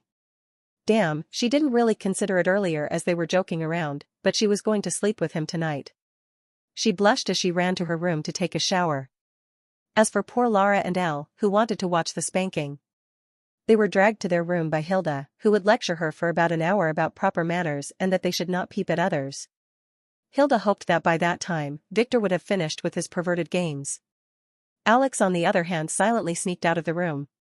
From the hateful glares the girls were shooting at her, she realized that they held a grudge, a real deep grudge. When Hannah woke up and went downstairs the next morning, she was surprised by the tense atmosphere at the breakfast table. Did something happen after she went to sleep early last night? Victor, who was usually energetic, had a pale face and was limping as walked down, then sat down in his chair with the help of Hilda. She couldn't help noticing the strange suit he was wearing though. It was made from some very high material, and it was purple. Who wears a purple suit? She decided to ignore him for now, looking at the girls who were very cheerful yesterday. They were sitting in a very strange way around the table while glaring daggers at that sissy guy, Alex. He seemed to be sitting on pins and needles while sipping his soup with tears in his eyes. That soup for some strange reason had a very unique shade of purple. And Hannah didn't need to use her skills as an alchemist to realize that this thing was probably not edible. The little girls, Lara and Elle, had dark circles around their eyes as if they didn't sleep well, and the girls Margaret and Monica had strangely satisfied smiles on their faces. It was as if they... No, she can't think about such dirty things. Only that purple-haired girl whom she didn't meet yesterday seemed strangely refreshed as if she had a very satisfying sleep. She seemed a little shy as she gave Victor an apologizing simple.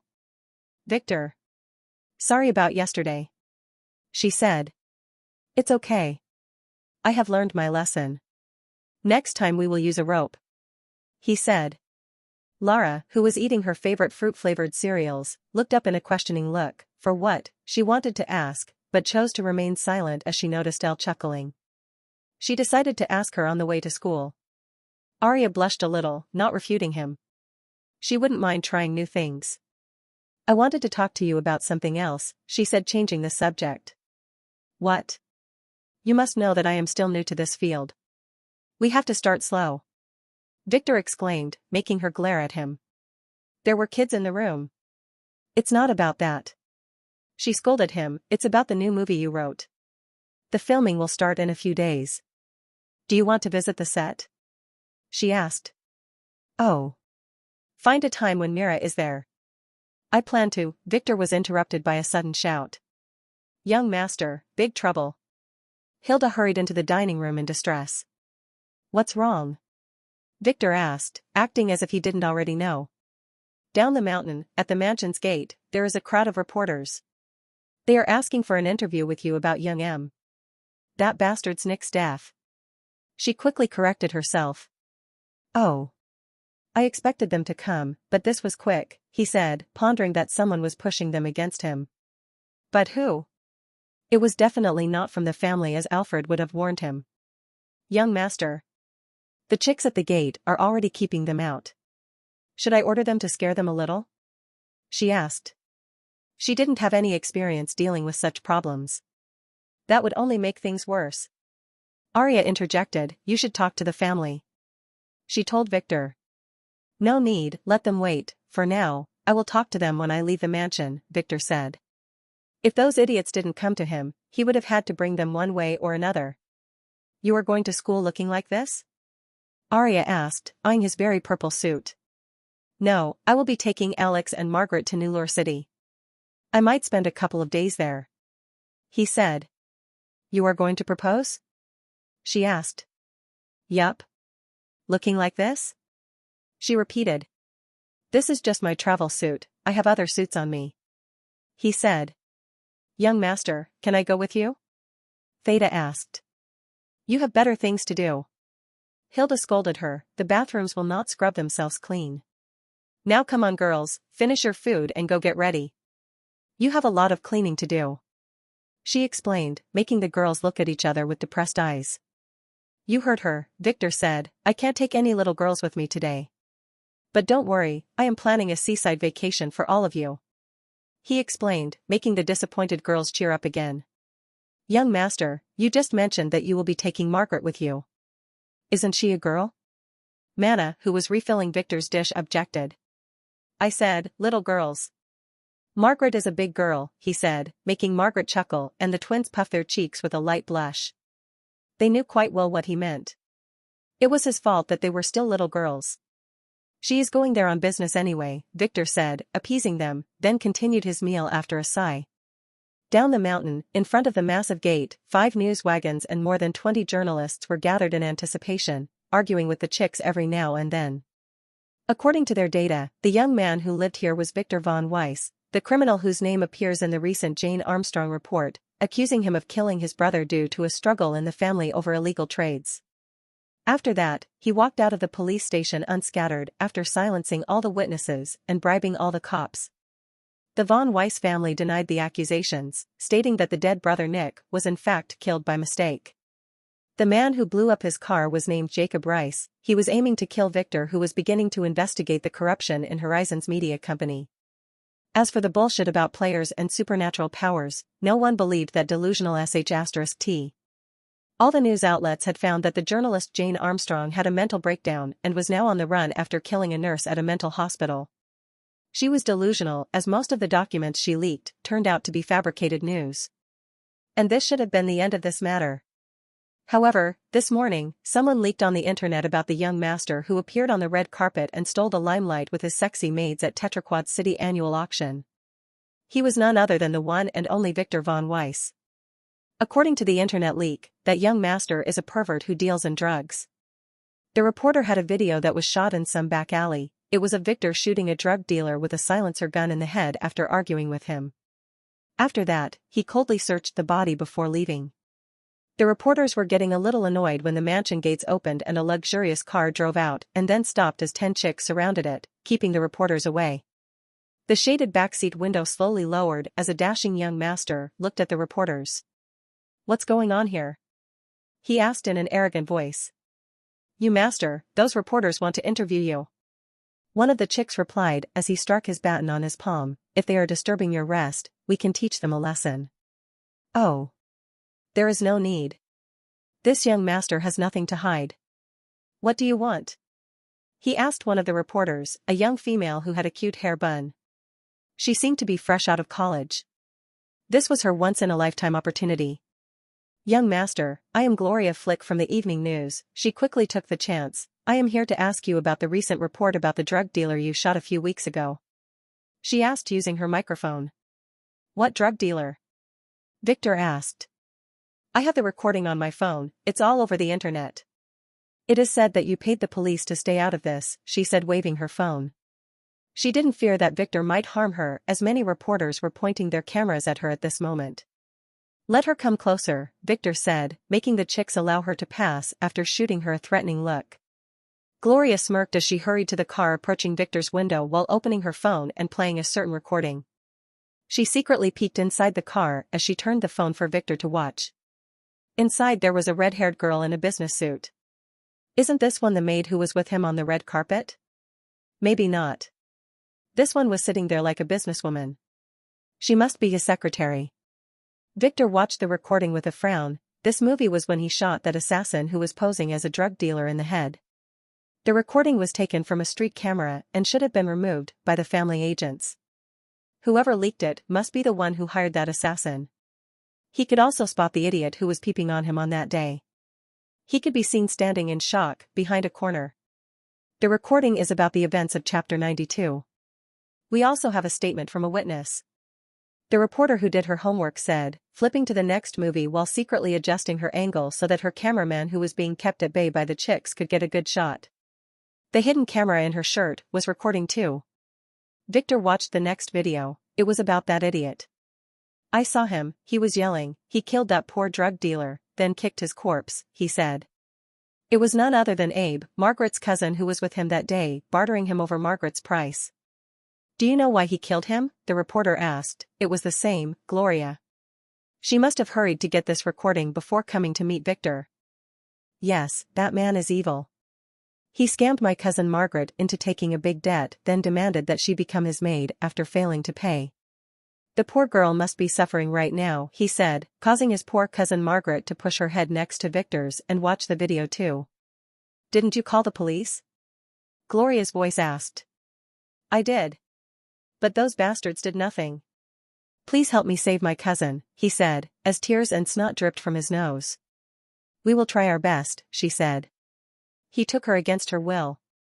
The poor girl begged him to spare her. Abe cried like he was not the one who sold her and then used the money to go to a brothel. We will definitely save her, she said. I hope you do. Now, can you pay me? Abe asked a moment later, whipping his snot. He didn't appear sad at all. Watching Victor frown at that time, Gloria, who was smug a moment ago, panicked and wanted to quickly stop the recording, but somehow the phone that was in her hand was now in his. She quickly tried to snatch it back. Unfortunately for her, she failed to grab it as Victor retreated inside the car while pushing Gloria out with his other hand. Margaret quickly closed the window while watching the video play. I will pay you later, I have to check your statement first. Gloria's voice could be heard in the video. That's not what we agreed on. You promised $3,000 and a kiss. Abe complained, making Gloria, who was trying hard to open the door from outside, blush. She didn't have time to edit this out as she hurried here. What if you were lying, her voice said, and I only said I will consider the kiss. Damn you *TCH. This will. Victor chuckled as the video stopped abruptly. This female reporter was not bad after all. She was just too smart for her own good. Taking the opportunity as Gloria kept knocking on the window, he swiftly began to flip through the phone, totally ignoring the pleas of the desperate reporter outside, who kept shouting angrily.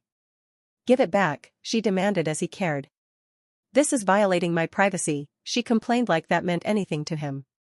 For the first time in Gloria's career, she was faced with the hard truth that she was still a rookie who didn't know how to act when faced with shameless young masters.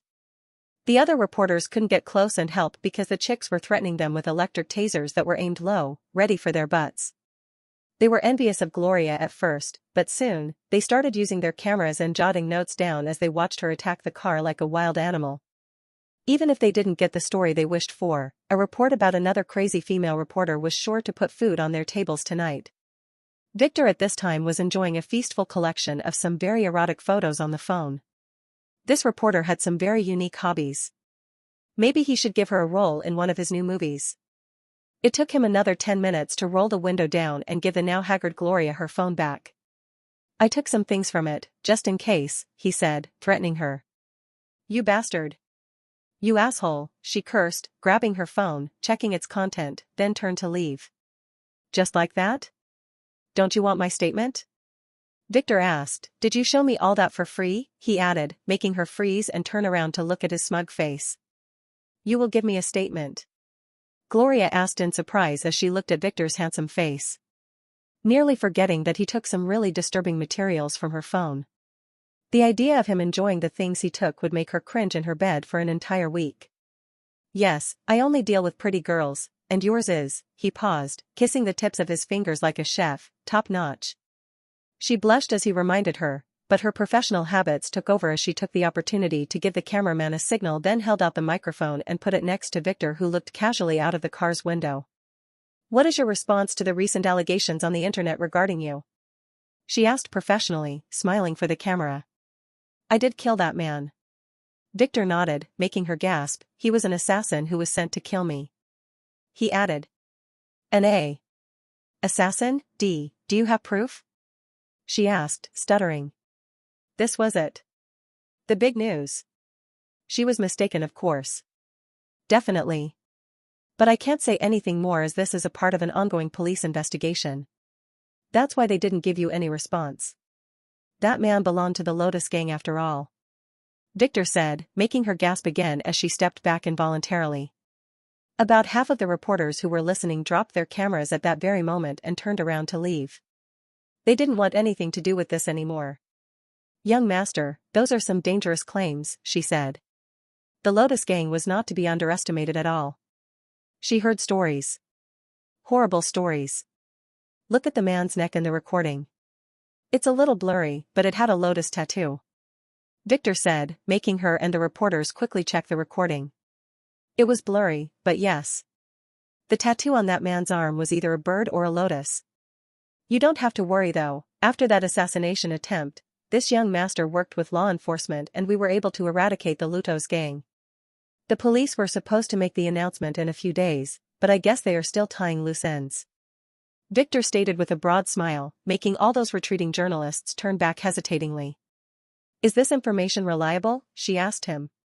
100%, he said, as he sent Kai a message to fix things on his side. The Lotus gang was completely eradicated by the family forces after they attacked his mansion that night. He didn't mind giving that credit to the local police department. Maybe Officer Leah would come back to her senses after this.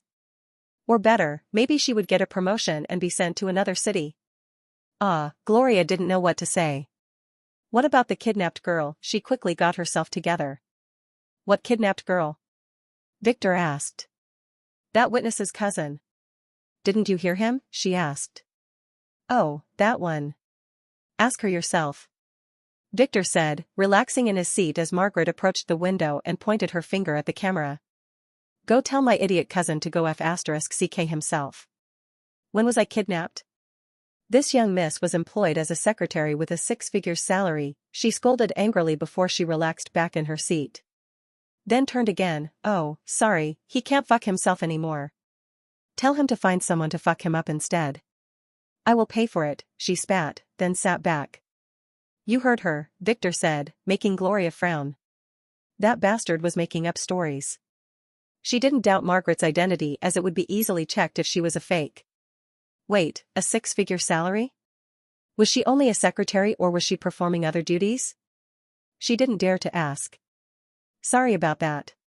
Do you know why reporter Jane made those allegations against you? She asked, changing the subject out of embarrassment. She shouldn't have believed that eunuch. It's all because she is crazy, I stood her up, so she held a grudge against me, he said. I am sorry about the misunderstanding, she apologized again. Don't worry about it. How about this, I will give you some exclusive news. Victor said, adjusting his purple tie and facing the camera. What? She asked. Listen up. This is exclusive for the 8 o'clock news, he said as he watched the cameraman focus on him. On the 20th of next month, this young master will hold his wedding to 2 very pretty women at the same time. Lady Lynn Cross and Lady Nova von Astrom. It will happen in the Grand White Hotel and will be the biggest event of the decade, he declared proudly. He will make his father pay for it all. Gloria paused for a moment to understand what he meant, then asked, 2 women? She wanted to be sure that she heard him correctly. Yes. Both of them love me dearly and this is completely legal, he said, nodding to himself, and steering the argument. He needs this to appear on the evening news. No, it is not. She said in shock, this is common sense. You are going to get arrested, this is a crime. Not at all. Look at section 47Q of the Nobel Rights Law of the year 1277. It clearly states that any man of noble origin can marry up to 12 wives and 72 concubines as long as he can afford to feed, house, and clothe them. Victor stated from memory, making not only Gloria and the reporters baffled, but also Alex and Margaret, who quickly used her phone to look up what he said. It's true, she said in surprise. There is a chance for her. She smiled and then kicked Alex's seat from behind, she was holding a grudge over her toys. Stop having that dreamy look. It's not like he is going to marry you.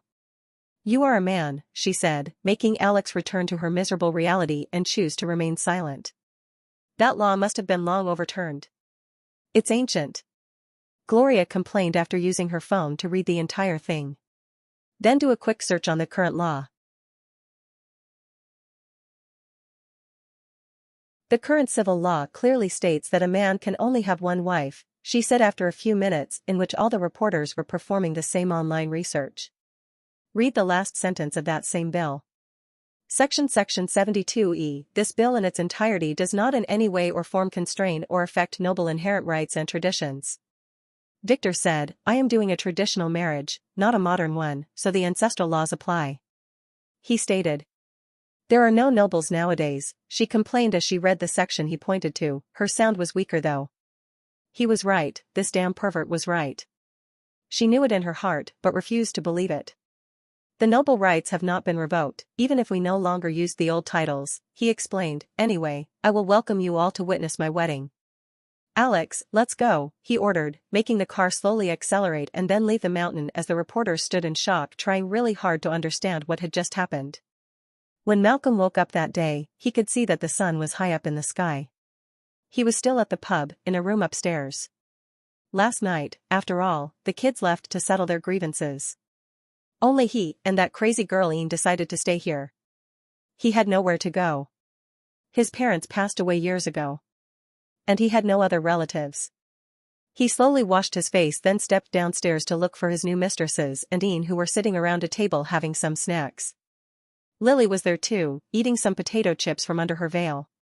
They were watching TV with interest. It was a continuation of the heated discussion they watched yesterday before going to sleep. As I was saying, that Jane Armstrong was crazy. She must have been playing a lot of World of Truth. Didn't you notice that her report is very similar to that game? Definitely, but that does not deny that this is just an artistic expression from her. This is journalist art. The art of fake news. No, she is definitely crazy. Look at all of those allegations against honorable society members. Even the 12th Princess Pippi was not spared.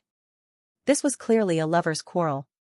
Even her father, the rightfully elected president, went out of his way to address this issue in one of his every 3 years appearances yesterday. Yes. That's what I am talking about. She was helping those lovers. Like the other one. Don't mention the spider boy. It was a clearly fabrication using AI.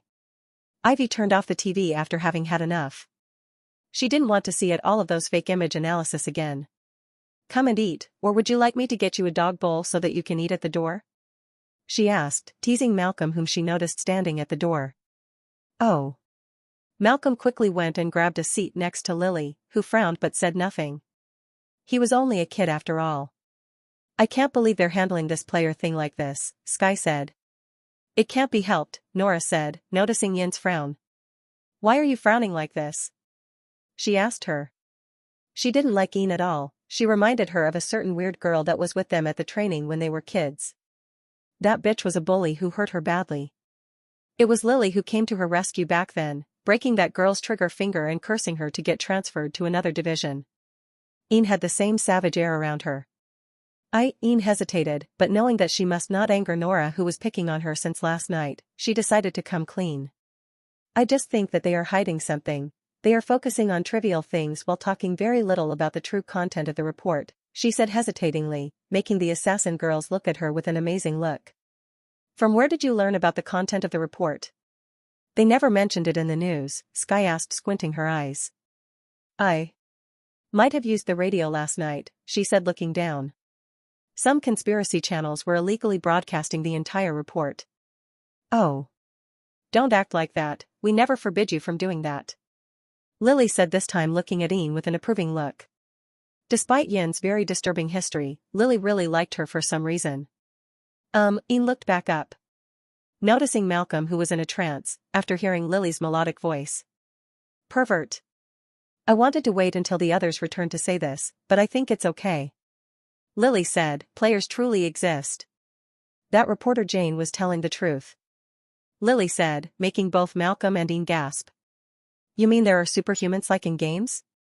Malcolm asked, then paused as he watched Lily take out a throwing dagger and then bend it with her bare hands before throwing it at him.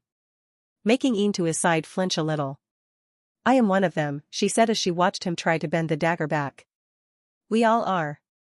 In fact, the existence of players is a secret hidden by the world, she said, watching the worried and amazed looks on both Yin and Malcolm's faces. Listen carefully, you might have to fight players in the future, Lily said, then began to explain the existence of players to both of them. The plane landed at New Lore City Airport at exactly 2:00 p.m. Victor stepped down and looked at his watch. There is still time.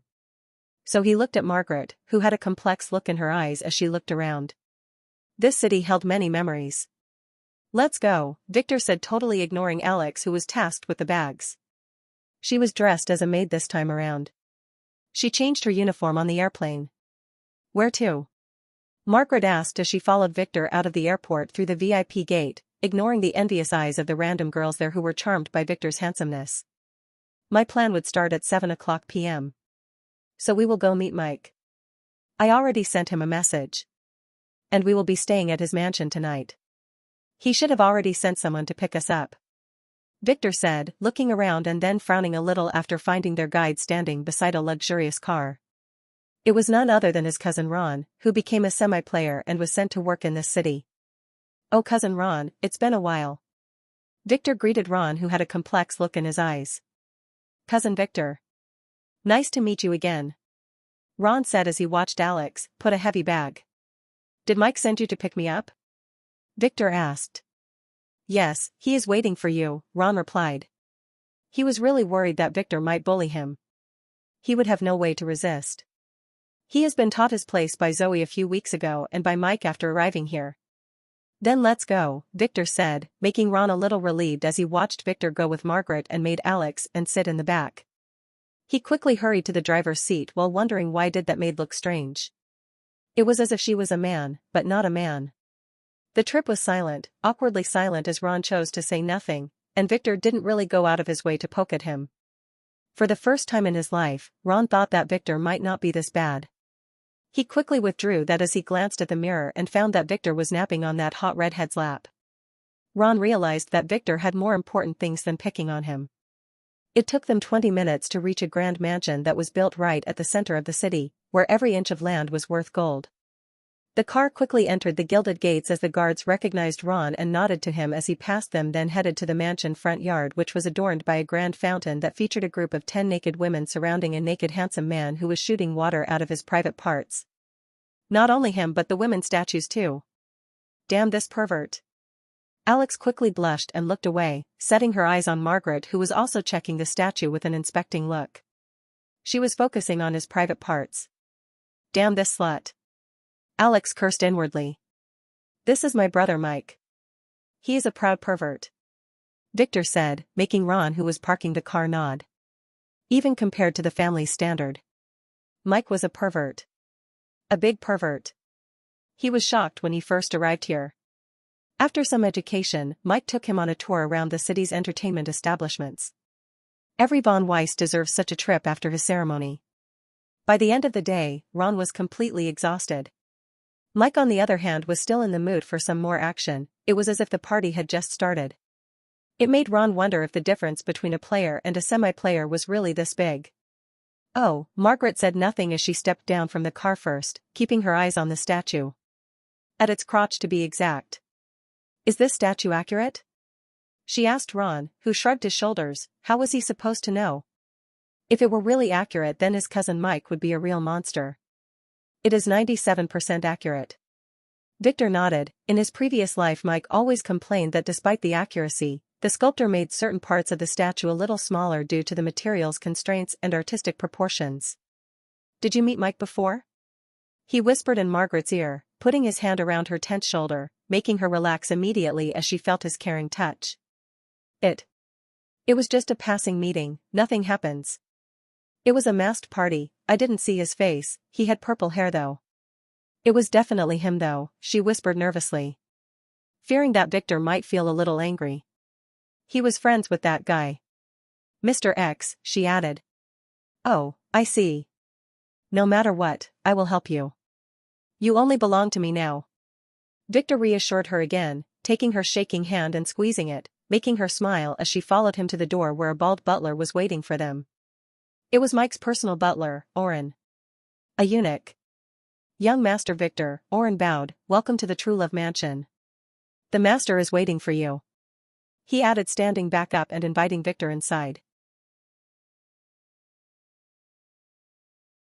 Help my maid, Alex, deliver my bags to my room. He told Oren, pointing at Alex, then went inside. Totally ignoring her. He had warned her before that he would be treating her like this because of his plan, but it still left a bad taste in her mouth. Especially after seeing how he was tenderly treating Margaret, her mortal enemy. Victor and Margaret were guided through a heavily decorated corridor into a big living room, where his brother Mike was sitting surrounded by two blonde twins who were pampering him. He was dressed in a golden suit that contrasted his purple hair perfectly. Brother, Mike said as he stood up and quickly approached Victor, hugging him tightly. It's been a while. Look how much you grew up. The last time Mike met Victor was 3 years ago, before Victor was sent to boarding school. Name, Mike Von Weiss. Level, 49. Class, Void Monk. Authority, 7. Strength, 167 plus asterisk 200. Agility, 155 plus asterisk 250. Intelligence, 155 plus asterisk 170. Luck, 38 plus asterisk 10. Charm, 40 plus asterisk 10. Order, 35. Skills. Killer Gaze, S. Asterisk Draconic Howl, A. Asterisk Dragon Claw, A. Void Punch, A. Void Kick, A. Void Step, A. Fist Arts, A. Endurance, A. Asterisk Fire Resistance, A. Asterisk Charm, B. Purify, B. Evade, B. Sword Arts, B. Poison Resistance, B. Damage Resistance, B. Stun Resistance, B. Spear Arts, C. Playboy, C. Cooking, D. Quickstep, D. Spanking, F. Asterisk Instant Death Resistance, F. Bloodline Awakened. Elder Dragon asterisk. Equipment. Defense Talisman, S. Storage Ring, B. Fate Status. Fate's Power, B. Summary, Rising. No defined fate. Destiny list less than 10 order points to unveil. Victor, who was getting bear-hugged by Mike, was surprised. Mike had awakened his bloodline. No wonder the family considered him one of the future candidates for the patriarch position. He had such a high level and authority at such a young age, and he could conquer an F-ranked dungeon by himself. "It's nice to meet you again, brother," Victor said, acting a little embarrassed. Mike was one of Victor's closest allies in his past life. But due to his sensitive location in the family, he was ordered to stay away from Victor after he was kicked out. As far as Victor knew, Mike was crippled a few years later in a dungeon accident, causing him to drop from the competition. It was probably some kind of a conspiracy, but Victor had no evidence. "Is this your girl?" Mike said, moving his eyes to Margaret, who was nervous. He was inspecting her from head to toe. The same way he did back then. "Yes, this is Margaret. She is both my lover and my assistant," Victor said, making her smile a little. "Oh. Not bad at all. If you ever get bored of her, send her to me," Mike said. He didn't know why, despite being dressed like a businesswoman, this Margaret gave him some vibes that he really liked. But as a gentleman, he doesn't steal the women of others. This was one of his many principles.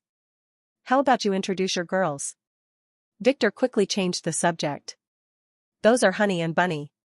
My concubines. As you see, they are twins," Mike said proudly, introducing the girls, and causing Margaret to glare at him and then at Victor. Those two scumbags seemed to have the same depraved tastes. She had a feeling that it was only a matter of time before Victor built a naked bronze statue of himself in the mansion. "Nice to meet you girls," Victor, who was unaware of Margaret's assessment, said, making the twins chuckle like hookers. They were hookers in the past. "Come on, sit down," Mike said, inviting Victor as he returned to his seat. Victor nodded and dragged Margaret to sit on an opposing couch. "So, how has it been? Are you enjoying your time as an elite heir? I heard you did quite well at the ceremony. Even Grandma was so impressed that she allowed you to enter the vault," Mike said with a big smile. "Yes, but great results come with a lot of responsibilities. Sadly, I have been busy establishing my own team.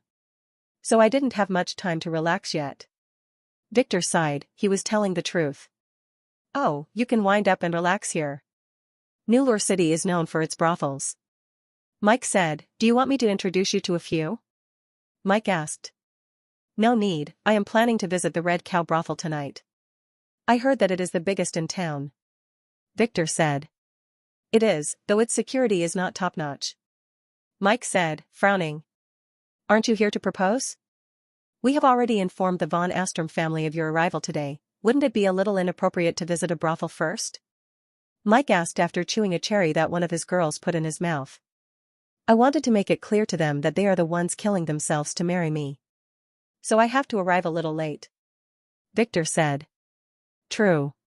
Mike frowned. "Did Mother learn about your marriage?" he asked. Although Elena was not allowed to intervene in the family business, Mike wanted her to approve of Victor's marriage.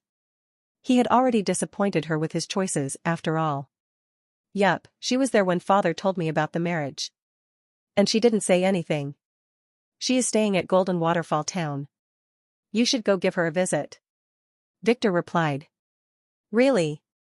I really should. Mike nodded with a wry smile. I thought Dad forbade her from leaving the island until Lara was old enough? He was both surprised and a little worried. He had avoided going back lately because he feared his mother would scold him if she saw any of his wives. She hated sluts. Now there was a possibility she might decide to come to pay him a surprise visit. He should probably cover that statue. It was built after losing a bet with Alice a year ago. I convinced him to let her have some time with her family. And Lara is staying with me. It seemed that Luke made some blunder and father needed me to supervise her training instead of him, Victor said. I heard about that. Dad wants me to check on that bitch who seduced both Rex and Luke. The family wanted to execute her, but she turned out to be pregnant. So she is safe for now. He sighed, he really didn't like the family rules. And that chick was interesting. Really? Victor was surprised. That woman was destined to be with Mike. It seemed like his actions didn't affect that. He could tell from the look on his elder brother's face. Yeah. I wonder though, why didn't Dad ask me to take care of Lara? Mike pondered. I have far more experience than you, he added, trying to change the awkward subject. Are you really asking that? Victor answered by gesturing to the statue that could be seen in all of its glory outside the window. Oh. Mike chuckled embarrassingly. How is that brat doing? I haven't seen her in a long time.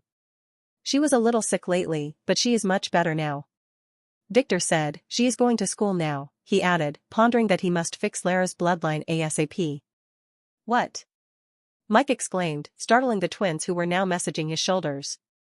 Didn't Dad decide to homeschool her after what happened with Alice? Mike asked. Alice really crossed every line back then, making a carefree father like Theodore call his daughter a slut and then pass out of anger. Theodore was mistaken though, Alice was no longer a slut. She had crossed that line ages ago and was on a whole other level now. She was a super mega ultra slut who eats macho men for her 3 meals, and maybe a skinny one as an after-dinner refreshment. I convinced him, telling him that Lara will be staying at my mansion, so I will be able to monitor her, Victor explained, not realizing that Mike was silently cursing at his older sister. I see. Mike nodded, this is better for Lara. So, on the phone, you said you needed my help, what can I do for you? Mike asked to get to the real business at last. Yes, I can't tell you the whole story, but I am searching for a man who calls himself Mr. X. He is supposed to know you. He said, squeezing the nervous Margaret's hand. Mr. X? Mike looked at Victor, then at Margaret, squinting his eyes. He decided not to ask. I know 34 men and 1 woman who call themselves Mr. X, Mike said after some pondering. Such names are very common in the clubs and parties I attend. He added. Can I have a list? Victor asked. I will prepare one tonight. I will also include those with the Mr. XX and Mr. XXX names, Mike nodded. If you are going to kill any of them, tell me first though, he warned. I understand, Victor said. He didn't expect to find him though, as Margaret met him about 10 years later. Margaret will be doing some investigations to start an investment company for me in this city too. Would you mind helping her a little? Victor asked. Of course, I will give you a list of phone numbers for the really big guys around town. Just mention my name and they would be more than glad to help you. Mike said with a charming smile, making her blush. Victor was more handsome, but Mike was more mature. Thanks. Margaret said, shaking her head a little. She had just realized that she was charmed. Mike, seeing that she got hold of herself, nodded in admiration, then looked at Victor. Now, why don't we head for lunch? Let me introduce you to my other girls, Mike said as he stood up. They have been busy in the kitchen, preparing a grand meal for their brother-in-law. He added with a proud smile. After a very lively meal, Victor and Margaret went upstairs to the guest suite Mike prepared for them. It was already 5 p.m. Alex was waiting for them there with a wrinkled maid's suit and aggrieved eyes, which Margaret totally ignored as she closed the door and faced Victor. Why do I get the feeling that all of your brother's wives are hookers? Is he making them act like that on purpose? She had to ask, although the meal was very harmonious, and the girls were very nice. The way they talked and flirted with Mike gave Margaret a very disturbing image. I told you before. He likes sluts. All of them are former hookers. That's why father couldn't let him marry Nova or Linda. Victor said as he sat down on a leather couch, rubbing his belly. His sisters-in-law really pampered him today. The same as in his previous life. Those girls were a real treasure. Mike had a really unique taste. They were very conscious of their inappropriate origins, so they always tried hard to be the best. They didn't want anyone to criticize their husband. Does everyone in your family have such weird hobbies? Margaret asked. Everyone has his circumstances. The story goes that when Mike was a kid he sneaked with his friend to watch a movie. It was about a handsome rich man who fell in love with a hooker. It was a story about how the rich man left his evil fiancée for that hooker. Something along these lines. Victor said, I don't know what happened to Mike after leaving the island. But I remember my mother cursing when he announced that he will be taking some hooker as his first wife a year later. Victor explained. Oh. Is that sister of yours, Alice, the same? Margaret inquired. Was being perverts something in their blood? She has noticed that Elena, when she was staying with Victor, always avoided mentioning Alice. Alice is the nicest girl in the world. Victor shook his head, but she also has her circumstances. Don't believe any bad rumors about her. He didn't explain any further. I see, Margaret said nothing as she sat on another chair and relaxed. What now? She asked. Do whatever you want. Go shopping or something. I have important things to do. Victor said, then turned to Alex. Are you ready? He asked her. For what? Alex asked. She was ready for some things, but not for others. So she didn't dare to say yes. Did you forget? I told you yesterday. You will be taking my place from now on. Victor said. Now go change into the spare purple suit in the bag. He said. Alex nodded, then headed into the other room, then returned 5 minutes later dressed in Victor's clothes, which looked ridiculous on her. Good, Victor said, then activated his skill, making Margaret look in amusement as Alex turned into a Victor clone again. From now on you must act like me. Victor said, I am counting on you. My future is counting on you. I understand, Alex nodded. What should I do? She asked. Half an hour later, go downstairs and tell the butler that you will be going for a trip around town. Go alone, ask for Ron to drive you, he should be in the guard's booth outside. Oh, and don't let Mike see you when you leave, he might suspect something, Victor said, making Alex nod. Although she didn't meet Mike yet, she had seen his statue. She would be able to recognize him. Then what? She asked. Go to a brothel, the Red Cow. It is the biggest around here. Victor said, making her frown. Inside I want you to act exactly as I did back in Golden Waterfall Brothel. You remember how I acted, right? Victor asked, the now nervous Alex. I remember. Alex nodded as Margaret perked her ears listening to their conversation. This was getting interesting. There, in the brothel, you have to be as arrogant and demanding as possible. You must act as a decisive man who was there on purpose. Remember, you must make an everlasting impression on both the guests and the employees. Victor said seriously. But at the same time, make sure to keep things under wraps, don't go overboard, or get into any fight that might alert the police or the press. I understand, Alex said, frowning a little. After that, just like you did the last time, make sure to spend the night there. Make the girls there remember it as the best night of their lives. Don't ruin my reputation. Victor said as he suppressed his smile, watching Alex's face change color several times in a few seconds. Young master. Can you say that again? She asked. Go enjoy your night acting as me. Is it that difficult? Victor scolded, you can only leave in the morning. And be sure to do that in a very oppressive way, like a triumphant warrior. You can use the soul wine on the girls though if you were not that confident about your performance. Just make sure that the girls can't walk home in the morning. Reputation is everything for an aspiring young master like me. Victor repeated. Alex remained silent, wondering if she should be using her spear again. Margaret on the other hand was about to burst out laughing. She has finally realized why Victor ordered her to leave the toys with Alex, who would definitely need them. She wanted to ask about what happened in the Golden Waterfall town brothel though, she felt that it would be a very interesting story. Do you understand? Victor asked again. Yes, Alex hesitated. I will meet you tomorrow when you leave the brothel, we will make the switch back then. I will call you in the morning. Victor said again. I understand. Alex said. Now, go rehearse in front of the mirror, this young master has to meditate, Victor said, closing his eyes to begin his daily check on his own toys. Lily closed her eyes and slid down, relaxing in the big sauna as the girls around her relaxed too. They have built this place in the pub's basement to let their future agent undergo healing baths, but they didn't mind testing them out first. Although this place was hastily built and not as luxurious as the grand bath at Victor's mansion, it was not bad at all. Where's that brat? Sky asked. I tied him up upstairs. I told him that it is a kind of training, Nora chuckled as she relaxed. Ian, who was still in shock after learning that players and spider boys were real, was dragged here with them, where she was shocked again, not only by Lily's beauty but by the number of scars on her and her sister's bodies.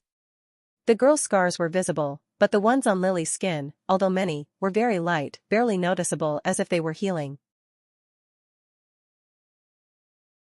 Those were caused by our training, Cora said proudly after witnessing Yin's shock. Enjoy them as they last. Soon they will disappear like the ones on Lily. And our skin will be silky smooth. She added. It's all due to these weird algae that the young master made us rub our skin with. It's very effective. Eva said, taking a jar and beginning to spread it evenly on an ugly scar on her arm. This one was a punishment for not being fast enough, she said. They began marketing this stuff last week. It's very expensive, Lily said, opening her eyes, then glancing at Ian, who kept her towel around her body. Come into the water, we will not eat you, she said. Ian hesitated, making Nora drag her in and throw the towel away, revealing a body full of scars.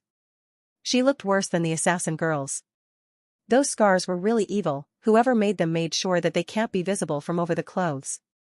HAAA, the girl gasped, who did this to you? Eve asked. She had read in Yin's court file. Ian was living in an abusive family. But they didn't expect it to be to this degree. No wonder she killed all of them and burnt their bodies. Wait, that's not okay. There were triplet babies in her family, she killed those too. This girl was clearly a maniac. Eve reminded herself. Ian hesitated again as she sank into the water. It took her 5 minutes to speak. The police didn't believe me back then, she said. Maybe you would. She said after remembering what Lily told her about players. It depends, but we have seen some really crazy sh*t last week, Gwen interjected. Making Ian take a deep breath and decide to tell her story again. My family. They were demons. Ian said, making the girls frown. Lily on the other hand looked at Ian with inspecting eyes. How do you know that? She asked, looking at Nora, who quickly went out of the water and grabbed her phone. Your family was composed of 2 parents and 4 children. An older brother and 3 triplets, she said, reading the report. Making Ian shake a little. I just knew. She said, thinking, they were normal. Then one day they went out on a hiking trip. They didn't take me because I had a cold that night, she said. They returned changed? Even the triplets? Lily asked. The babies were not born yet. My mother was pregnant at that time, Ian explained. Tell me the story from the beginning? Lily, who moved and sat next to Ian, asked softly. It was after school. My uncle called me that day, saying that my family had an accident and were hospitalized. He took me to see them, she said. They didn't recognize me, and they were speaking in a weird accent as if they were trying to speak a foreign language. The doctors said that they injured their heads, she added. Then? Lily asked. They returned home after an entire month. My mother had given birth by that time. I was really happy, she said. They were acting normal again, but, somehow after a few days I noticed that they were acting a little strange. Father was always brooding. Mother was a little jittery. My brother always walked funny and held in pain when the sun rose every morning. The babies were the creepiest. It was like they were always talking to each other in some gibberish language. Their eyes would always follow me whenever I entered the room, she said, taking a deep breath. I was beginning to think that I was the one going crazy, but then I discovered it. What? Nora, who didn't like Ian before, was now holding her hand with tears in her eyes. I found it by chance in the refrigerator. It was a human head. The head of a missing boy that I saw in the news the previous day, she said. They were eating humans. I confirmed that later. Each time a kid disappeared in the neighborhood, they brought new meat home. What? The girls asked in surprise. This was getting very dark. Even the babies would only drink their milk if it had meat in it. At first, I felt it was strange as Mother said that this was better for them, but after knowing the meat's origin, she paused. They left you there all this time? Living with them? Lily asked. I didn't know why. Maybe they didn't want anyone to suspect them. That's what I thought, she said. So you tried to escape? Lily asked again. Yes, it was right after I confirmed my suspicion. But the man who looked like my father caught me. He took me to the basement, she said as tears fell from her eyes. I don't know why, but he tied me up and began hitting me, she added, grabbing her scarred body. In the morning, he would drive me to school like everything was normal. In the evening he will torture me. She added, every time I tried to escape, they caught me. I asked a teacher for help, but she ended up in my next breakfast. She said. She was shivering now, making Lily hug her. I tried alerting the police, but they ignored me. And when one showed up, he smiled at Father and ratted me out. It was on that day that it all happened. After that man whipped me in the basement. How did you escape? Nora asked. I didn't. She said that after a pause, making the girls freeze and look at her carefully. Making sure that she was not a ghost. I didn't escape. I fought, she explained, squeezing her little fist and making the girls sigh in relief. She really scared them. I always had hoped that they were my real parents, but on that day after getting beaten up, that man was called in a hurry so he forgot to tie me up. I crawled out of the basement, trying to escape again. That's when I heard him, the one who was supposed to be my big brother. He was complaining that his body was very inconvenient due to a problem with the transfer. And that Father should end his little game and hurry up to completely break my soul and prepare my body for him to take, she said. They were talking in the common language? Lily asked. Yes. The three babies seemed to be able to talk among themselves, but the other had to communicate normally. Ian said. Then? Sky asked. I returned to the basement and hid. Then that night, I sneaked into the kitchen, opened the refrigerator, and used some of the sleeping pills my mother used to take. I put them in the meat they brought that day. They always ate to their full in the morning. She stopped talking as she looked down. That's when you cut them up and burnt the house? Lily asked. She just nodded, not wanting to explain any further. Do you believe me? Ian said as she began to cry involuntarily. No one believed her after she escaped, no matter how many people she told. They all cursed at her, calling her a psycho. I believe you. Lily and the girls said one by one. Although I can't explain anything of what you told me, I am sure my young master can, Lily said, patting Yin's head after she stopped crying. Didn't the young master demand that we keep his identity a secret? Cora asked. I will make an exception for Ian, Lily said. If Ian was lying, she would be a hidden danger, and Victor would easily know. On the other hand, if she was telling the truth, he would be able to tell them about these demons. And they might be able to help the poor girl. Victor knew everything after all. Rita was immersed in her training when the familiar voice she waited for every day alerted her. Not bad, you can dress yourself now. Victor said as he materialized beside her.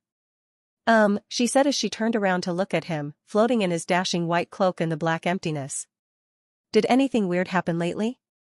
He asked her as he began to float around, checking her soul body, making her blush. No. Just the usual. That thing is getting bigger though. She said. Ignore it for now. It can't do a thing without my permission. Victor said, now that you can control your soul to a good degree, it is time for the next phase of your training, he said. What? She asked nervously. At first she didn't really believe Victor, but she had no other choice. But after training in the way he taught her, she realized how powerful his methods were. First things first. After finishing today, I will connect your neural pathways. You will be able to hear and see what's happening outside. Victor said, making her nervous. Don't worry, your pain receptors will not be connected now, and you will not be able to move. For the next duration, you will have to learn 4 things. You have to be able to return to this state while keeping your outside senses. The second thing is to watch how the demon controls your body. You might need to imitate it later. The third thing is that you have to listen to those people outside, make sure to pick up any useful information. Victor said. I understand, she said. When can I regain control of my body? She asked. When you learn how to fight. This is your lesson for today. Soul fighting methods. Let's begin. I can only train you for 1 hour today, Victor said, turning his body slowly into a dragon. Defend yourself. He said, attacking her. Ron was sighing as he drove the car, glancing every now and then at Victor, who was sitting in the back seat, looking at the city out of the window, seemingly lost in thoughts. Ron was thankful that Victor was very considerate and was not making fun of him or giving him unreasonable demands. He was really nervous about this assignment when Mike made him be Victor's assistant for his stay here, but he is thankful now. At least the situation was not as awkward as he expected. Victor was not that bad. Due to the downtown traffic, it took them 30 minutes to reach their destination. The Red Cow Brothel. Ron had some profound memories of this place. It was where he had his first time. We have reached our destination. Young master, Ron said. Oh. Victor said nervously as he looked around, opening the door without waiting for Ron to do it for him. He nervously stepped out, bumping his head in the process. Ouch, Victor said, holding his head as he stood up. Are you okay? Ron, who also stepped down, asked. I am fine. Let's go. Victor said as he looked at the neon dancing lights around the grand building. Did they need all of this for a brothel? Me too? Ron asked. I plan to stay until the morning, Victor said loudly, as if he was afraid someone would not hear him. You can take a room and enjoy your night. I will pay for it. He added, making himself appear as domineering as possible. Okay. Ron didn't really mind. Mike had been keeping him busy and he didn't have a chance to relax lately. And this place was expensive. He didn't mind making Victor pay his bill. So the two men quickly swaggered their way into the grand brothel. Two pretty girls at the door quickly bowed and welcomed them, giggling charmingly as they opened the door for the guests. Alex was looking around nervously as he entered the main lobby and headed toward the receptionist. That's when he heard a voice calling him. Victor? Is that you? Someone said, making the nervous fake Victor and Ron look back. It was a handsome blonde young man who was walking toward them with two other guys. I knew it was you. You are the only one I know with this stupid hair color. Hans, who is this guy? Another young man, who was walking with Hans, asked. It is the one and only Victor White. He was in my class at high school. Hans said with a mocking voice. He is the one I told you about. The coward who can't touch girls, the other guy asked. That's the one. Hans said, looking at Victor mockingly. Did you grow some balls, at last, to come to this place? He asked. Making the fake Victor frown, not knowing how to answer. After looking at Hans's wicked eyes, she realized that this guy was definitely a bully. He must have been aiming at Victor. Today was her chance to save Victor's image. This young master had always had balls, she lied. Stop spouting nonsense or I would kick your ass, you piece of shit. She said, threateningly, activating a part of his warrior aura, making Hans step back and then fall on his butt like a coward, ruining the image that he carefully crafted for his new friends. You.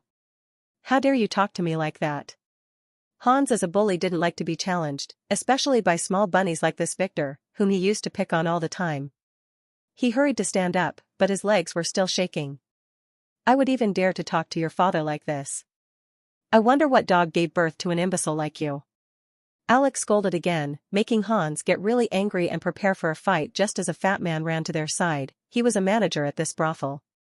He was responsible for any trouble here. Are there any problems? The manager said carefully, making Hans pause and look at one of his new friends. It's just that this arrogant guy is very annoying. He is blocking our way. I want him kicked out of the brothel, one young man said, helping Hans a little. He didn't like Victor's attitude at all. This was his turf. How dare someone other than him act arrogantly here? I see, the manager said. This young man was the son of one of their minor shareholders, so he had to give him some face. He turned and looked at Victor. Young master, I have to. He paused as he noticed Ron, who was standing subserviently behind. Young master Ron. Is this your friend? He asked nervously. How dare you? This is young Master Victor, Master Mike's little brother. Ron quickly explained. It's that bastard who blocked our way, he clarified, pointing at Hans as Victor glared coldly at everyone. The manager panicked. This was close. Very close. Master Mike owned 98% of this place after all. If the boss knew that he was about to kick Master Mike's little brother out, his end would be miserable. Very miserable. He has seen people losing their little brothers over lighter offenses. Oh. Young Master Victor, welcome. He bowed down slightly, hiding the shake in his legs. Then, taking a deep breath, he turned to glare at Hans and his friends. What are you bastards doing here? This place is not for scumbags. How old are you anyway? We don't welcome minors here. He yelled. Guards, he called, making a group of burly guards quickly approach and grab the three shocked guys. It's them who are making trouble, not us. Hans yelled, making his new friends realize that he was an idiot. Thankfully they learned the truth pretty quickly. Kick them out. The manager said, making the guards quickly drag the humiliated guys. Stop. The fake Victor said, before getting their butts kicked, I want them to see how big my balls are, she said, making everyone in the lobby pause and look at her. Come again, young master? The manager didn't hear it well. It's not like that. They said that I have no balls, I just want them to see how many girls I will order tonight. Victor explained herself, making everyone sigh in relief. So that's what he meant. In fact, Alex wanted to make Victor appear as manly as possible, but she was failing miserably. Oh. Of course, young master, this brothel is one of the best, we will definitely have your request, no matter what it is. The manager, seeing that all the people in the lobby were looking at them, quickly said, What is the young master's request? He asked, making Alex pause and think deeply, remembering how Victor phrased it at the brothel before. Give me your biggest room. Anne. I want 10 girls. The sluttiest and most experienced 10 you have. No, make them 15. She said loudly. Trying to sound as domineering as Victor when he said it at that time. She was doing perfectly fine in that regard. Everyone in the lobby paused. Especially Ron, who was not sure he heard that right. Can you phrase that again, young master? The manager had to ask. Yes, 15 well-experienced girls. This young master wants to enjoy his time, not teach some noobs. I need them to know what they are doing. She said again, not realizing what she was asking for. If you don't have my request, I will go to another place. She acted domineering.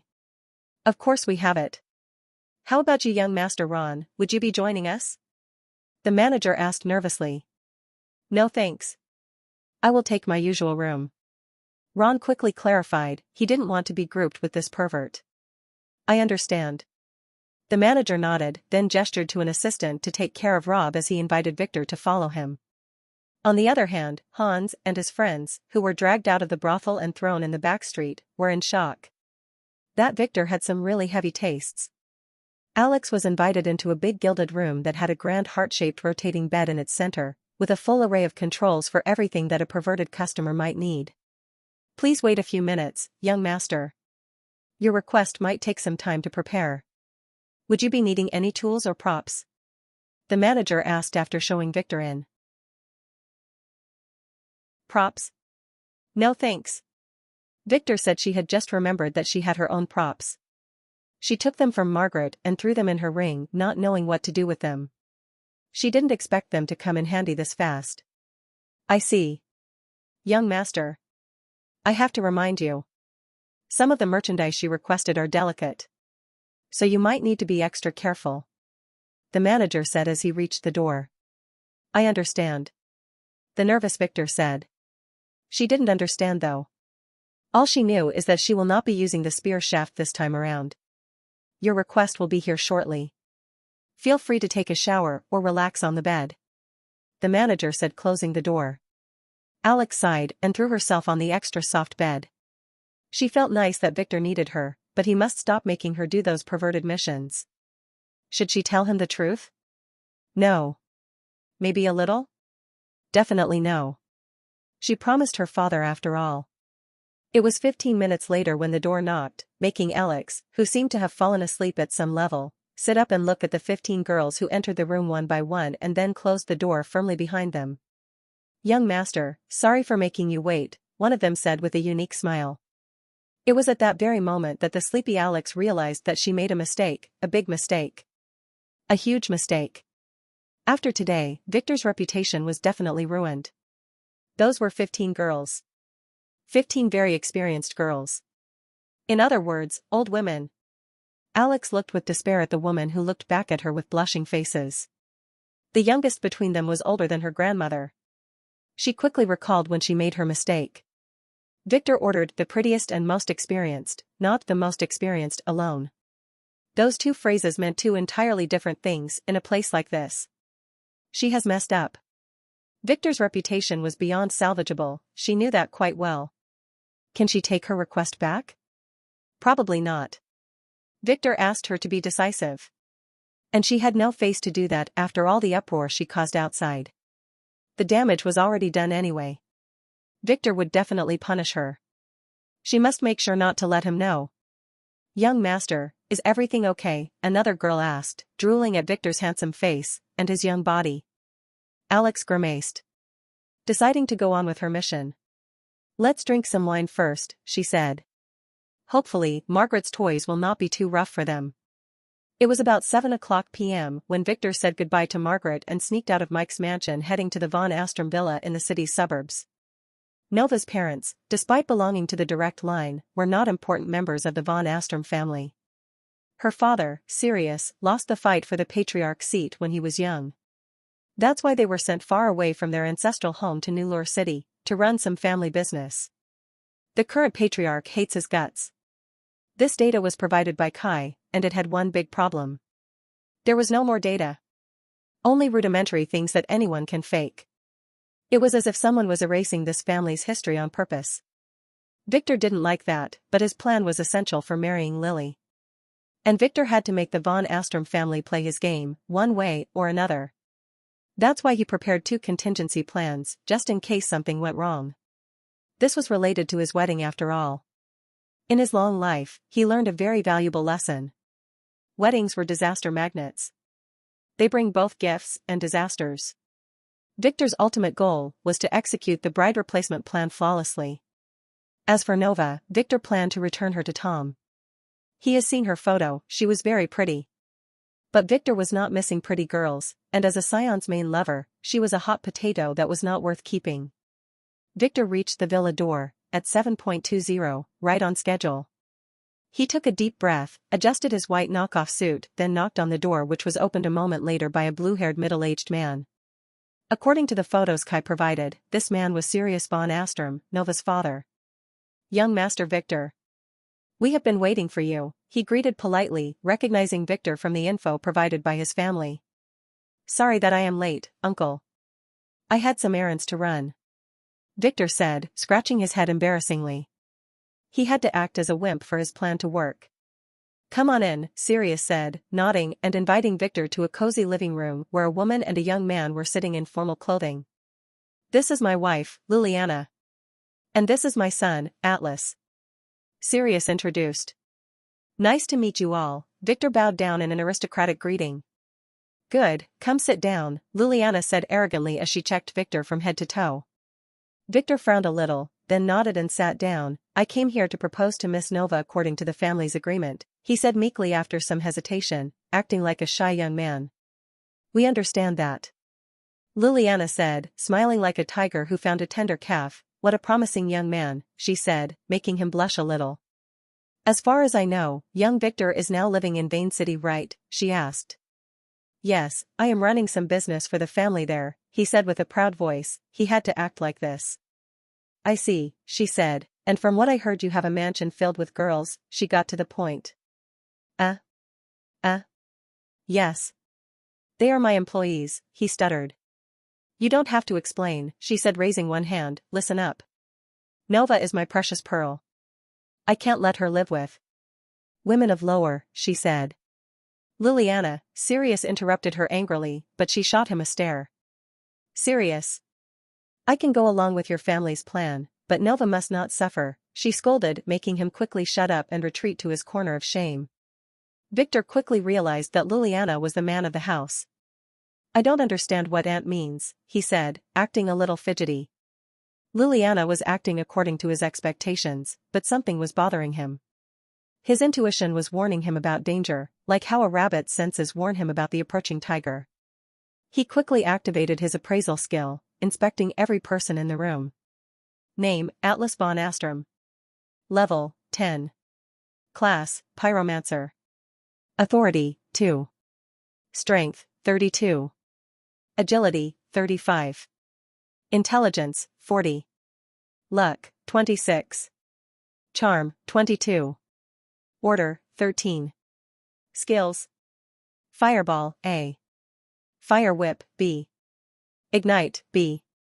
Fire Resistance, C. Fist Arts, D. Endurance, D. Dagger Arts, E. Sword Rs, E. Quick Steps, E. Charm, E. Playboy, E. Bootlicking, F. Evade, F. Equipment. Defense Talisman, D. Fate Status. Fate's Power, D. Summary, Stable. No defined fate. Destiny list less than 10 order points to unveil. Atlas was a typical annoying teenager. Nothing dangerous here. Next. Name, Sirius von Astrom. Level, 59. Class, Pyromancer. Authority, 5. Strength, 157. Agility, 165. Intelligence, 172. Luck, 25. Charm, 30. Order, 36. Skills. Firestorm, S. Fire Whip, A. Fire Resistance, A. Fist Arts, A. Endurance, B. Ignite, B. Fireball, B. Cleaning, C. Dagger Arts, C. Bootlicking, D. Spear Arts, E. Sword Rs, E. Evade, E. Damage Resistance, E. Stun Resistance, E. Cooking, D. Quicksteps, D. Charm, F. Playboy, F. Equipment. Defense Talisman, A. Storage Ring, E. Fate Status. Fate's Power, D. Summary, Stable. No defined fate. Destiny list less than 10 order points to unveil. This guy was not bad at all. Considering his age, he could have secured himself a good position in his family. It was either that the infighting in the von Astrom family was very intense, or this man was just a wimp who feared his wife. Victor was more inclined to believe the latter after looking at him acting like a good puppy and sitting to the side. Both Sirius and his son were pyromancers, which was the most common class in the von Astrom family. As far as Victor knows, about 50% of them had fire-related classes.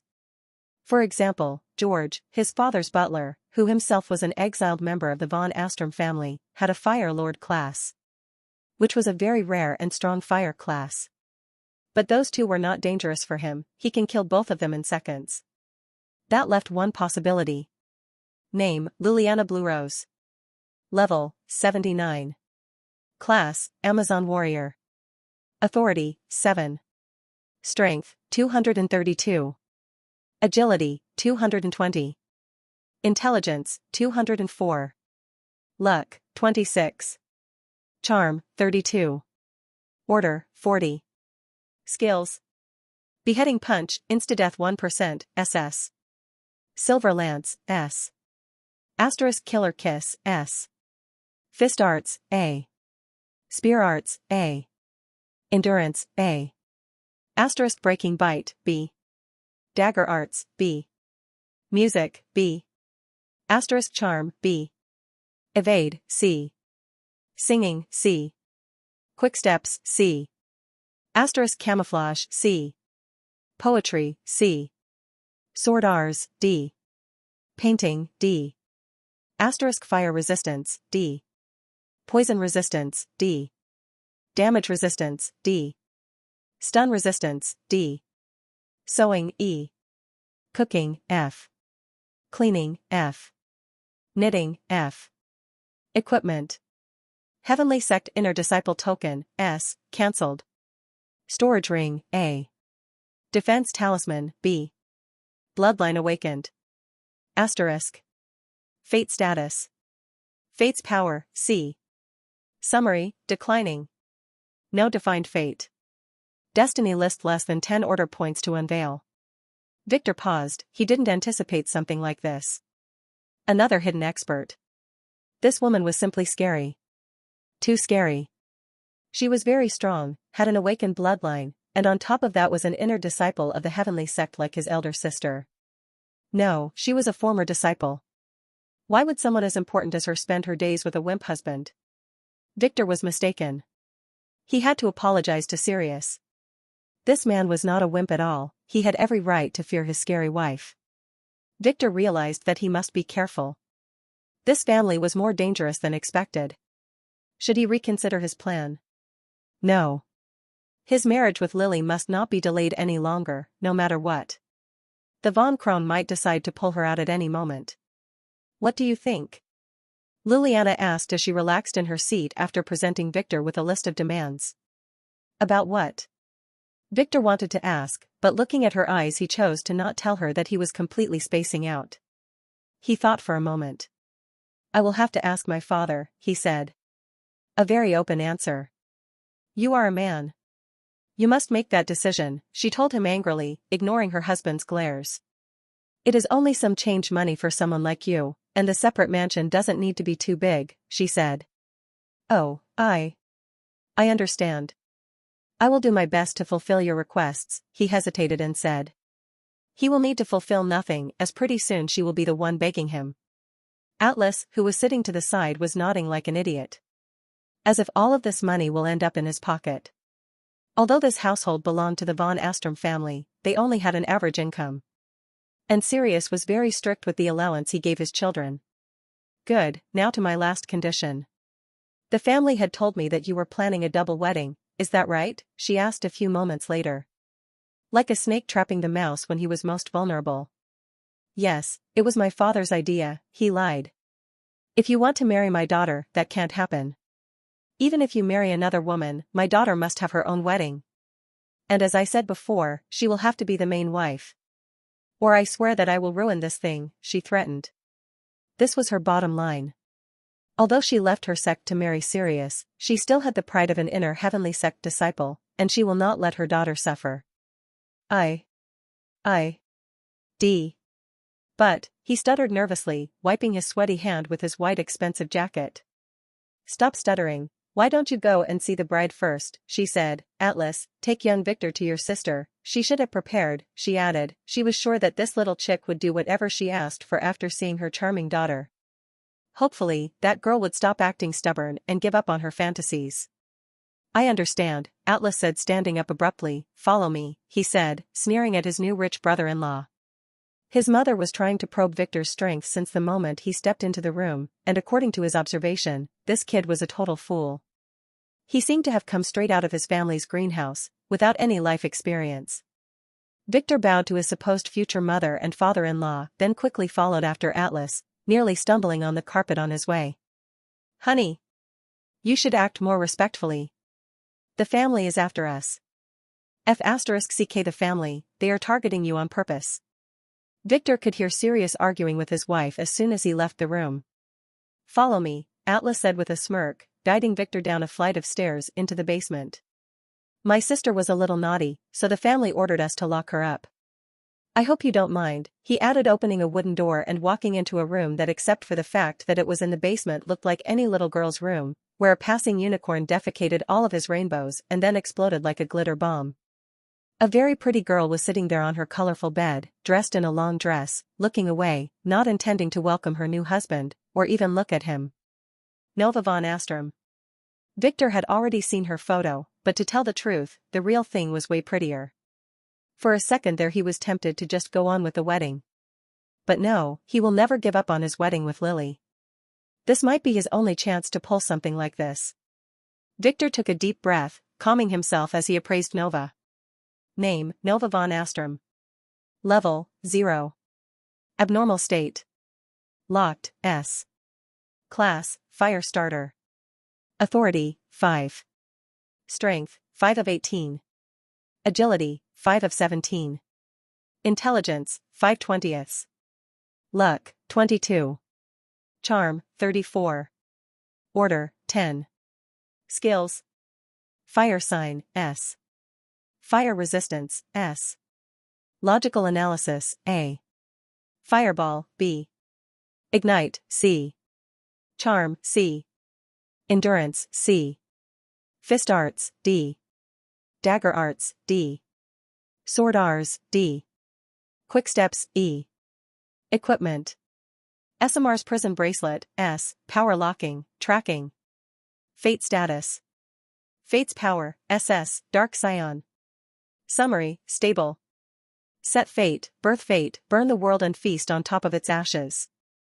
Destiny list less than 10 order points to unveil. Victor was flabbergasted. Why was everything going against his expectations?